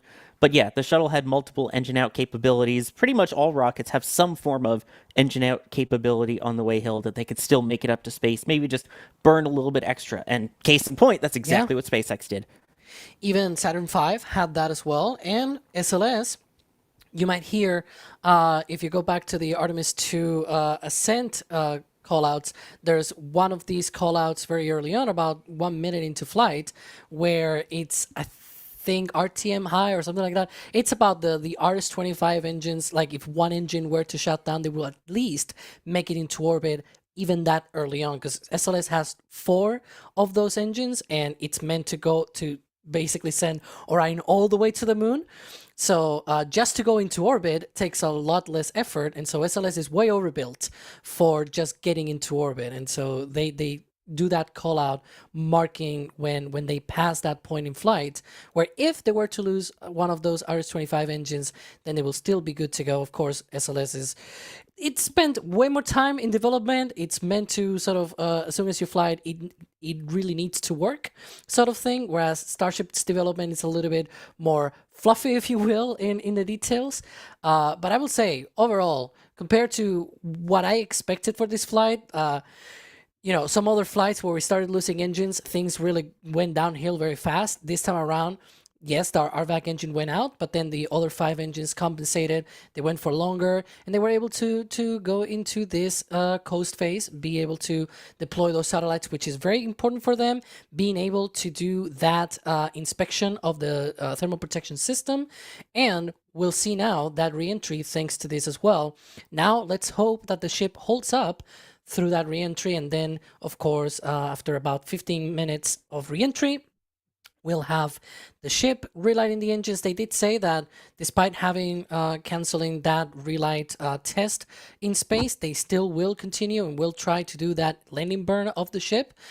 So that should still be good to go. We're starting to see some of those lights already appearing as Starship gets closer and closer to the upper atmosphere. By the way, reminder, Alex, I just want to ask really quick, how many engines do they use for that flip and burn maneuver, and would it be an issue that they had one of them that went out on the way uphill? No. So one of them, the one that went uphill, that was one of the RVAC engines. They used the sea-level engines, the 3 in the middle, basically. And so those are the ones that gimbal, that move around and steer the rocket. That is also why they were able to compensate for this time around for that RVAC out, because the other 3 engines that can move, they sort of wiggle their way out to compensate that thrust imbalance. And so they are able to compensate for that.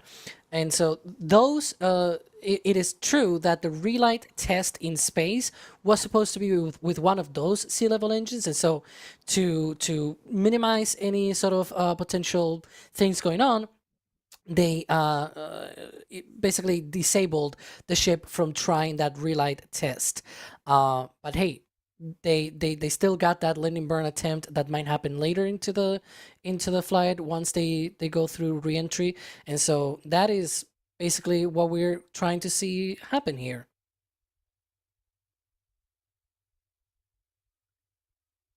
Alex, can you just remind us what happened with the booster at the earlier part in the mission? Yeah, the booster ignited all 33 engines. It lifted off. It went uphill with the ship on top, of course. It lost one of the 20 outer engines, those that do not gimbal, the ones that do not move around. It's something that it can compensate for. We've seen even up to 2 or 3 engines going out before and still be good. It had a bit of a rough sort of flight, I guess, during that flip and boost back burn startup after hot staging. The ship ignited its engines, it separated from the booster. The booster did a really quick flip around and tried to sort of come back and start its boost back burn. Reminder that the boost back burn this time around was supposed to be with all 33 engines. It ignited a number of them, but not all 33. It started losing engines as it flipped and started the burn. And so it then had to shut down and abort its boost back burn because the engines were sort of going out, and there was a fail safe basically there in its software saying, nope, let's not continue this burn. It then did a sort of controlled reentry. They got that test as well at the very least. That reentry quite more spicy because they were going a little bit more faster than they probably expected, and so that was one of the other things as well that they at least got out of the booster at the very least, where it's like, well, at least they got the all of the grid fin data and everything. Absolutely. And we are coming up to that re-entry point. I wanted to check in with Ryan. What's your heart rate like at the moment, Ryan?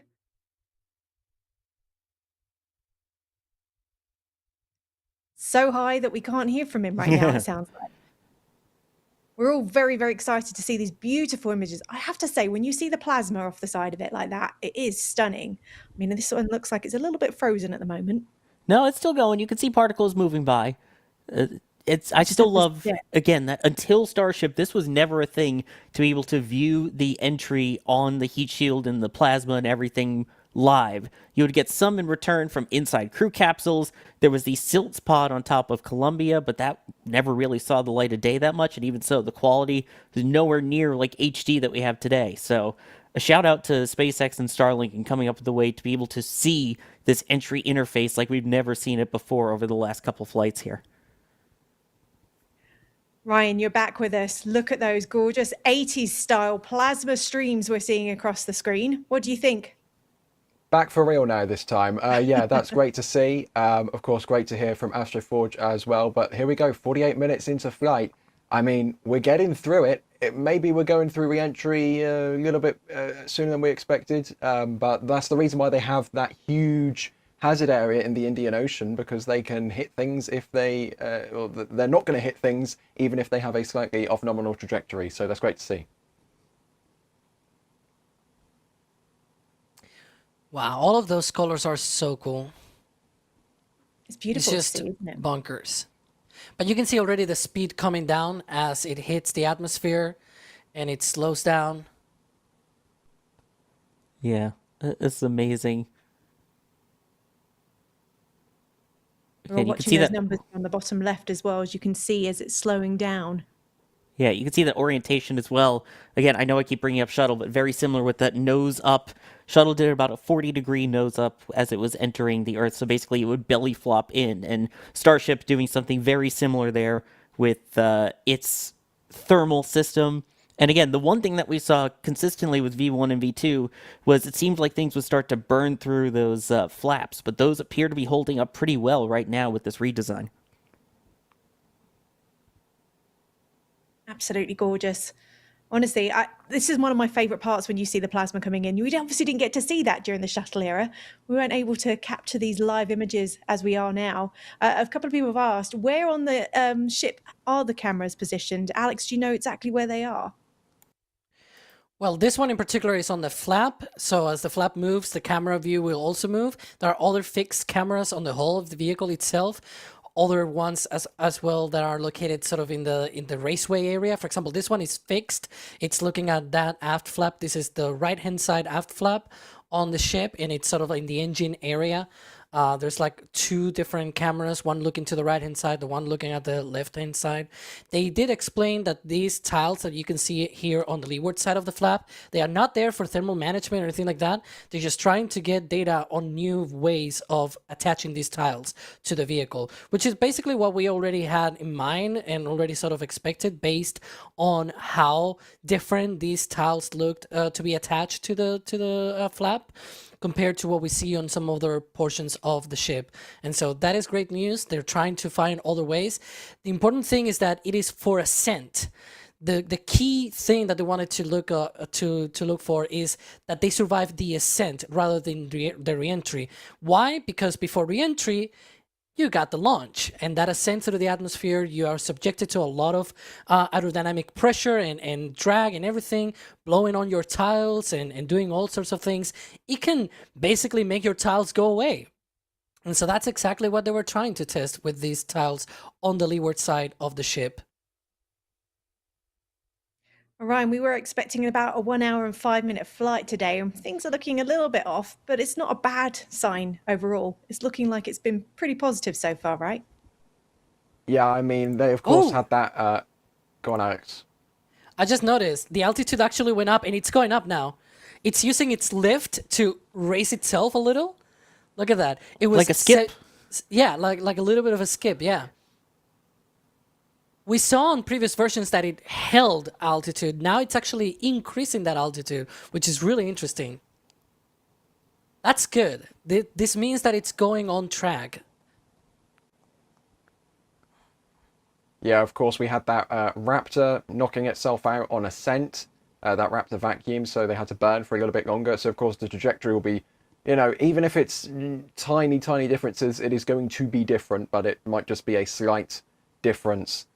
Because they had to burn longer, because they had less thrust, etc., etc. But I mean, these are the sorts of views we would expect on a nominal flight 52 minutes after launch, right? We're starting to plunge back into the atmosphere here, or even rise out of it a little bit. Oh, we're descending again now through 69.3 kilometers. Yeah, it did a little bit of a dip out into a bit of a higher altitude. That is cool, man. Great way to burn off some extra speed, yeah. And again, like Artemis did a much more extreme version of that, but it's a nice little way to kind of ease up on the heat shield a bit and bleed off some extra speed, so that way you hit the atmosphere not as fast, but still pretty fast. It's looking controlled, isn't it, Sawyer? Very much so. This is what we want to see, is it maintaining that orientation. Of course, they do have the RCS thrusters that they can use to kind of help with that. The flaps can move, but at this point, it basically should just be going straight down, belly flopping in. You can notice a little bit of a tilt on the ship, right? On the indicator on the bottom, right? It's sort of like tilting a little bit there. So it's like an S-turn? Cool. Yeah, like the shuttle. Again, Sawyer, really, really good that you're here, because shuttle guy. Yeah, but the space shuttle would do upon entry is, as it got into usually thicker parts of the atmosphere, it would start turning left and right to bleed off that extra speed. It seems like Starship is about to do the same thing. We're loving all the colors that are in the chat so far. Everyone's saying, why is it yellow? Why is it blue? Why is it pink? You know, obviously we're seeing that plasma burn off as it's re-entering into the atmosphere. Alex, can you explain why we're seeing so many different colors from all of this? Yeah. One of the things that I'm happy is that we're not seeing a lot of sparks as we used to. So that's a good test of the heat shield. Of course, there's still many more minutes to go. There's still 10 more minutes until the ship is going for the landing burn. So, but wow, I think you can sort of see its wake right there on the right-hand side. You know what I mean? Mm-hmm. That's so cool. But yeah, right now they're going through the period of peak heating. Ironically, the period of peak heating is not the thing that you should be worried about. It's actually a little bit later, when the heating has already soaked into the tiles and the temperatures are rising up. That is when it's actually should be something that should concern you. But you can see there the leading edge of the aft flap turning orange. And I think even on the catch pin there on the left, on the top left, you know what I mean? Sort of turning a little bit of an orange hue. That's so cool. It's beautiful, no, isn't that's it? very hot. Just to be precise. Yeah. Ryan, you were going over the trajectory earlier. Where is it we're expecting this to splash down? Indeed, so we have this southeasterly trajectory. If you're just joining us for the coast and re-entry of Starship and you are thinking this is a completely different trajectory, don't panic. It's a couple of degrees different. So we're going to be splashing down in a similar location off the coast of Western Australia in the Indian Ocean. And we are also, fingers crossed, should everything go to plan from this point. Of course, it hasn't gone 100% to plan so far, but if it continues to go to plan like we're seeing right now, we should be seeing Starship doing those banking maneuvers that we saw on Flight 11, the final flight of the previous version. I'm seeing some more glowing now from the re-entry, which is getting a little bit more spicy. But fingers crossed when we get through this re-entry and we get through to the kind of final parts of that procedure as it gets lower and lower in the atmosphere, it'll have a bit more control authority with its flaps and it'll be able to do that kind of swooping banking maneuver as if it were coming back to Starbase for a catch. Of course it isn't. It's going to the Indian Ocean for, fingers crossed, a successful splashdown. Look at the catch pin there on the left. That's so cool. By the way, just to add to one of my notes earlier, I said, oh, look, that's the wake. It is technically the wake of its own engine chill vapors. So they're doing engine chill for landing burn later on. It takes a while for them to chill down the Raptor engines. And so they're doing it now. And that's what you see there on the right-hand side. So it's sort of its own plume behind the ship. We mentioned those sparks before and how we didn't want to see them. I've seen a few go across the screen so far, Sawyer. What does that mean for the engine and for the vehicle even? It doesn't necessarily mean much. Again, these heat shield tiles, it's okay if parts of it ablate away, which is basically burn away, as long as it doesn't burn through to the skin underneath. And technically, even if it does, stainless steel can withstand a decent amount of heat. The problem is when there's lots of it concentrated in a single spot for a long period of time, that's what we typically saw with the burn through of those flaps down there. So seeing sparks like this is not a concern at this point. Oh, we're seeing it tilt again. Did you see that maneuver on screen? Just slightly, Yeah, or maybe it was the camera. It's turning the other way now. You can see the G-forces on the bottom right, by the way. It's now 0.9 Gs. They are right now about to leave the peak heating region. But as I said, one thing it's the heating, aka the power, and the other thing is the energy, the temperature. And so you heat up things, but it can soak in that heating as it continues that re-entry. As you can see, it's let off already about 10,000 kilometers per hour of speed and going at about 56.6 kilometers in altitude. There's still a lot of speed to bleed off. The G-forces will increase. On previous flights, they usually topped off about 2 Gs or so, 2 point something Gs. But yeah, still going through that re-entry. We're going to keep watching this re-entry as it comes up on time. We're expecting it to possibly splash down in about the next 6.5 minutes. But I just wanted to say, if you were watching that gorgeous launch and thought, I would really like a print of it, go ahead to shop.nasaspaceflight.com. I believe we've got at least 2 of Max's images already up there on the shop available for you to purchase, and we'll bring those to you on the screen when we can. But right now, we're a little bit obsessed with these beautiful colors that we're seeing on this re-entry. We're starting to go into daylight. Now you can see some clouds down there on Earth. And you can just see the limb of the Earth as well at the top of the picture, just peeking through above the flap. Of course, this is a fisheye lens, but it does distort it a little bit. But you can see the curvature there. And it's worth noting, the flaps look really good at this point. Everything's still holding, no crazy sparks from any joints or anything. This is what we were wanting to see here. And external temperatures are coming down. Peak heating region is now behind us. Ship still holding steady. It's getting a bit more sparky, right? As I said before, it's when now you should be expecting the sparky parts rather than earlier on.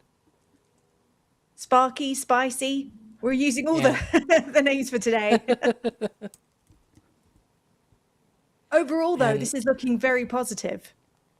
Yeah. Definitely much better than the first version 1 ship re-entry. That's for sure. Yeah. Poor ship 29, 10 ships ago. Yeah, that poor ship.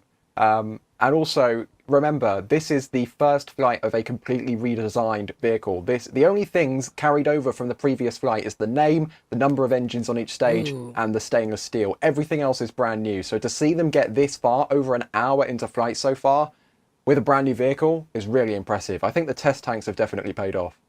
Yeah, it's a bit of an illusion, isn't it? Because you look at the ship and you think it looks the same as it always has, but no, we're definitely looking at a very new version.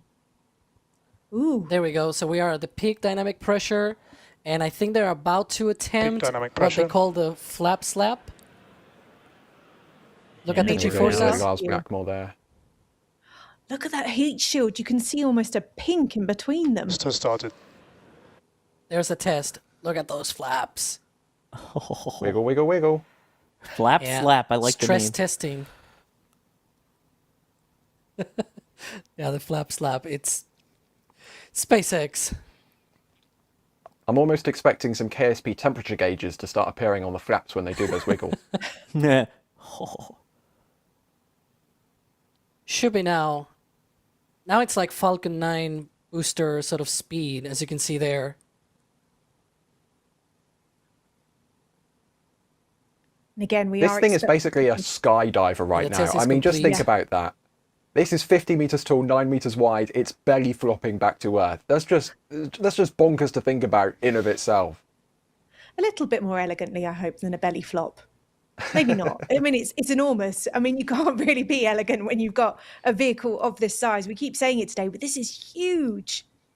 Yeah, I mean, it can belly flop as long as it does the flip and burn to right itself afterwards. All right. We should be close now to when it'll try to enter belly flop and do the weird turn, sort of imitating as if it was coming for a catch to pad 2. And that is going to be... Yeah, there we go. It's about to start that maneuver. The LS banking maneuver. There we go. That's the call out. British accent for it. And that Look right at the, there. So at we're the starting attitude to... indicator. That was the voice of Lars Blackmore, the chief of landing at SpaceX. So not only Basically Alice pioneered and Falcon Ryan 9 landings. accents will be exposed here because he's also British. Well, no longer British. It's American now. Yeah. By the way, this is called the RTLS banking. That was the part at the beginning, the return to launch site. So when it does go for that catch, that's what they call it, is the return to launch site. Amazing Look shots. at that These are angle. beautiful. A couple of people have asked, where are we looking at right now on the Earth? Ryan, do you want to remind us again? Where is it we're looking to see this splashdown happen in the next few minutes? Is that we're seeing that Himalayas on the background? On the horizon? I see like what can be like mountains or something? Mountain tops? I've got to laugh. You've just seen all of us adjusting. It should be to the north. Oh my goodness. I'm not 100% sure on that one, but we are definitely over the Indian Ocean right now. Yeah. As Starship re-enters, coming from the direction of Africa towards Australia, and we are expecting splashdown off the coast of Western Australia in a few minutes' time. Of course, remember, the timings could be slightly off because of that prolonged ascent burn with the failure of one of the Raptor vacuums, but it should be in a few minutes. Oh, look at the speed. The speed dropping. Subsonic and is on target. That's what we want to hear. Look at the attitude indicator because it's now facing south. And that speed is coming right down, as you can see in that bottom left corner. So now imagine as if the ship is sort of right above the launch site and just basically facing south. That is also the same direction that the pad 2 tower is facing. And so they're about to catch that ship. That's sort of the thing that you got to keep in mind. They're simulating that catch, which hopefully should happen in a few flights from now. Wow. Those incredible clouds down there. Of course, we just left sunset. We're now approaching sunrise as we've flown, pretty much halfway around the world, if not more. Yeah, it's crazy to think that, isn't it? People forget just how far it can go in in that 1 hour and 5 Some minutes. really amazing views of the Earth as You just the said ship that. is coming back home. Thanks, Yeah. Starlink. Indeed. Thanks, Starlink. Okay, Thais. Always seemingly with the same thoughts. And now turning for final approach to landing site. Look at that There it turn. is. There we go. Oh my gosh. And again, slightly different timings, but that is to be expected. The vehicle makes its own decisions from the point of Oh, dear. launch. 3.5 Here we kilometers go. in altitude. Let's see what happens. What a steep turn. Yep. 2.5 Really is kilometers. going in for that belly flop, as you were describing it earlier. You can see in that orientation in that bottom right-hand corner. 1.5 kilometers. What is that coming up the tiles there? Landing burn startup. Oh my goodness. On board with the ship. It did an insane 15. Wow. Soft splashdown. Buoy cam. Starship is testament. landing. Look at this. There we go. Shutdown. Floating up They've right. done it. And here we In go. the ocean. Over it goes. Boom. Oh, yes. Oh, yes. They've done it. What a beautiful explosion to end a hugely successful mission. Ship 39 back on Earth. Right on target.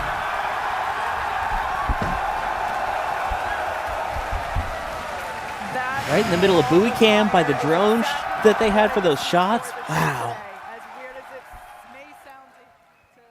I mean, they lost one of the engines on ascent and they had an on-target splashdown.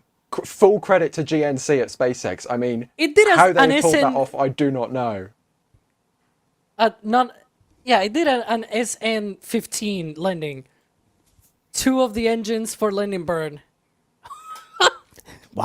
That is so cool. By the way, there's the Gateway sign that previously was Gateway to Mars in that middle top box.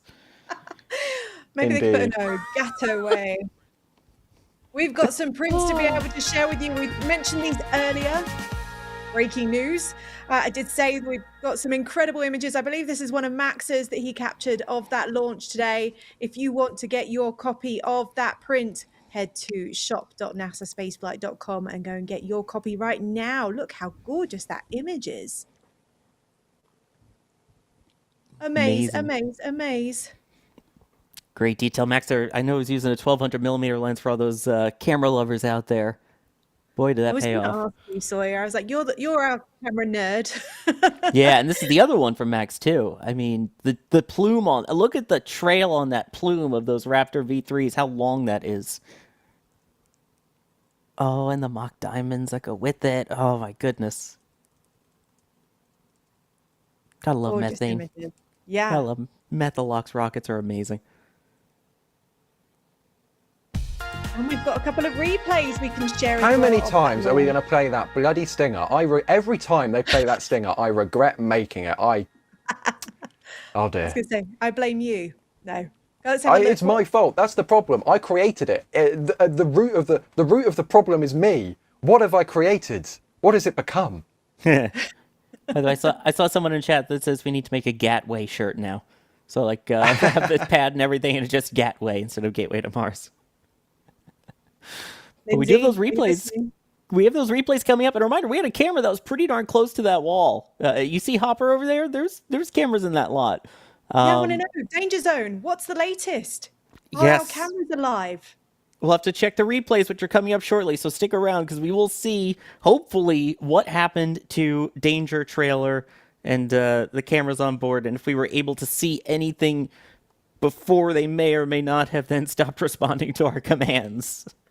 Did they get drenched by the water deluge? Did they get shattered by the exhaust? There's only one way to find out, and that's to stay tuned. Exactly. We're all waiting to find out as well. I'd love to think that we know what's coming, but we don't. I feel like the team behind the scenes are keeping us on our edge. Yeah. I'm just looking in the camera operators chat, and there is a camera that's used to make sure one of them are level that is very much not level itself anymore. Here we go. Here's some of those here we go. replays.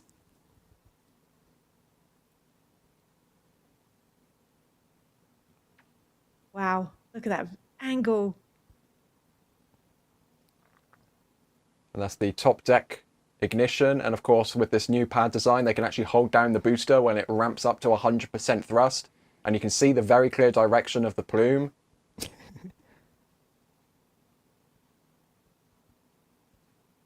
The plume's ruining our image. So let's see the shockwave in it, though. This from Rocket Ranch.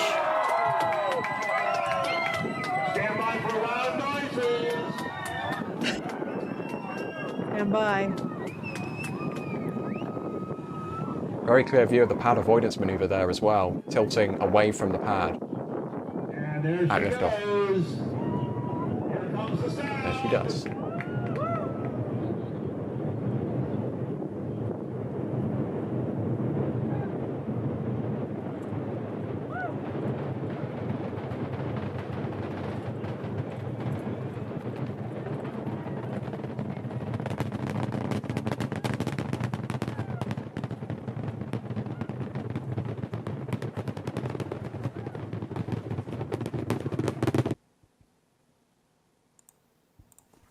Amazing. And another angle for you.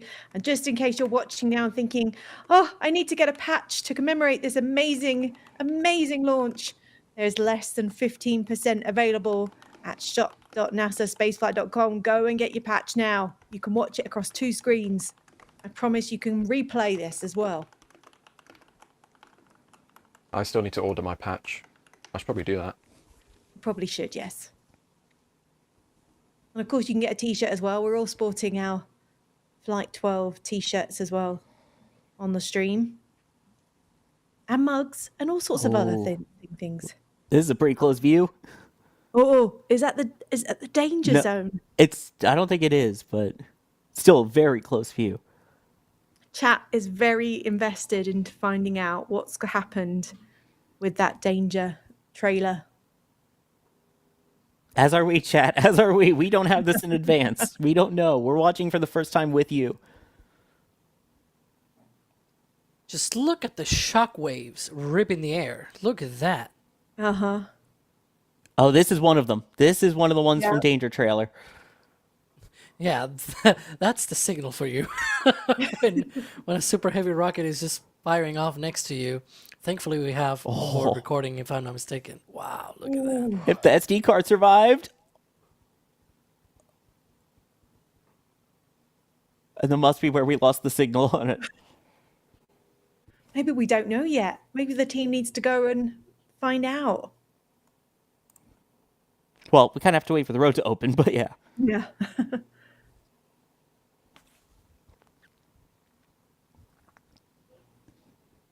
That one feels really close. Do you know whereabouts this is? This is our Skycam, I believe is what they're saying in the back channel here. Yeah, this is located along Highway 4. So a little bit further down the road, this is one of SpaceX's approved media sites looking on towards the launch pad. We need Gateway Danger Zone t-shirts. That's what they're saying in the chat. I've already pitched it to the store team, don't worry.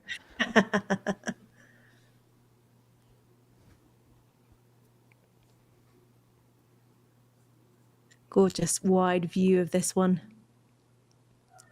Bit of a weirder Mega Mike diamond. It seems like there's only one diamond in this time around, probably because of the difference in the orientation of the engines, how they are sort of clocked as it's usually referred to.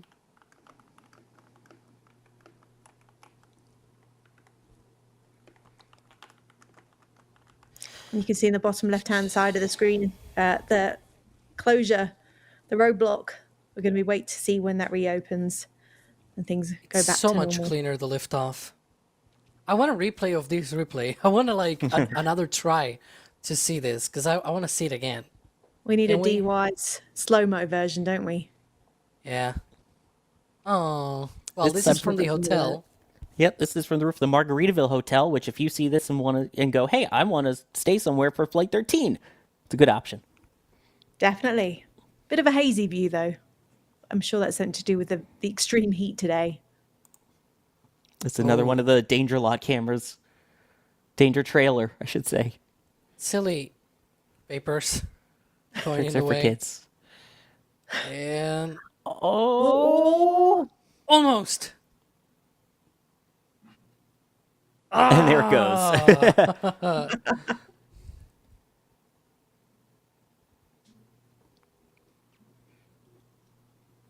We've got a couple of people in chat asking what happened to the booster. Did we get it on camera? The booster boom, as they're calling it.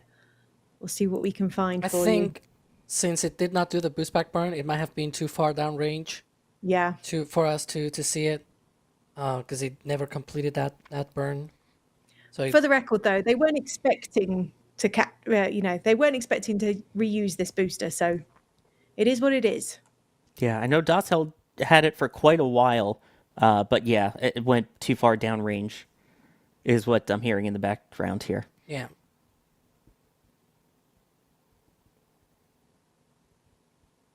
With no boost back burn again, it only did sort of the start, and it struggled to do that start of the boost back burn. We saw this with booster 9 back on flight 2. At least this time around, it did not explode. Oh, Wow, the mock look at diamond. that. The mock And diamond. the arm retracting. That was so cool. With that booster not really boost backing and the ship not, or them deciding to cancel the ship Raptor relight following the Raptor anomaly on ascent, I think it's probably safe to say that the next flight of Starship is going to a suborbital trajectory, and they're probably going to target a splashdown of the booster once again with booster 20 and ship 40 should they survive testing. Yeah, this is why whenever we... Oh, hang on. Oh, exposed for the engines. Look at that. Wow. The volcano. Love it. Oh.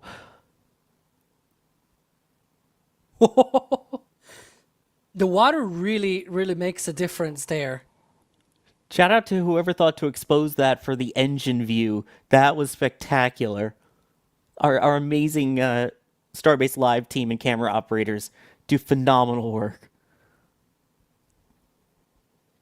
Yeah, I was referring to some of the questions that we got before this flight, and I used to say, let's see this flight first, how it goes, because there was a lot of debate whether the next flight will go to orbit, whether they will catch the booster on the next one, and I was like, I don't know, we really need to see flight 12 to happen, and based on what we've seen, there was a lot of great things going on, right? They got to test the deployment sequence on the ship of those, hang on. Another cool view. I gotta pause. This is gonna go right towards the camera, looking right down the heart of the flame trench. Let's see. First the trench deluge. There we go. Then the top deck deluge. There it is. And what an angle. Acoustic igniters and engine ignition. How quick that happens. Yep.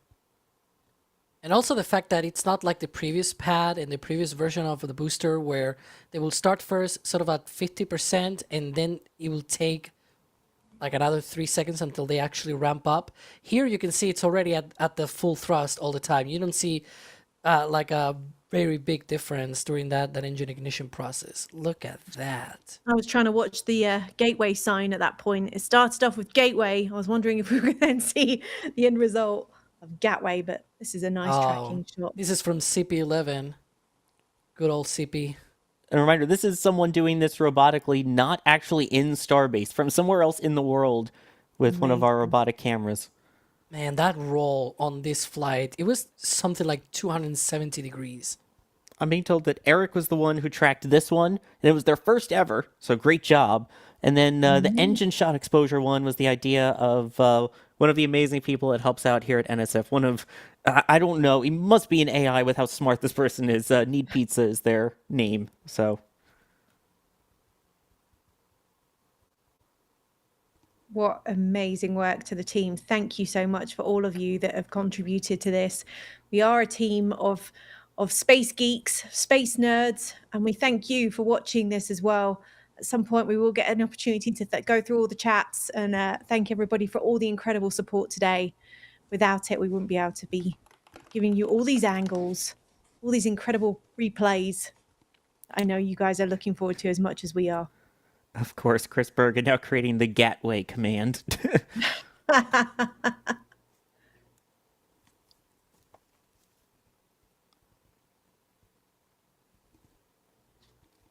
I'm amazed how long Eric was able to keep this track going, too. Telling you, Lindsay, if you're watching, there is a lot of demand for the Gateway Danger Zone as a I may or may not be t-shirt. already working with her in one of the back channels discussing ideas. Chat is Oh, loving I think it. you can see in that view. We have to Oh. run this one. Some of the We're gonna letters repeat. flying off. Yeah, we need to go back to that view because I think I see some Here of we the go. letters flying off. We saw the E Pay ejection. attention to the right. And There. yeah, around the Mars part. Also, that shot. This reminds me of those Apollo shots where it was going uphill, and you see it kind of tilting up from the, from the pad there. I That said was tilt, Rick's track, not pan. apparently. Congratulations, Rick. Another great capture.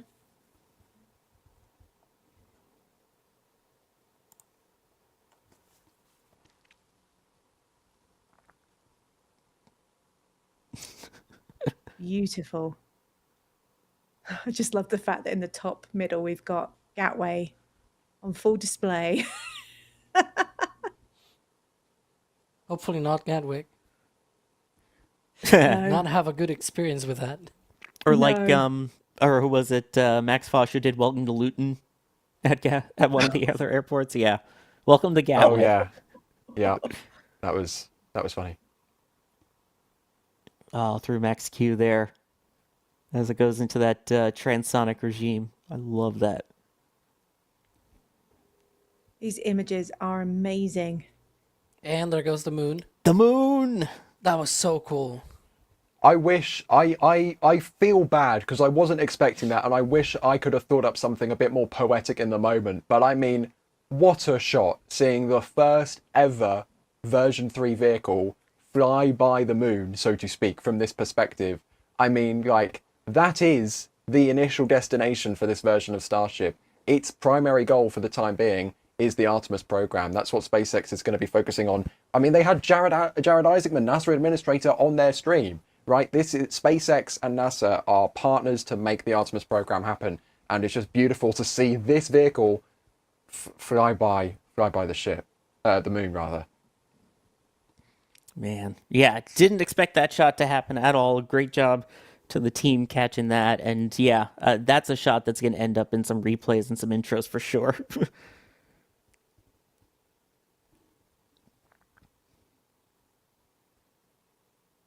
I'm also noticing that the engine out didn't happen until way late. Like, it felt to me early on the flight, but then I'm looking here, it's like 1 minute, 42 seconds into flight. So it happened when it was like 30 seconds away from hot staging or something like that, or 40 seconds. So it was already like 2/3 of the way up.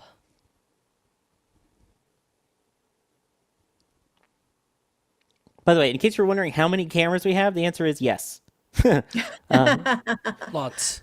We appreciate all the support from everybody. This is what it goes to. These are not SpaceX cameras. These are our own individual cameras that our team has worked hard on and getting the network set up and the connection set up and framing them just right, and then the operators behind the scenes moving them. Speaking of moving, it looks like that roadblock is starting to move in the bottom left there as well. Yep, I can see a Cybertruck on the move. Going to Still in pick up place at the moment, though.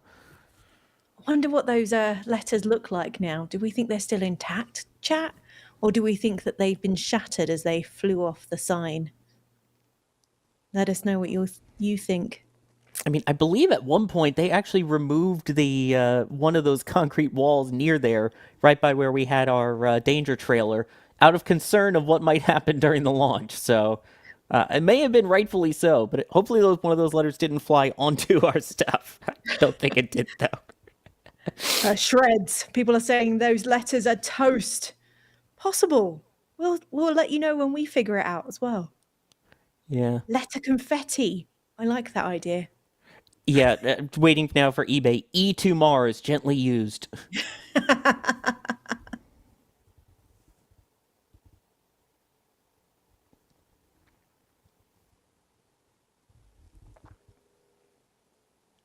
These are just amazing, amazing replays.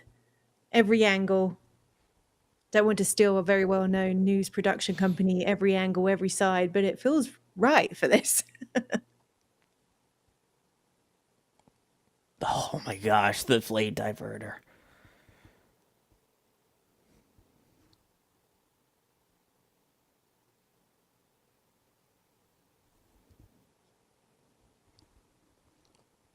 This definitely doesn't seem like one of the, our robot trackers. I wonder if this is one of our human trackers on this one. Sure, they're all watching thinking, is that my one? I can't remember now.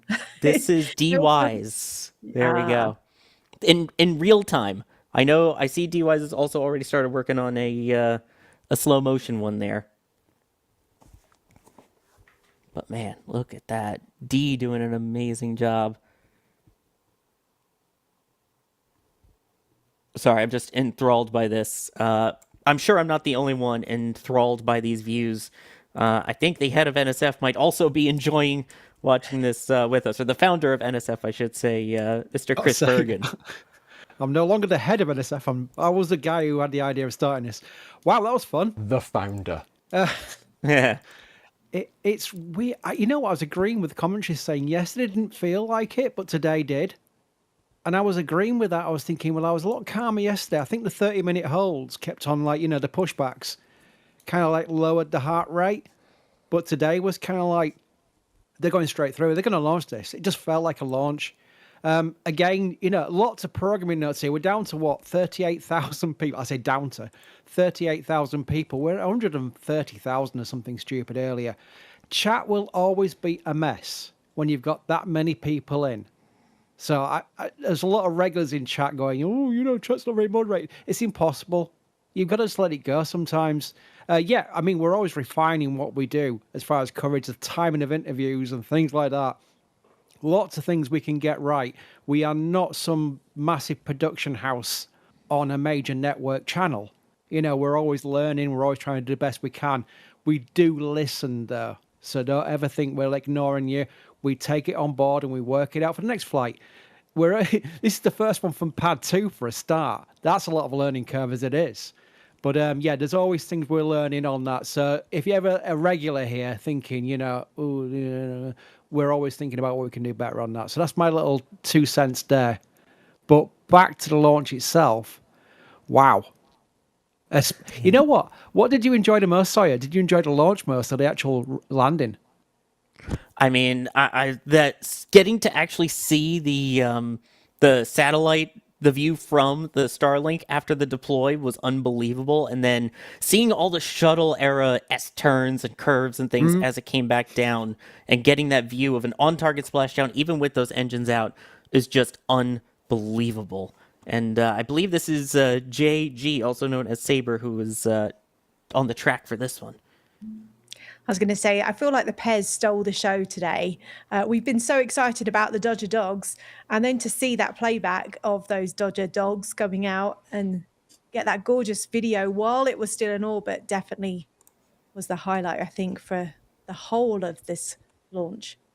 But it is always exciting when we see it go boom as well. That was your favorite part, Chris. No, sorry, I was expecting it, but I was pleased to hear it. Because I was also thinking that, and I'm glad you referenced it on the stream. It goes back to what shuttle always wanted to be, but that was about the programming, about the reusability, about the operational status of the vehicle, but just the visuals this time round, and the fact that we get to see it all the way down as well with Starlink is just awesome. Do you remember when they tried to film a demise of an external tank by putting a camera on it, but it got fogged out during ascent, so they couldn't get the footage down? We're getting so many things that we wanted to see during shuttle, but we're now getting to see them with Starship, so that was so cool. Yeah. Oh, I remember that. And once they started doing the external tank cams, I think it was STS-114 was one of the first ones we saw that. That was just so cool. And I thought that was the peak of seeing spaceflight as it was happening live. And yet here we are now. Who knew? Das, I've got to ask. I think you're on comms now. What did it feel like? That's got to really hit hard across the chest. I don't know. I was trying to keep the rocket in frame. It's the most that I've ever seen it shake. We've done quite a few launches from up here on the roof of the Margaritaville, and it was the camera's back behind me over this way. I think, yeah, you can see it over there. Yeah. I have not seen the camera shake that much before. So I was so absolutely focused on trying to keep the camera tracking the rocket. I'm not exactly sure how loud it was. I was just oblivious to it. But it was powerful for sure. We were able to see it go all the way down. The craziest thing is that for a little bit of time, it looked like it was going directly away from us. I haven't seen that in the previous flights. It sort of goes sideways, and you see the end of it as it gets further out to the Gulf. This time it went up and it did that roll, and really quickly it looked like it was going away from us. So I don't know if that's the difference in trajectories where it was shooting for the gap below Cuba versus north of Cuba, or what the deal was, but it was absolutely nuts from the roof of the hotel over here. I didn't keep it in frame the entire time. I'll admit it was very tough to keep the rocket in frame the whole time. But I did see some people asking about the booster splashdown. I followed the booster. I'm using the robotic tracker, right? So I'm controlling the camera back here with an Xbox controller, and it's got ridiculously fine control. It's a studio robotic mount that we've modified for this purpose. And I was able to stay with the booster until the booster blended in with the atmosphere. I don't know exactly how long it was, but it went so far downrange. It didn't do the boost back burn. I didn't see it start to come back this way because in the past, the booster comes back and it starts to get bigger again. And the direction sort of changes. You have to change the Xbox controller inputs. And this time it just kept going and it got more and more of a teeny tiny dot, and then it was gone. I didn't see it anymore. So anyways, I just wanted to hop in real quick and catch up with y'all. Y'all keep talking. Good grief. I've had a few people mentioning they can't necessarily all hear you everything, but I'm telling you now, Das is excited and there was a lot going on, and it was an incredible feeling. I don't know how you stay so calm and in control. Yeah, I don't know how you can manage to track things. If that was me, and I've been to many a launch now, as you know, I've been with you, Das, when we watched things go boom. I get very excitable. I can't stay still. So kudos to you and to the team to manage to track that. That was amazing to see it go as far as it does. All right, but everybody heard me just fine that time. Chat heard me just fine, but not everybody on our end heard me. Correct? Chat, I think give me a thumbs up. Exactly. Okay. All right. Cool. Yeah. Whew. By the way, Lindsay made a good point. You know the saying, knock your socks off. That must have knocked your Hawaiian shirt off, because darn, your NSF Hawaiian shirt's off. I still have my Hawaiian shirt. We went through a little bit of period where the wind died down a little bit, and it was absolutely roasting up here on the roof of the hotel. So I did take the Hawaiian shirt off. I just got the sun shirt. We were drinking water like crazy up here, but I took the Hawaiian shirt off because it was just so hot up here. Whew, good grief. Anyways, okay. Y'all keep going with the show. I'm here. I'll chime in. I was watching the replays. Did we do some reports on the status of the trailer? No, we were wondering about that. Do y'all know? Do y'all know the status of the trailer? All I know is we saw the shots start, and then after about 10 seconds after launch, they cut off. So the trailer is alive. The primary link from the trailer is toast. It needs to be aligned probably better, and the pole that it was on, I'm pretty sure the pole is still there, but the radio link is no longer anywhere near aligned. We design our equipment to fail over to other connections, so we have basic telemetry coming back from the trailer, but that telemetry is not enough for big video feeds. And so we know that trailer lived. I've gotten a couple of still frames from the trailer. We have sort of security cameras. There is one frame that I've seen. Some camera got blown under the trailer and is looking up at the bottom of the trailer, and you just see all the masts and solar panels and stuff and everything above you, but the trailer's still in position. There was a Starlink behind the trailer that apparently got skidded back some amount. It had these big 4x4s holding it down or something, and it is still alive. So a lot of the things, a lot of the things you see here, is this coming from it Wait, this is all dirty. That's what I was asking. Is this live? Did we shut down This is some feed so live. we could get a feed out on the backup? This Nice. is live. Look at it. It's alive. It's alive. The trailer is alive, folks. Kevin, You heard which cam is it. this? Kevin will tell me in my ear in a second. Which camera is this? 6.2. This is trailer 2. So this is the Bolin camera that came from Cape Canaveral. We brought this camera from Cape Canaveral. We used it up at AIAA when we went to the student drone show, the aircraft competition that we helped broadcast. And then it came down here to Starbase. And the reason it has so many artifacts is because the backup connection is not enough to send us a feed, but the camera is still alive. It's got mud on the lens, and it's still sending us a feed on the backup emergency connection. I love it. Yes. Moose Turder said, apologies, Danger Trailer, for doubting your mad survival skills. I feel like we all need to apologize to it. We all thought it wasn't going to survive. Let's be honest. What, are we getting feed from trailer 1 as well? This one's still pointing up. This is a different camera. Yeah. Wow. Before we came into this, I just saw some still frames that sort of shown that everything was still in place. I am super curious to see how our new camera system. Look, yes. What Hey, is there's this some cars one? checking it out.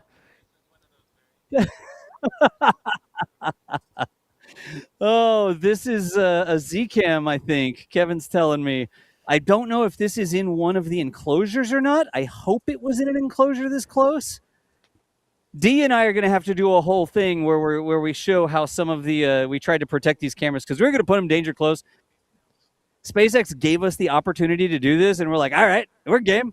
We would look, NSF would put cameras in the flame trench if they let us. Underneath the rocket, looking straight up. If they let us do that, we would make a camera that we could get frames off of as long as we freaking could from those positions. This is another. I just like to quote from D. D. D is asking, how is it at that angle? R.I.P. my card. I have to say, having worked at a launch site before, that was one of the first things people have asked. Can I put a camera in the flame trench area? And I've always responded, not if you want it back. I don't want it back. I just send me frames until it rides off to Valhalla. I'm fine with it. Oh, Kevin, thank you so much for clicking the buttons to show those over there. We'll get a full damage report. The team on the Starbase side will get over there towards trailer once everything's safe and they know that they can get back over closer to the pad again. You can see the roadblock is still very blocked in the main screen there. But we'll get back over there. We'll get you a full damage report in the members program. If we've got the behind the scenes, we'll have them walk around and sort of record what the heck happened to trailer. I did see the solar panels. They are not cleaner than they were before. They still exist, which is nice. They've got that going for them. But I know for a fact that they are not cleaner. They are way dirtier than they were before. So Starship version 3 as a solar panel cleaning device, not really a thing. It's not like the Mars rovers where you get a dust storm and it clears it. Yeah. Oh, all right. We're all just on this major come down now, but I mean, what an amazing launch. And I have to say, chat, I've seen a few of you complaining about ads. I just want to mention, we don't control the ads on YouTube. We're really sorry. And I'm sorry if they ruined your viewing. But, you know, hopefully you got to see the launch. That's what really matters. And the best thing is you can go back and replay a lot of it as well. Alice, we have a little bit of control on the ads. Like let's tell people exactly how it works. YouTube allows us to pick a time to pause the ads, right? And we have the ability to go into the back end and click on a button, but we can only do it for a fixed amount of time. YouTube only lets us do it for 10 minutes, and we can't go willy-nilly changing it on and off, on and off, on and off, over and over again, right? So we absolutely, positively, we have a reminder that pops up, and we have a specific checklist item that says, all right, freaking make sure the ads are paused at T-minus 1 minute. And we got confirmation that before liftoff, all of the ads from our end were paused. Now, if something else popped up or YouTube did something else, we only have so much control, but we use the functionality that YouTube gives us to pause the ads during liftoff. And then there's a cooldown. We can't do it immediately again. You can't just keep pausing it over and over again. But I guarantee you, it's a whole thing with us too. We've gone back and watched our own launches, and it's like, well, wait a second, that's not going to work. And we figured out how that functionality worked. We actually wrote custom software that reminds us when it's time to go into YouTube and hit that button to tell YouTube, hey, cut it out. Like, come on, we're going to launch a rocket. So we do everything that we can to get the ads paused. Now, one of the things is it would not be sustainable if we just completely turned all the ads off forever. Like, that's not a thing that would ever work for us. I know people think like, oh, wow, they get so much money from Super Chats and stuff like that. The money that comes in from ads is a significant portion of the revenue that we get from every stream, right? And every time we turn that back around and we try to turn it into more and more views for you. So it sounds to me like we've got a slow motion view from a new camera that was connected to a telescope that y'all probably haven't seen before from us. Are we able to roll that? Be able to roll the moon, apparently. Ooh, pretty. Ooh, a little bit of a teaser. Oh, the mock diamond. So I will ask, and we'll need I didn't get this information. What FPS was this camera running at? Somebody can get that information for me. A lot of the normal cameras we have, they do 60, of course, FPS. That's easy to do. 120, 240. But if I'm not mistaken, this is a much higher frame rate camera. And I'll get some confirmation from D, who is pressing the buttons on it, if they can get that information for me.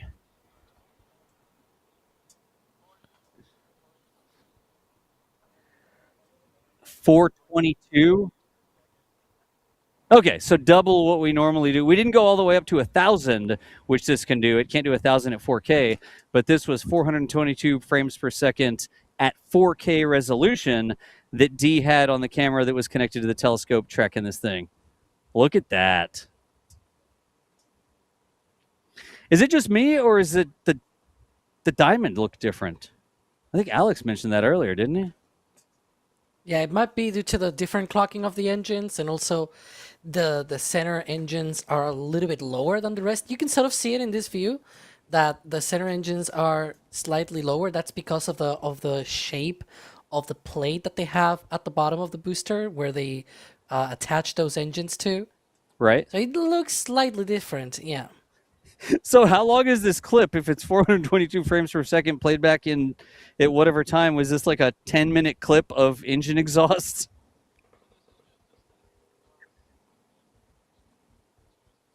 Stand by. Getting information. Just a second. This is just a sample. They're still working on getting all of the slow motion footage off this. And when the stream ends, they'll play out at the end of the stream the rest of the slow motion replays that are coming off this camera. This was like the first turnaround that we got back, and there will be more coming off of D's telescopic, high-res, photographic, high frame rate is the word I meant to say, camera. Yeah, apparently the original raw clip of all of it is approximately 40 minutes long, which we won't show all of it, but apparently the raw slow motion, if you play it out in slow-mo, is 40 minutes. Love that. Another one's just popped into the chat. Did it launch? Yes, it did. You missed it. Go back. Yes. Wind back. Definitely worth seeing. Show them the Gateway to the Gateway sign. I don't even think it says Mars anymore, does it? Doesn't say two, doesn't say anything else. It's just the Gateway. It's just the Gateway. They knew they were going to the moon first, so they removed the Mars part of the sign. Yeah, we see the vehicles there going to the pad, and we'll see it pass by the sign. Again, I know people have been demanding the merch for it. The shop team is aware of our love of Gateway. Wait, is it going to... It'll drive past the sign, won't it? If we keep tracking the truck, we'll get a live view of the Gateway sign. Or the lack of, shall we say. Or the lack of, yeah. Oh, there's the other SpaceX lot. Look at that. Neat. All the cameras there, that was another SpaceX approved media position they opened up for the first time for this launch. So we had a couple things there. All right, there's the wall. We're all waiting. Is it going to get it in there? I don't know. Is that Is that shipping container in the way? Oh no, we can see the Oh, Y. no, there's way. It just says way. We can see There's the a gap. gap way. Yeah, okay. It looks in a little bit of a state of disrepair, though. Let's be honest. It says gateway. Way looks a little bit sad. It sounds like a place you fly into if you're going to the UK. I know. We've referred to that several times. Yep, there it is. Also, you can still see some of the E. A little bit of the E remains. Just the top of the bottom. E. But even the A, look at the A. Definitely looks a little bit sad. Oh my Worse for gosh. wear. And the top cross of the T. I don't think that sign was rocket rated. Is this the one that they put up? They removed the entire wall that it was on and then reassembled it here? They had it in storage. Some of our flyovers saw it sort of like stacked up in storage somewhere, and then they took it out of storage to put it back on the wall, and apparently Flight 12 removed it again for them. I don't think it's in storage this time. Do you want to quickly remind you all, if you are looking to get a patch today of the Flight 12 mission patch that's designed for NSF, go and get it now. We are getting low in stock, and once they are gone, they are gone. Wah, wah. Did you just say wah wah? Wah, wah. You can tell Alice doesn't get the support emails for people who didn't get a patch and want us to make a new patch for them. They don't make that noise. They make other noises. I'm sorry, guys. Gotta be quick. I can already hear their keyboards clacking from here. Womp Chun, womp. chun, chun, chun, chun. Okay, the aerospace engineer did a womp womp. I love that. What's Nice. this, peanuts? I feel like we've given you your time. We told you earlier that we were low on stock. We've been warning you Is there- constantly. Is there a Falcon 9 booster being rolled out to the pad on Space Coast Live? I Probably. just tune in to Space Coast Live and there's like a random Falcon 9 booster with second stage passing by. They were rolling Raptor 3s yesterday at McGregor. Why not roll a booster today at Cape Canaveral? Why not? Getting ready for the next launch, which is a Starlink, of course. Yep, that's Starlink 10-47, currently scheduled for Monday at 7:41 a.m., as I see in the Next Spaceflight app and nextspaceflight.com. Yeah. Neat. They're busy. I feel like everything's busy now. How have we gone from one launch every so often to launching all the time? Isn't it crazy? But let's go back to SpaceX. What's next? I think everybody's looking now thinking, when's Flight 13? What do you reckon, Alex? I think the same thing than before flight. There might be a few changes that they need to do to prevent some of the oopsies that we saw on this flight. I feel like my main takeaway from this flight is that relative to what we saw, for example, on Flight 7, right, that debut of the version 2 of the ship and the things that happen in that flight, that those engines going out and the ship sort of spinning out of control and things like that. We saw that on Flight 8 as well.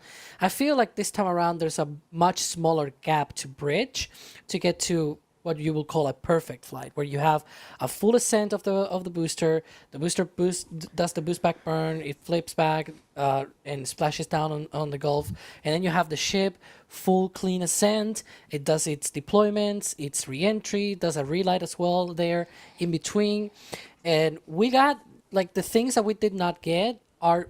That list is much smaller. The bridge is much small. The gap to bridge, it's much smaller this time around because they got TPS data. That thermal protection system on the ship got tested. They tested the booster entry, even though it was more spicy than it was expected because it did not complete that boost back burn, and therefore it was going much faster than it should have been. They did the deployment out of the ship. They were able to do that landing burn on the ship with just 2 engines, which goes back to the SN15 landing. Remember, it was 2 engines only, and it was exactly the same too. It was engines 1 and 3, the one on the top and the one on the bottom right that were relit for that landing burn. It really brings back memories. So all of those things need to be addressed, of course, for the next flight. It's a much smaller gap, as I said, than what we saw on the flights 7 and 8 when version 2 debuted, and yeah, things were not as good on those flights, and so this time around they have to work on fewer things. I think the turnaround will probably end of July, August timeframe. We have to see a few things first before that, of course. Booster 20, the booster for that flight has been stacked and it's sitting in Mega Bay 1. It should go out for cryogenic proof testing first, then it'll return to the Mega Bay, get engines, and then go to the pad and static fire. Now that pad did seem to be a bit more in place than what we saw on Flight 1. Remember that rock tornado? And this is one of the things that it's also going to be enabling them to return back here to the pad and being able to test quickly. Ship 40, the other companion to that next flight of Starship, has already completed cryogenic proof testing and it should get engines soon. Then it'll go out to the Massey Outpost and do its own engine test campaign. When should these things happen?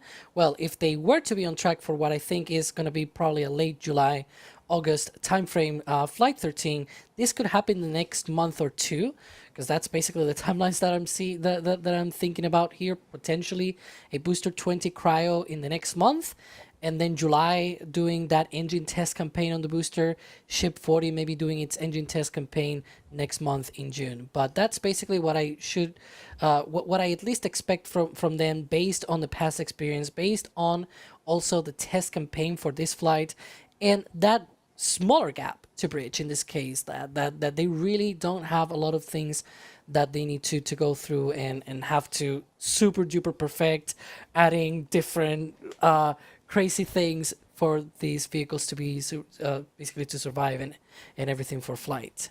You don't think it's going to be months in between flights, Alex, is what you're saying? Yeah, I don't think it's going to be like half a year or anything like that. Something like, oh, we're going to November or something like that. No, I think it's probably going to be maybe 4 months tops. Like maybe we go to September at the worst. I don't think we're going to go all the way to like fall time frame.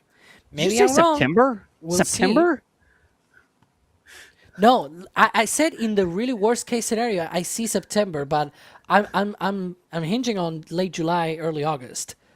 I'm sort of giving a window to the people that are watching right now, because you asked me and I said worst case scenario September. Okay. Best case scenario late July, early August. So keep in mind that window and let's see if I'm right or wrong. I hope I'm wrong on the side of like it's early, not wrong. It ends up being super duper late. Are you willing to risk your hair on it? No, I'm not. I'm not betting my hair on it. Not confident enough to risk your hair on it, huh? Yeah. I keep trying to adjust my camera because the sun is going down, and we've packed up a lot of the tracking equipment behind me, but I still have this, so I'm like scooting around trying to get in frame so my head's not dark and the rest of me is all blown out. But anyways, let me see if we have a couple more things to go through here. There's a lot of support. Y'all, you know that whenever we get into this, there's absolutely no way that we can keep up with every bit of support code that comes in. On my laptop screen, the little support bar, you know how when you have a scroll bar and it gets like smaller and smaller the more it's going to scroll? I don't even see the scroll bar on my laptop. There's so much support in the chat here. But let me just hit quite a few. It goes back quite a while. It actually turns red and gets angry at us if we let it go for too long, which works when it's a Starlink and doesn't work when it's a Starship that's flying. But Claude, I got to look down. Claude says, keep up the good work. That was a store message. I'm going to speed run him. Great stream, NSF. Love the way Starhopper survived. Gateway sign did not. Not rated for flight. Appreciate you there, UK husband. David, as always, great coverage, guys. Appreciate you, David. Josh Schladen says, with a few anomalies during this flight, FAA investigation. That is a great question, Josh. Somebody should ask the FAA. Guess We're what? already asking the FAA. Yeah. Yep, we've reached out to the FAA and are awaiting response since we just sent it. So exactly, we'll let you know if we hear anything. If we'll not, see here what we on get. The socials. Yep. Great day, Gatway, says Larry. Go Starship, Gatway. Everybody likes the Gatway sign. We're gonna have to come up with like a Gatway to shirt or something. Your content on Flight 12 was great. Appreciate you, Charles Stanley. I love holographic stickers. Oh, we have those. That's the thing. Oh, I don't have one with me. It's down in the hotel room. We got anyways, we have really cool stickers. Thank you very much. NSF says, Daniel, you guys are amazing every stream. Keep up the great work, Daniel, all the way from Jamaica. Cool. Daniel, appreciate you watching. I don't know if you looked up and tried to see if you could see something go past, but maybe one day you'll be able to see something. G. Summy, thank you for the support. I don't see that was a super chat. No message on it. A new camera fund, 07 Danger Cameras, who was in here as well. $10 super chat from Alex Gray Prime. David says via the shop, I'm not even clicking to display these on the screen. Absolutely incredible launch. Thank you for the great coverage. While I unfortunately couldn't make it out there, I hope I can see y'all out for the next launch. You chose the right host to read your message because of everybody that's been on the show. I got your back on the y'alls. All right. Godspeed Booster 19 from the shop. DY is a can of Coke for this shot. Apparently we need to get DY's a can of Coke for the shot. It's probably the slow motion we were talking about there. Spunky did not think S39 would make it all the way to the Indian Ocean, but wow, all caps, WOW. I've never been so happy to have been proven wrong. I was packing up stuff. Did y'all talk through that? Did y'all say whether or not people on the stream thought if it was going to make it to the Indian Ocean or not? Sawyer, did y'all do that? I don't think we actually went through it. I think we were talking about it beforehand. I don't think we got to whether or not we were expecting it to get there. I don't know about the others, but I felt pretty confident that things were going to go relatively to plan. It just felt right today. Everything about it. Yesterday, I was very much throwing around the S word before we even got to the scrubs. You can say it now. It's launched. I can say You're it, good. exactly. You can say Yeah, scrub it's already now. out. You're not going to make it scrub. It'll just affect the next Starlink. That's all. Sorry, That's guys. fine. There's plenty of them. But no, I felt like today we all felt very confident going into this, and I think we were all very happy with what we saw. I definitely, I mentioned when Chris was on how much I enjoyed watching the payload deployment. To me, that was the highlight today. What about you, Sawyer? I mean, I loved the view from the Pez dispenser, seeing that Dodger dog make its way out of the payload bay. That was so cool. As much as the explosion was awesome on the flip and burn, I mean, come on, seeing the ship with as soon as that light was on and you see the whole thing with the frost by the engine section, that was, that's going to stick with me for a while. I was listening to y'all on my ears, but I was packing up cables because there's like 80,000 miles of cables, right? And I was listening, and every time I heard y'all say, "Oh, no way," I would jump back over and look at the monitors here in front of the camera, and then I'd be like, "Oh, look at that, it's re-rendering," or whatever. And then I would hop back over and start wrapping up more cables and packing more cameras and stuff. But I was relying on your delight. What is it? Delight and awe? Surprise and delight. That's what I'm looking for. I was relying on y'all's surprise and delight to know when I should hop back over and pay attention to the monitors for a second and then go back to winding up cables. You needed the visuals of us because honestly, I think the images that didn't make it live when we were all gasping and cheering and waving our hands in the air, they were the ones that really were the visual indicators of how excited we were to watch it all. What about you, Alex? I was coming to this flight sort of like let's see what happens attitude. I did not have expectations, but I do have to say that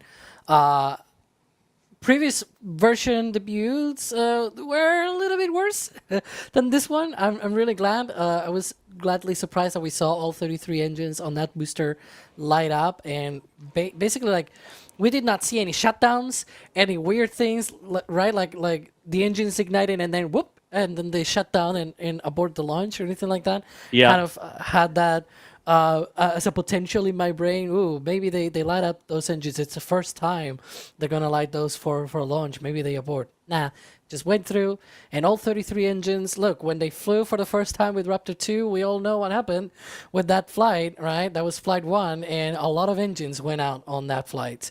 So definitely quite an improvement over that. And I mean, I could go through every single part of the flight. I think there are You will. things that You're No, going I to will do not. that. Not right now, but we're going to make more Exactly. videos. Exactly. We'll make more videos. I have to write This Week in Spaceflight, the weekly episode that we do about the different things that happen on Spaceflight, as you mentioned earlier in the stream. We publish those on Friday nights. But if you look at your calendars and your clocks, it's already Friday night and we have not released it. There's a reason why.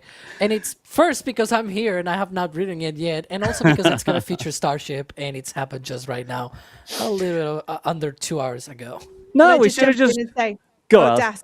In the chat, White Wolfer said, T-shirt idea, as Ship 39 plus new booster passes the moon, image with caption, to the moon, Alice. Can I just say a big thank you for that? Because there are people of a certain age who will totally get that joke, and there are people of a certain age where it will go completely over your head, but I love it. Yes. I get it. Lindsay. I wasn't going to admit to getting it because then people think I'm old. But anyways, what's that, Alice? I have no clue what you're talking about. We're a certain vintage, you and I, John. Oh, good grief. Let's see here.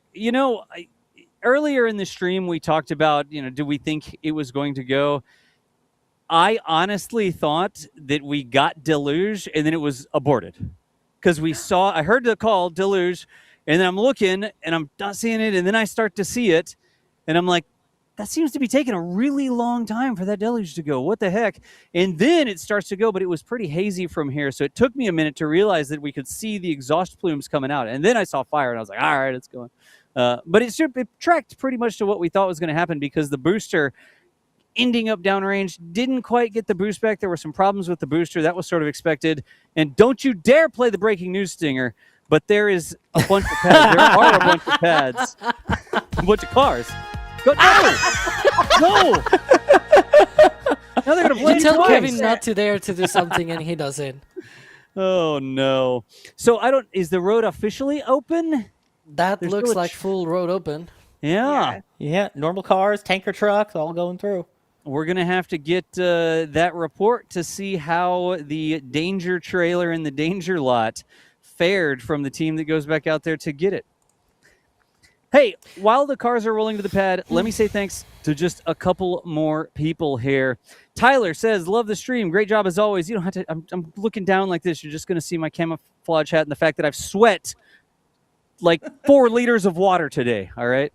Tyler says, love the stream. Great job as always. We've got, FWD79 asks, have any of your cameras caught the booster boom? We did not see it. It was too far downrange since it didn't do that boost back. We didn't see it.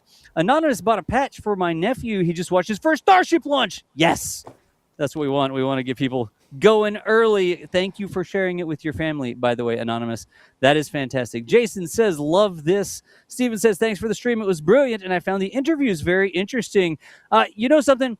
Let me talk about that real quick. I know that we had the guest join us. It's not the first time we've done that. We've had special guests on Starship streams before. We'd have Scott Manley, and we've had Joe Bernard. We have a lot of different people that you know. Today, we had a special guest from Astroforge. Who the heck is Astroforge? Good question. Remember Jack? Everybody always asks, where's Jack? Where's Jack? Where'd Jack go? Did Jack disappear? Did Jack disappear? Like, go to Mexico? Where's Jack? Did his Land Rover finally die somewhere and we didn't recover him? Jack actually left NSF and went to a job at Astroforge, the company there. And so Jack said, hey, do you need a special guest for the Starship stream? And brought us the person that we talked to earlier today. It wasn't a sponsored slot. Nobody paid us for that or anything like that. That was Jack saying, hey, we've got somebody who used to work at SpaceX who could talk on your Starship stream. Y'all interested? Somebody that used to work at SpaceX on the Starship stream? Sign us up. Sounds good to me, right? But it was really tough to figure out exactly where to put that. We didn't want to put it at like T-minus 10 minutes. We didn't want to put it 5 hours before, like during the stakeout stream. So we were trying to fit it in there. You know, it's the coast phase, not deploying payloads yet, but it's just sort of flying and there's views. Okay, cool. We've seen that before. So we tried to fit it in there, but it was super tough to get the exact timing exactly right. So massive thanks to Astroforge for having the guests come over. Again, we thought it was awesome to have somebody who used to work at SpaceX on Falcon 9, on engines, all this sort of stuff. And it was just really difficult to get the timing exactly right. So I did see questions. People like, what is this? How much did they pay for that? They didn't pay us anything. That's Jack Beyer, working comms at Astroforge now, asked if we needed a cool guest who used to work at SpaceX. And we said, you know something? Yeah, we have guests. Let's do it. So I did see some questions here. Steven saying, I found the interviews very interesting. The timing was really difficult to get there, but I wanted to address it as we got back to the end of the stream here. I know we got a lot of feedback on that, and we will certainly take that to heart in the future on the exact timing. I can't reach that right now. It was a great chat. It really was. I found it Yeah. fascinating. I thought he was he was knowledgeable. He was talking about how much SpaceX has changed. I really enjoyed it. And timing is always difficult when it comes to an interview like that. It's difficult to get them available at the right time, particularly on a launch day when things are fluctuating as it is. I hope there are people that watched and took something away from that. So thank you very much to Robin, who joined us earlier. In the future, we probably won't put it like 15 minutes after Starship launches. Maybe one day we'll need that. Maybe there'll be so many Starship launches, we'll say, all right, hey, who's today's interview? Starship is launching again. But we saw your feedback. We take it to heart. We'll make some changes for the future. We thought it was super cool, and just the timing was a little difficult to get. It looks to me like we do see people starting to pick stuff up. I'm looking around the multi-view, and some of these we won't show because these people are not on cam, but in just a minute, I bet you we're going to get some reports from the field on exactly how the trailer is going. So stand by on that. We'll see if we can't get some fast turnaround shots or something to share with you. Let me say thanks to just a few more people here. Jamie says, thanks for the incredible coverage. Melissa, thank you guys for just being amazing. Full send. Melissa, we appreciate it. Thank you so much. Part of the reason I want to read some of these because we've been busting our tails over here, right? Climbing up and down the stairs over at River. They were up super early yesterday morning to get everything out in the field, tromping through the sand dunes, and it's raining and cars getting stuck in the mud and all that sort of stuff. And then it scrubbed yesterday, and we woke up today and we did the exact same thing. The team pours their heart and soul into this, and our team needs to hear people that are coming through the chat saying, thank you guys for just being amazing. Full send. Melissa, when y'all put messages like that in the chat, that makes us wake up tomorrow and do the next thing. And it sucks sometimes. It's hot. It's terrible. There's going to be mosquitoes as soon as mosquito season starts to come. But I want to get some of these read into the record because y'all keep us going. It's not just about the dollars or whatever. It'd be tough to do it if we didn't have the dollars. But messages like this are super important. So thank you so much for typing them over here so I can read it. Let me see if I can grab just a couple more. Happy splashdown. This is awesome. Let's see. Yes, the user in our chat whose name is Gateway to Mars is going to have to change his official screen name to Gatway and remove the rest of it. Thank you. Great day, etc., etc. I think I have got down to the bottom of the list. I didn't scroll all the way back up. Hope y'all enjoy the view of the top of my camouflage hat there. But anyways, Sawyer, Alex, what else do we have to cover here? So I think there's a couple of messages that came in. Do you want to grab them? There are a few people I want to call out specifically here. We had Jerwa, that's a name that we see here quite often. Always good to see you. Coming in with the countdown support with the $432.10. So yes, 43210. So nice. Thank you, Jerwa, for the generous support there. Hang on, I lost it. Where is it? There we go. Just saying, hello, world. Does it? Hello, Thank world. you so much for that. We appreciate it. And then we had a couple of people as well that went with tips.nasaspaceflight.com with some generous ones over there, including two people with $100 tips. Chris Peck saying, thanks, team. Amazing dedication, people, and technology. Here's to some hamburgers and a cool mist tent on the roof. Just for you, Das. Oh, as much as I'd love it, there is way too much camera equipment and too much electronics around us up here. So I don't think that all of our toys would work well with a cool mist tent. Maybe we could have it on the other side of the roof and we could go over there for a little while, get misted up, and then come back over this way. But all of our camera gear and misting, I don't think I can do that one. And also Fred said, great coverage. My wife and I visited all of you in Boca Chica 6 years ago. Unbelievable kidding. Changes since then.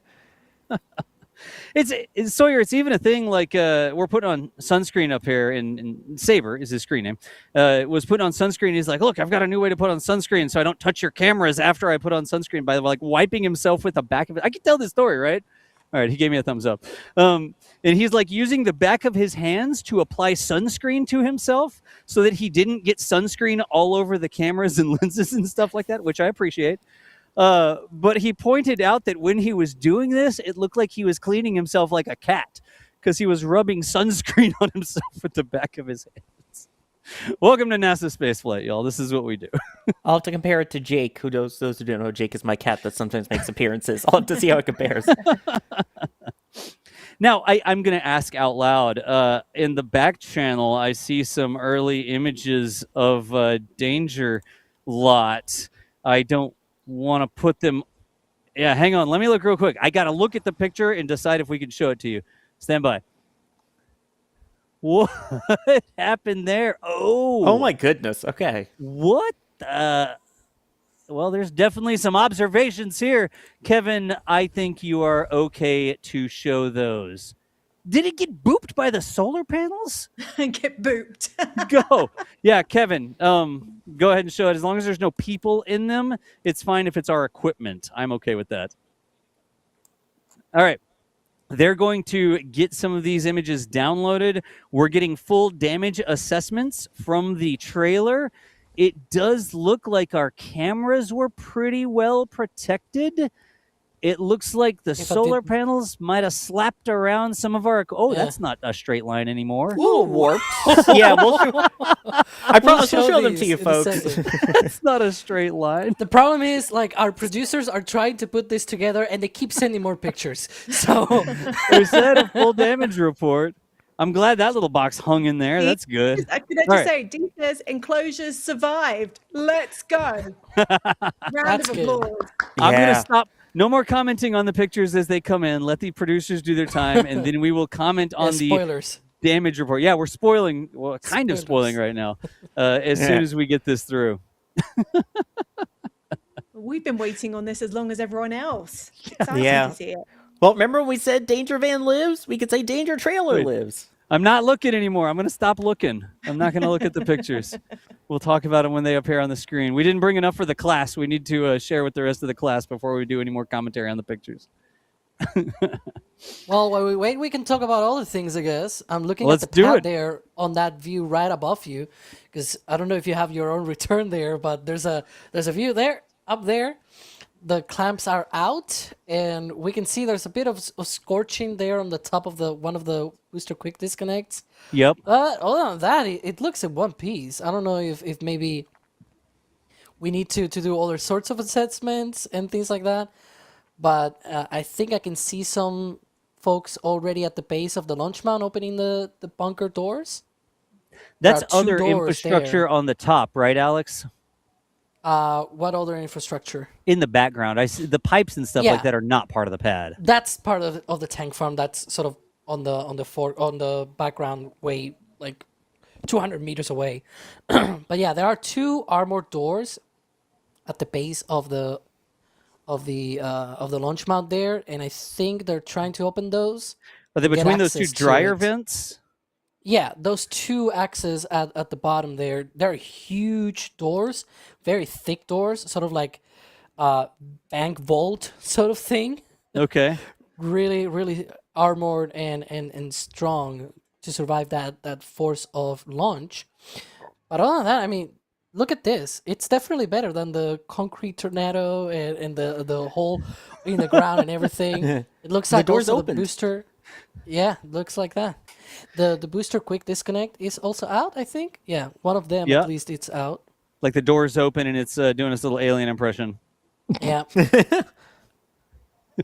So that's good. Things Yeah. work after the What launch. what is that in the lower right-hand side? It's a crane laying down? Looks Yeah, like it's that's got one of the seaweed or cranes. moss hanging on it. What is that? Do I just have like a not a good preview here?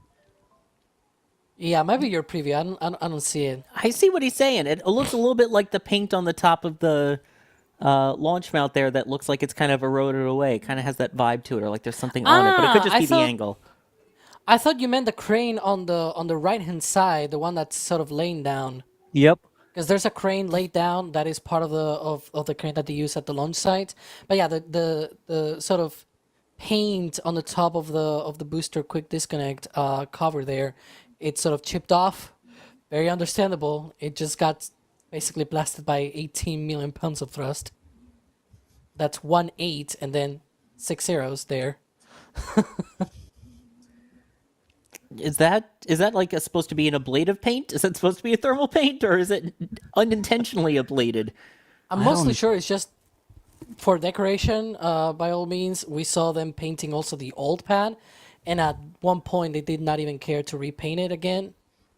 Yeah, I don't think it really offers any more protection that the actual panel itself of covering there, because that is a really thick panel that covers the flex lines, the flexible hoses that deliver the propellants and whatnot to the booster. That will be the liquid oxygen quick disconnect. Yep. And then the methane one is sort of in the back. I'm sure, Das, that we'll hear your voice on the next Starship Summary talking about this and the condition of the pad. You know it. We're going to get all sorts of close-up photos from all sorts of different angles, and we'll talk through some of the damage that we see, some of the things that are fine. We'll probably even play back some launch liftoff videos. It would be cool to play like a launch video and then go to a clean shot of the pad after launch and say like, oh, you see the flames hitting the pad right there? And then look at the video afterwards and say like, yeah, it totally scoured the paint off or whatever, right? I just... Something, your favorite view of the pad? Yeah, my favorite view. Yeah. Uh-oh. Oh, breaking news. Here we go. We're just going to play this thing again. It's pictures. Okay, you know what pictures means, right? Gateway. It means we get to see the trailer and how everything else is doing. Here we go. All right. So that is one of the cameras. That's trailer 2. And that dish is not supposed to be pointed at the Gulf of Mexico or Gulf of America or whatever you want to call it. I don't care. It is supposed to be pointed at the hotel, which is significantly further north than that. So that would be why the primary link went down, because the dish got misaligned. The dish wasn't pointed at the hotel anymore. All right. You were saying about that's supposed to be a straight line. That was what you were referencing. You can see the edge on solar panels there. Normally that's flat. And that solar panel in the front looks like it is broken in the front left corner. Not ideal. I wonder if the trailer scooted to the side a little bit. Oh, look at the position. A little warped. A little bit. It had to be the energy from the rocket literally bending that solar panel over and cracking the glass. Look, we knew that this was danger close. We actually had a discussion about whether or not we should remove those solar panels because we knew that the solar panels were a weak point. And in order to gain flight data, we left the solar panels there to see what would happen with the solar panels there. But they're contained. It's a sort of safety glass. It's not like they were going to like shatter everywhere and spray glass shrapnel all over the parking lot. We knew that that was going to happen because it's not the first solar panel we've broken with a rocket, right? But we intentionally left it there. We knew that it was very likely to get damaged, and it is completely our responsibility that we put that stuff there. SpaceX is super gracious in letting us have access to that property, and everything we put there at our own risk. 100%. Nobody, I don't want to see anybody in the news, oh my gosh, SpaceX destroyed this equipment. Nuh-uh. NSF destroyed that equipment because we took advantage of an opportunity of SpaceX letting us put it there because we wanted the views. And that's, in fact, what you talked about before, where it's like, if SpaceX let us put a camera on the flame trench at liftoff, we would. You know it. Absolutely. You know it. By the way, was that other view a couple back? Were there actual chunks of concrete on the ground when you set that up? I don't know. We'd have to ask the field team on that. I was on the hotel side. I'm surprised those little cameras are still there. We have the footage on those little cameras too, y'all. That'll show the solar panels vibrating. We're going to have to pull the SD cards to get that footage. But yeah. That connection antenna there. Look at the control box. That clearly needs to be better attached to the top of the trailer there. But that control box holding on. Yeah. I'm impressed. I don't know if we could go back to one of the views or if we have a positioner shot coming up. But that positioner with the armored enclosures that we designed is pulled back against the trailer. I don't know. I think that maybe that control box broke loose from its attachment and was like a sail and pulled the positioner back. That's how that got at a little bit of a weird angle. I'm surprised that tires didn't pop, actually. Something fell off the front. I don't know what that stick in the front is, but there's not supposed to be something like angled down in the front. Look at that. Yeah. So that box, do you see the circle with the camera lens in it and the little box and the shroud that goes over it? We designed and built those. Dee actually designed that front enclosure glass, that little blast shield. That's currently folded aluminum.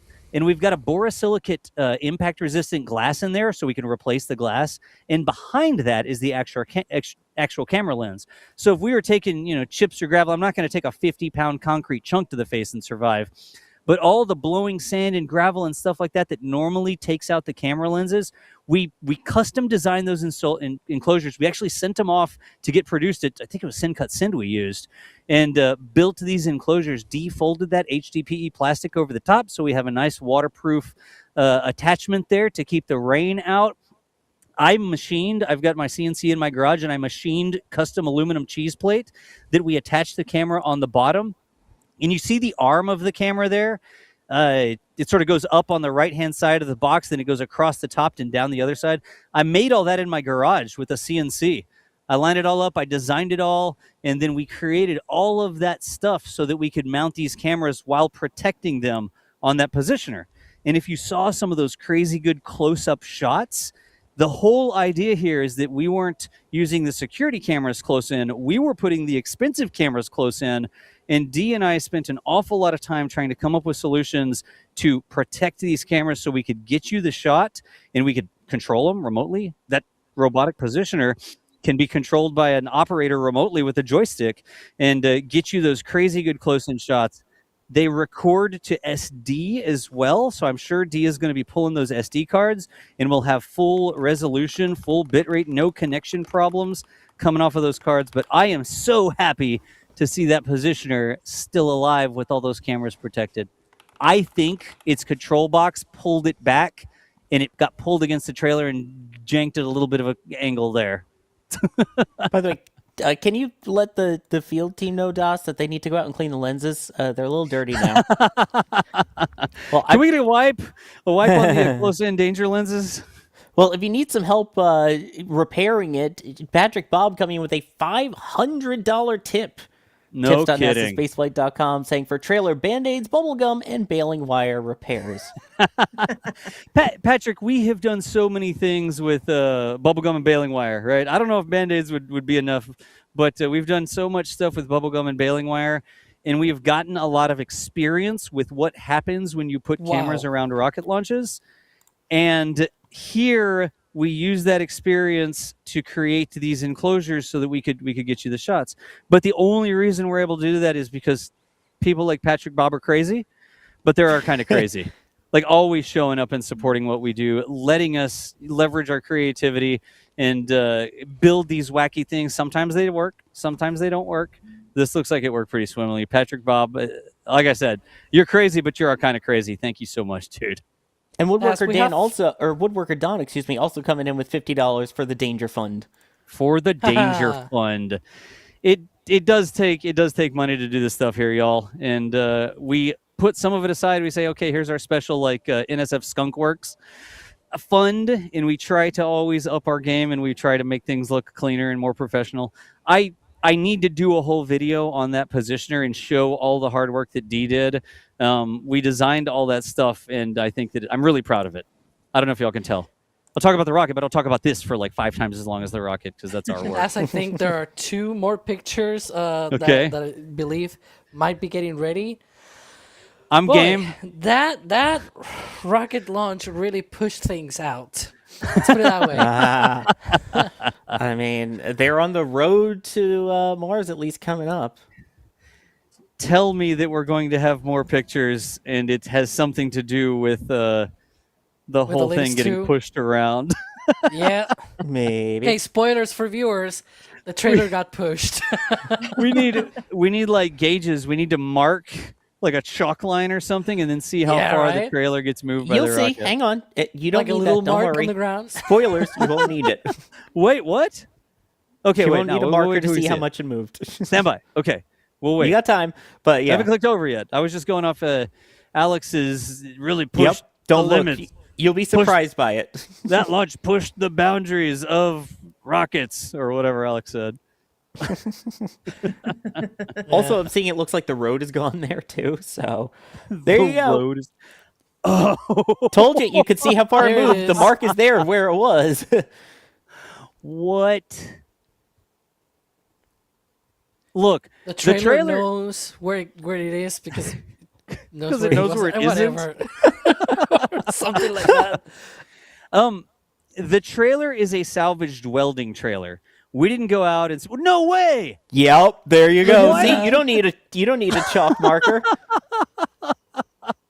It moved one landing pad width to the side. Wow. All right, well, I'm going to have to talk to Blue Origin about those auto-firing anchors that attach the New Glenn to the ship deck. We'll roll out there, then we'll go bam, and we'll have explosions under the trailer that fastens it to the concrete with little explosive bolts or something. That's too cool that it survived that. One of these days, I'm going to put like a crash test dummy or some ballistic gel or something there and see what happens to it. I probably have to specifically ask SpaceX that one. Like, hey, can I put like a dozen eggs out at the media site with a live camera on them?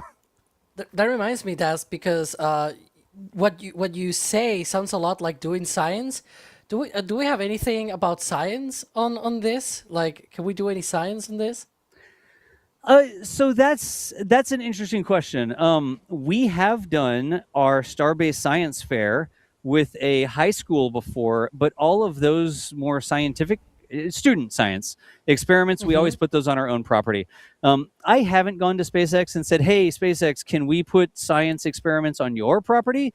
That access really is for media, and it's about the cameras and the views and the coverage of the launch. So I would probably personally draw the line there. I don't think that I would go to SpaceX and say, hey, can we put science experiments Totally here? fair. Yeah, I think we'll leave that for the cameras. Again, massively appreciate them allowing us to do that and get those views. But I think that would be a little bit too much. Let's stick to the media, and we can do science on other properties. I still like the idea of a crash test dummy. Stick a GoPro on top of it, and then it becomes a camera. There you go. We could go weigh the trailer and then see how far the trailer moved, and we could figure out how much force was hitting the side of the trailer. We'd have to figure out like the drag coefficient of surface area or something like that. But that trailer definitely moved sideways. Probably because it got slammed into by the positioner, which was sliding backwards at a high rate of speed. All right. Now, the field team is continuing to run around and grab more footage and stuff like that. But I don't think we're going to have all that. We have some replays y'all haven't seen yet. But if we stayed live until every single camera came in from every single part of the field, we would be here till like 3 days from now. So I'm seeing some reports that they're getting access to the cameras. We're seeing some celebration when cameras survived. There was some telephoto, like super tight shots of engines and stuff like that. But, oh, hey, Alex. Yeah. You want to go through that?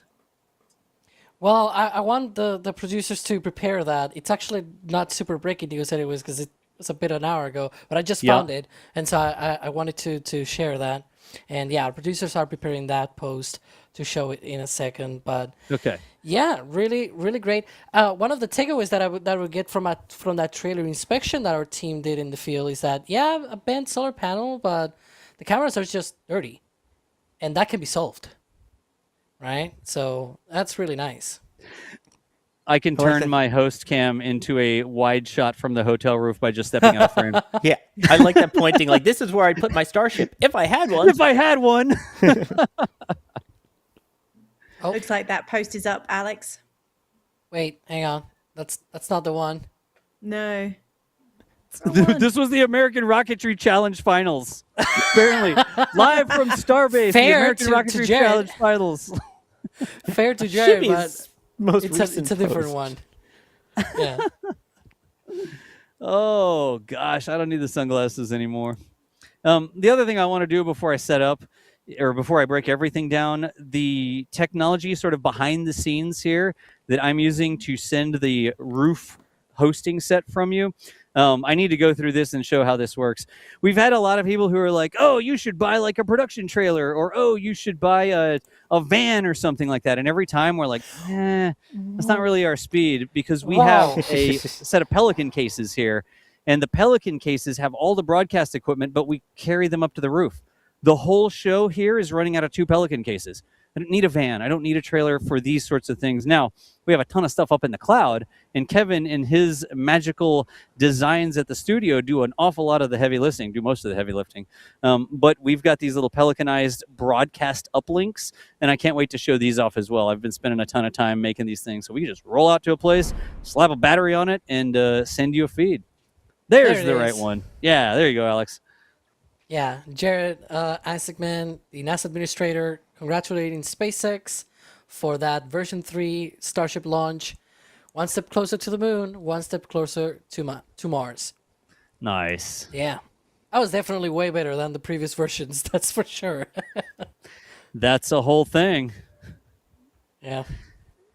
All right. Whew. I'm like looking down at some of the screens and stuff like that, but I'm starting to like bleh. Yeah, I'm I can getting tell tired. that. By the way, I know what Alex is freaking out about. This is something that we may be able to preview, something that will definitely be coming to the socials and might be coming to the shop, depending on how it comes up when it's full-blown, full screen. But one of those cameras that was right near the trailer happened to belong to Max Evans. Nice. And you know he knows how to cook. He's definitely cooked. He said that it was a planned engine shot, so you can imagine what our minds are blown by, because, good Lord. Anyways, you'll see a preview soon, and then the full-on thing. I want to like apologize, but not really, because we keep getting these things. The field gets out there and they snap a quick photo and they put it in the back channel like, yo, look at this. And then we react to it, but y'all can't see it yet. Yeah. Yeah. Okay, There we go. Here we go. All right, here we go. This is a preview raw out of the camera. Also, settings there, if you're looking for settings. Yeah, 13200th f8 ISO 250. No kidding. And again, this is the raw. Of course, Max is going to go in and see what it looks like on an actual full big screen, clear it up, and we should be able to see some of the amazing details in those engines from that shot. Max Evans, wow. You know, it's going to end up in the shop too. Like every single time we post these as member photos, we post them on social for everybody too, right? But somebody, inevitably, somebody comes back and is like, oh my gosh, I need this on my wall. Please make a print of this. I guarantee you these are going to end up in the shop sooner rather than later. Max Evans cooking here. Giving away the trade secrets also on the actual specs there, yeah. Ooh. I like this. Dino CR said, this is for shock sensor fun for danger trailer. Would love to see different G-force tags to see how much force the trailer is taking. You know, I might be able to sell that, because I need to know how to design the enclosure so the cameras can survive. And so getting empirical evidence, getting some numbers as to exactly how much force is impacting the camera enclosures at that range. Would that be? Let's think about that. Would that be test like you record? Just like you record. Well, the cameras didn't quite fly. They skidded a little bit, but we can't say test like you fly. It's test like you skid across the concrete parking lot. What I'm hoping is that the SD cards worked on those too, because again, obviously we had issues connecting with the dish once it all moved out of position, but a lot of these do record locally, and then once the team goes out there and everything and is able to pull those, I'm hoping we get some awesome shots that we'll be able to share over the next couple days here. Yeah. Oh, jeez. This is too much fun, y'all. I hope everybody watching had a good time hanging out with us over the course of the show. We do all this to get this stream going, and then at the end it's like, no way, did that actually just happen? Then at the end, it's tough to get some sleep sometimes. You're like, tonight I will still be going back and looking at footage and rolling back through stuff and looking at the Discord and going to all of our different social places where we're going to be putting out all this content over the next, get a lot out tonight, but over the next couple of days. But I'm just going to sit there and not doom scroll. Y'all, what is it? It's not doom scrolling. It's cool. This is cool. Cool not gonna call it Scrolling. Scrolling? That's no, don't say that. That's the terrible name. Good grief! I have the good sense not to say that out Joy loud. scrolling? Joy scrolling. Oh yes, Doom copy scrolling? Joy Scroll. Copy Joy Scroll. Copy Moonjoy. Yeah. Lindsay in the Amaze, shop amaze, says she'll amaze. hyperfixate on the content. So, oh, anyways, the sun is continuing to go down. Let me do this. Let me make sure that we didn't miss. And Sawyer, help me out. If we missed any big supports that came in, again, we can't read every single one. We want to say thanks to folks. If we missed a big one, please understand it's not because we intentionally did it or snubbing anybody or anything like that. It's just because there's so much support that comes in. Sawyer, are you seeing any things that we want to make sure we don't miss? I didn't see any others. I'm re-scrolling back through. We had a $50 super chat earlier from Tim Alverson. Thank you very much for that. Cool. I got a can of Coke, apparently. Well, I thought that was for D. No. Now a can of Coke for Das. I get one too. No, Yeah, we got a lot of it. There's a lot of gifted memberships that came through. A bunch of people upgrading to Launch Director. Mm-hmm. Amazing.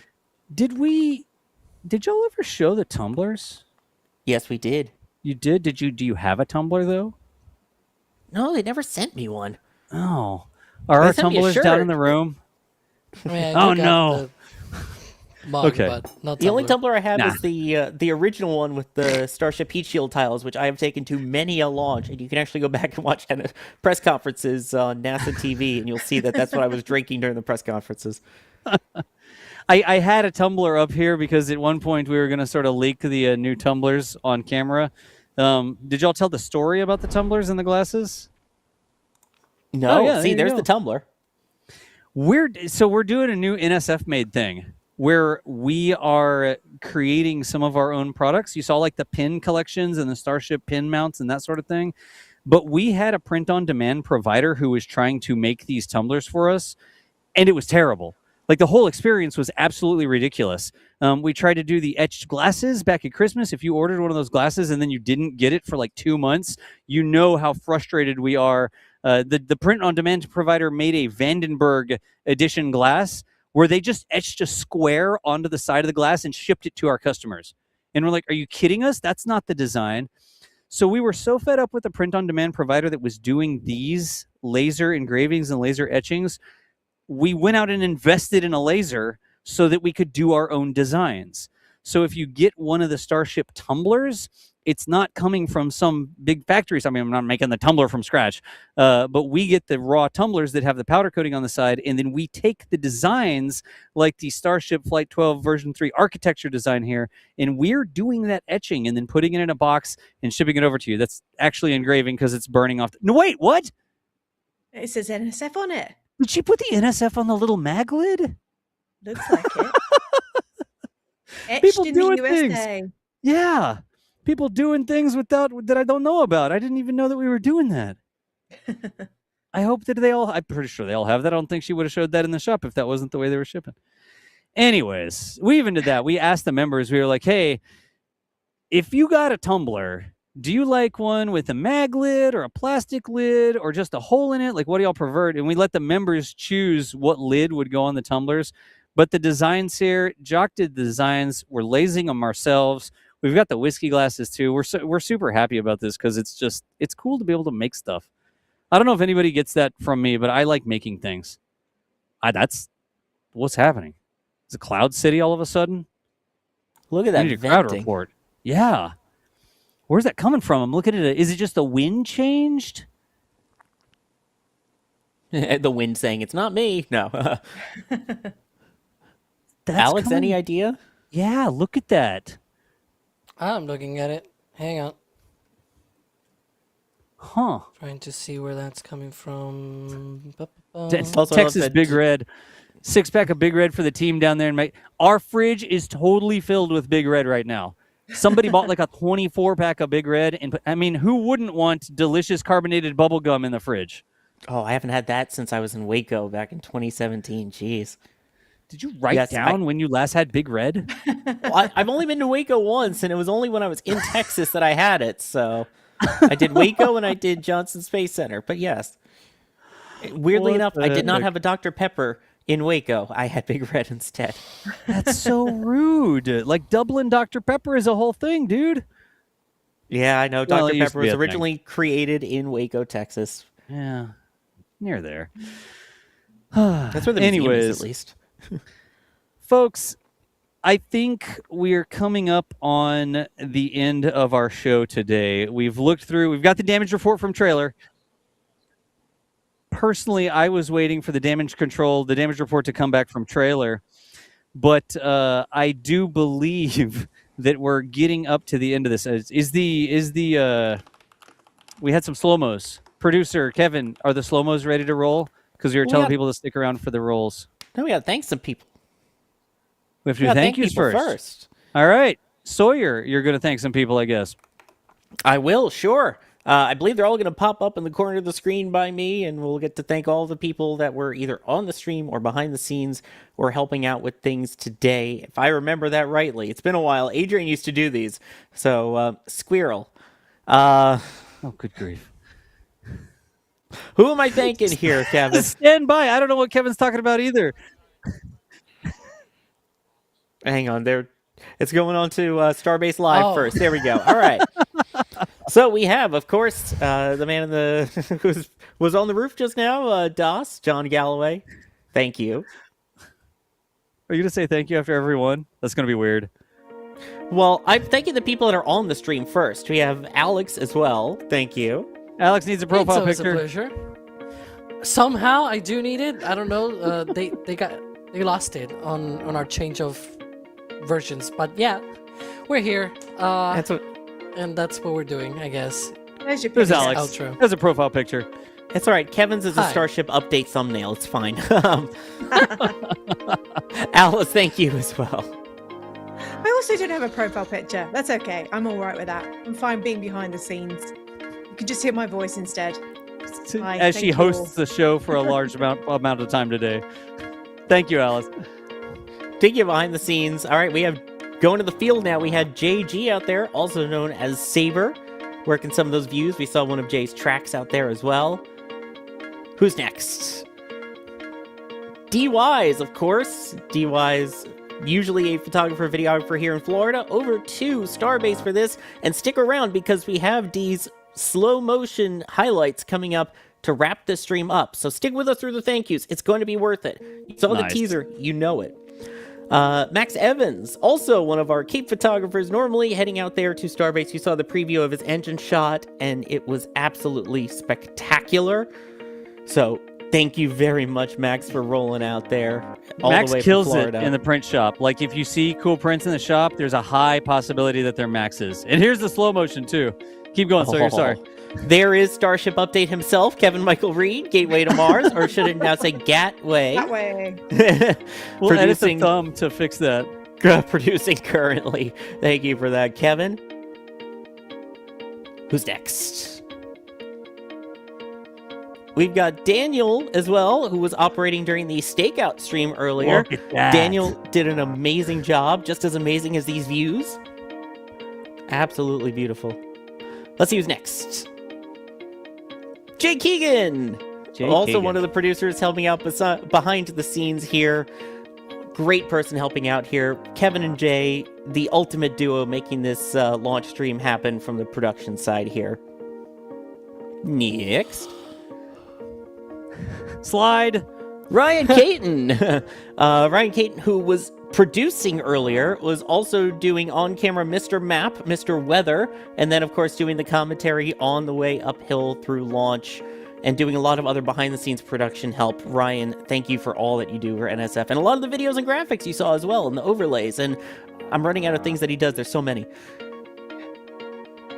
Then we had Gage out in the field there as well, helping to set up all of those cameras, get everything ready there. Does a lot of the video and photo work as well. You'll see Gage's stuff if you follow everything happening regularly at Starbase. Hey, y'all, Gage has hustle. Gage is out there cleaning cameras and getting stuff deployed. Like, big thanks to Gage. Gage definitely has some hustle here for Flight 12.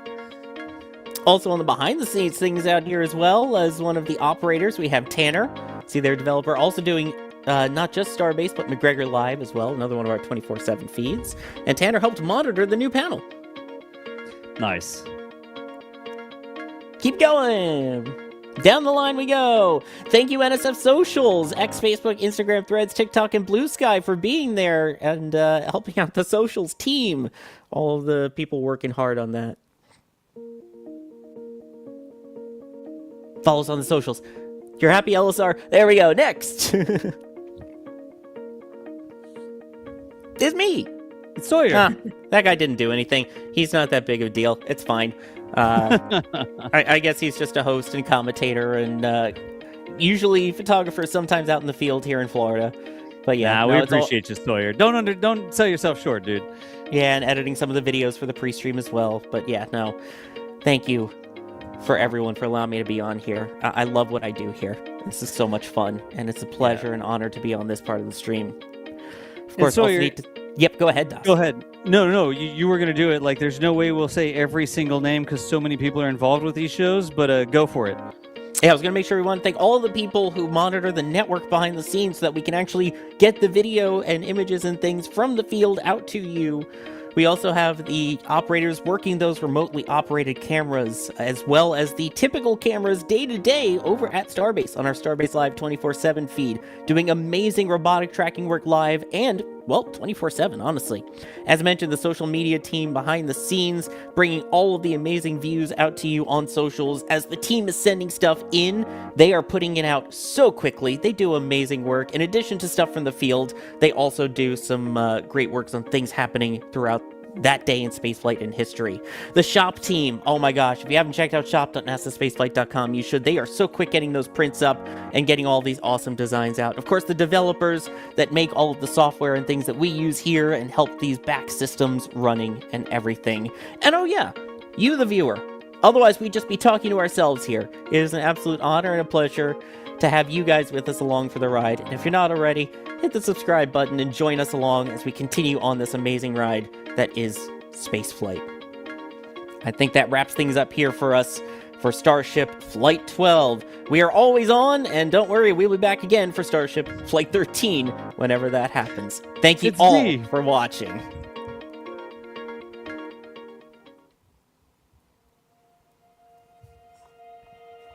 And here we go.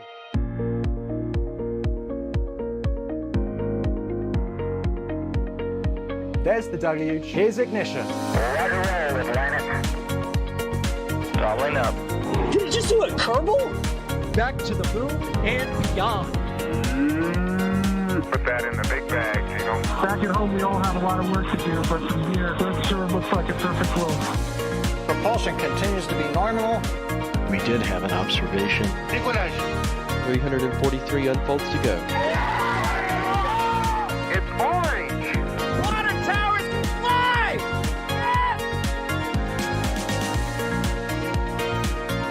Bingo! Right in the center. Where's Jacqueline? There it is! That was surreal. That's not what we want to see. No! Oh my God. Yikes, you bet. Sure. We don't need any more of these. Full reusability of an engine like this is really something that people haven't done before. Version 3 is what I like to call the foundational design of Starship Booster in the pad. We've never built a ship V3 before and gotten it to this state of production. Booster 19 is actually the second of the version 3 boosters that we've built.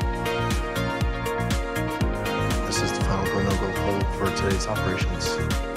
T-minus 10, 9, 8, 7, 6, 5, 4, 3, 2,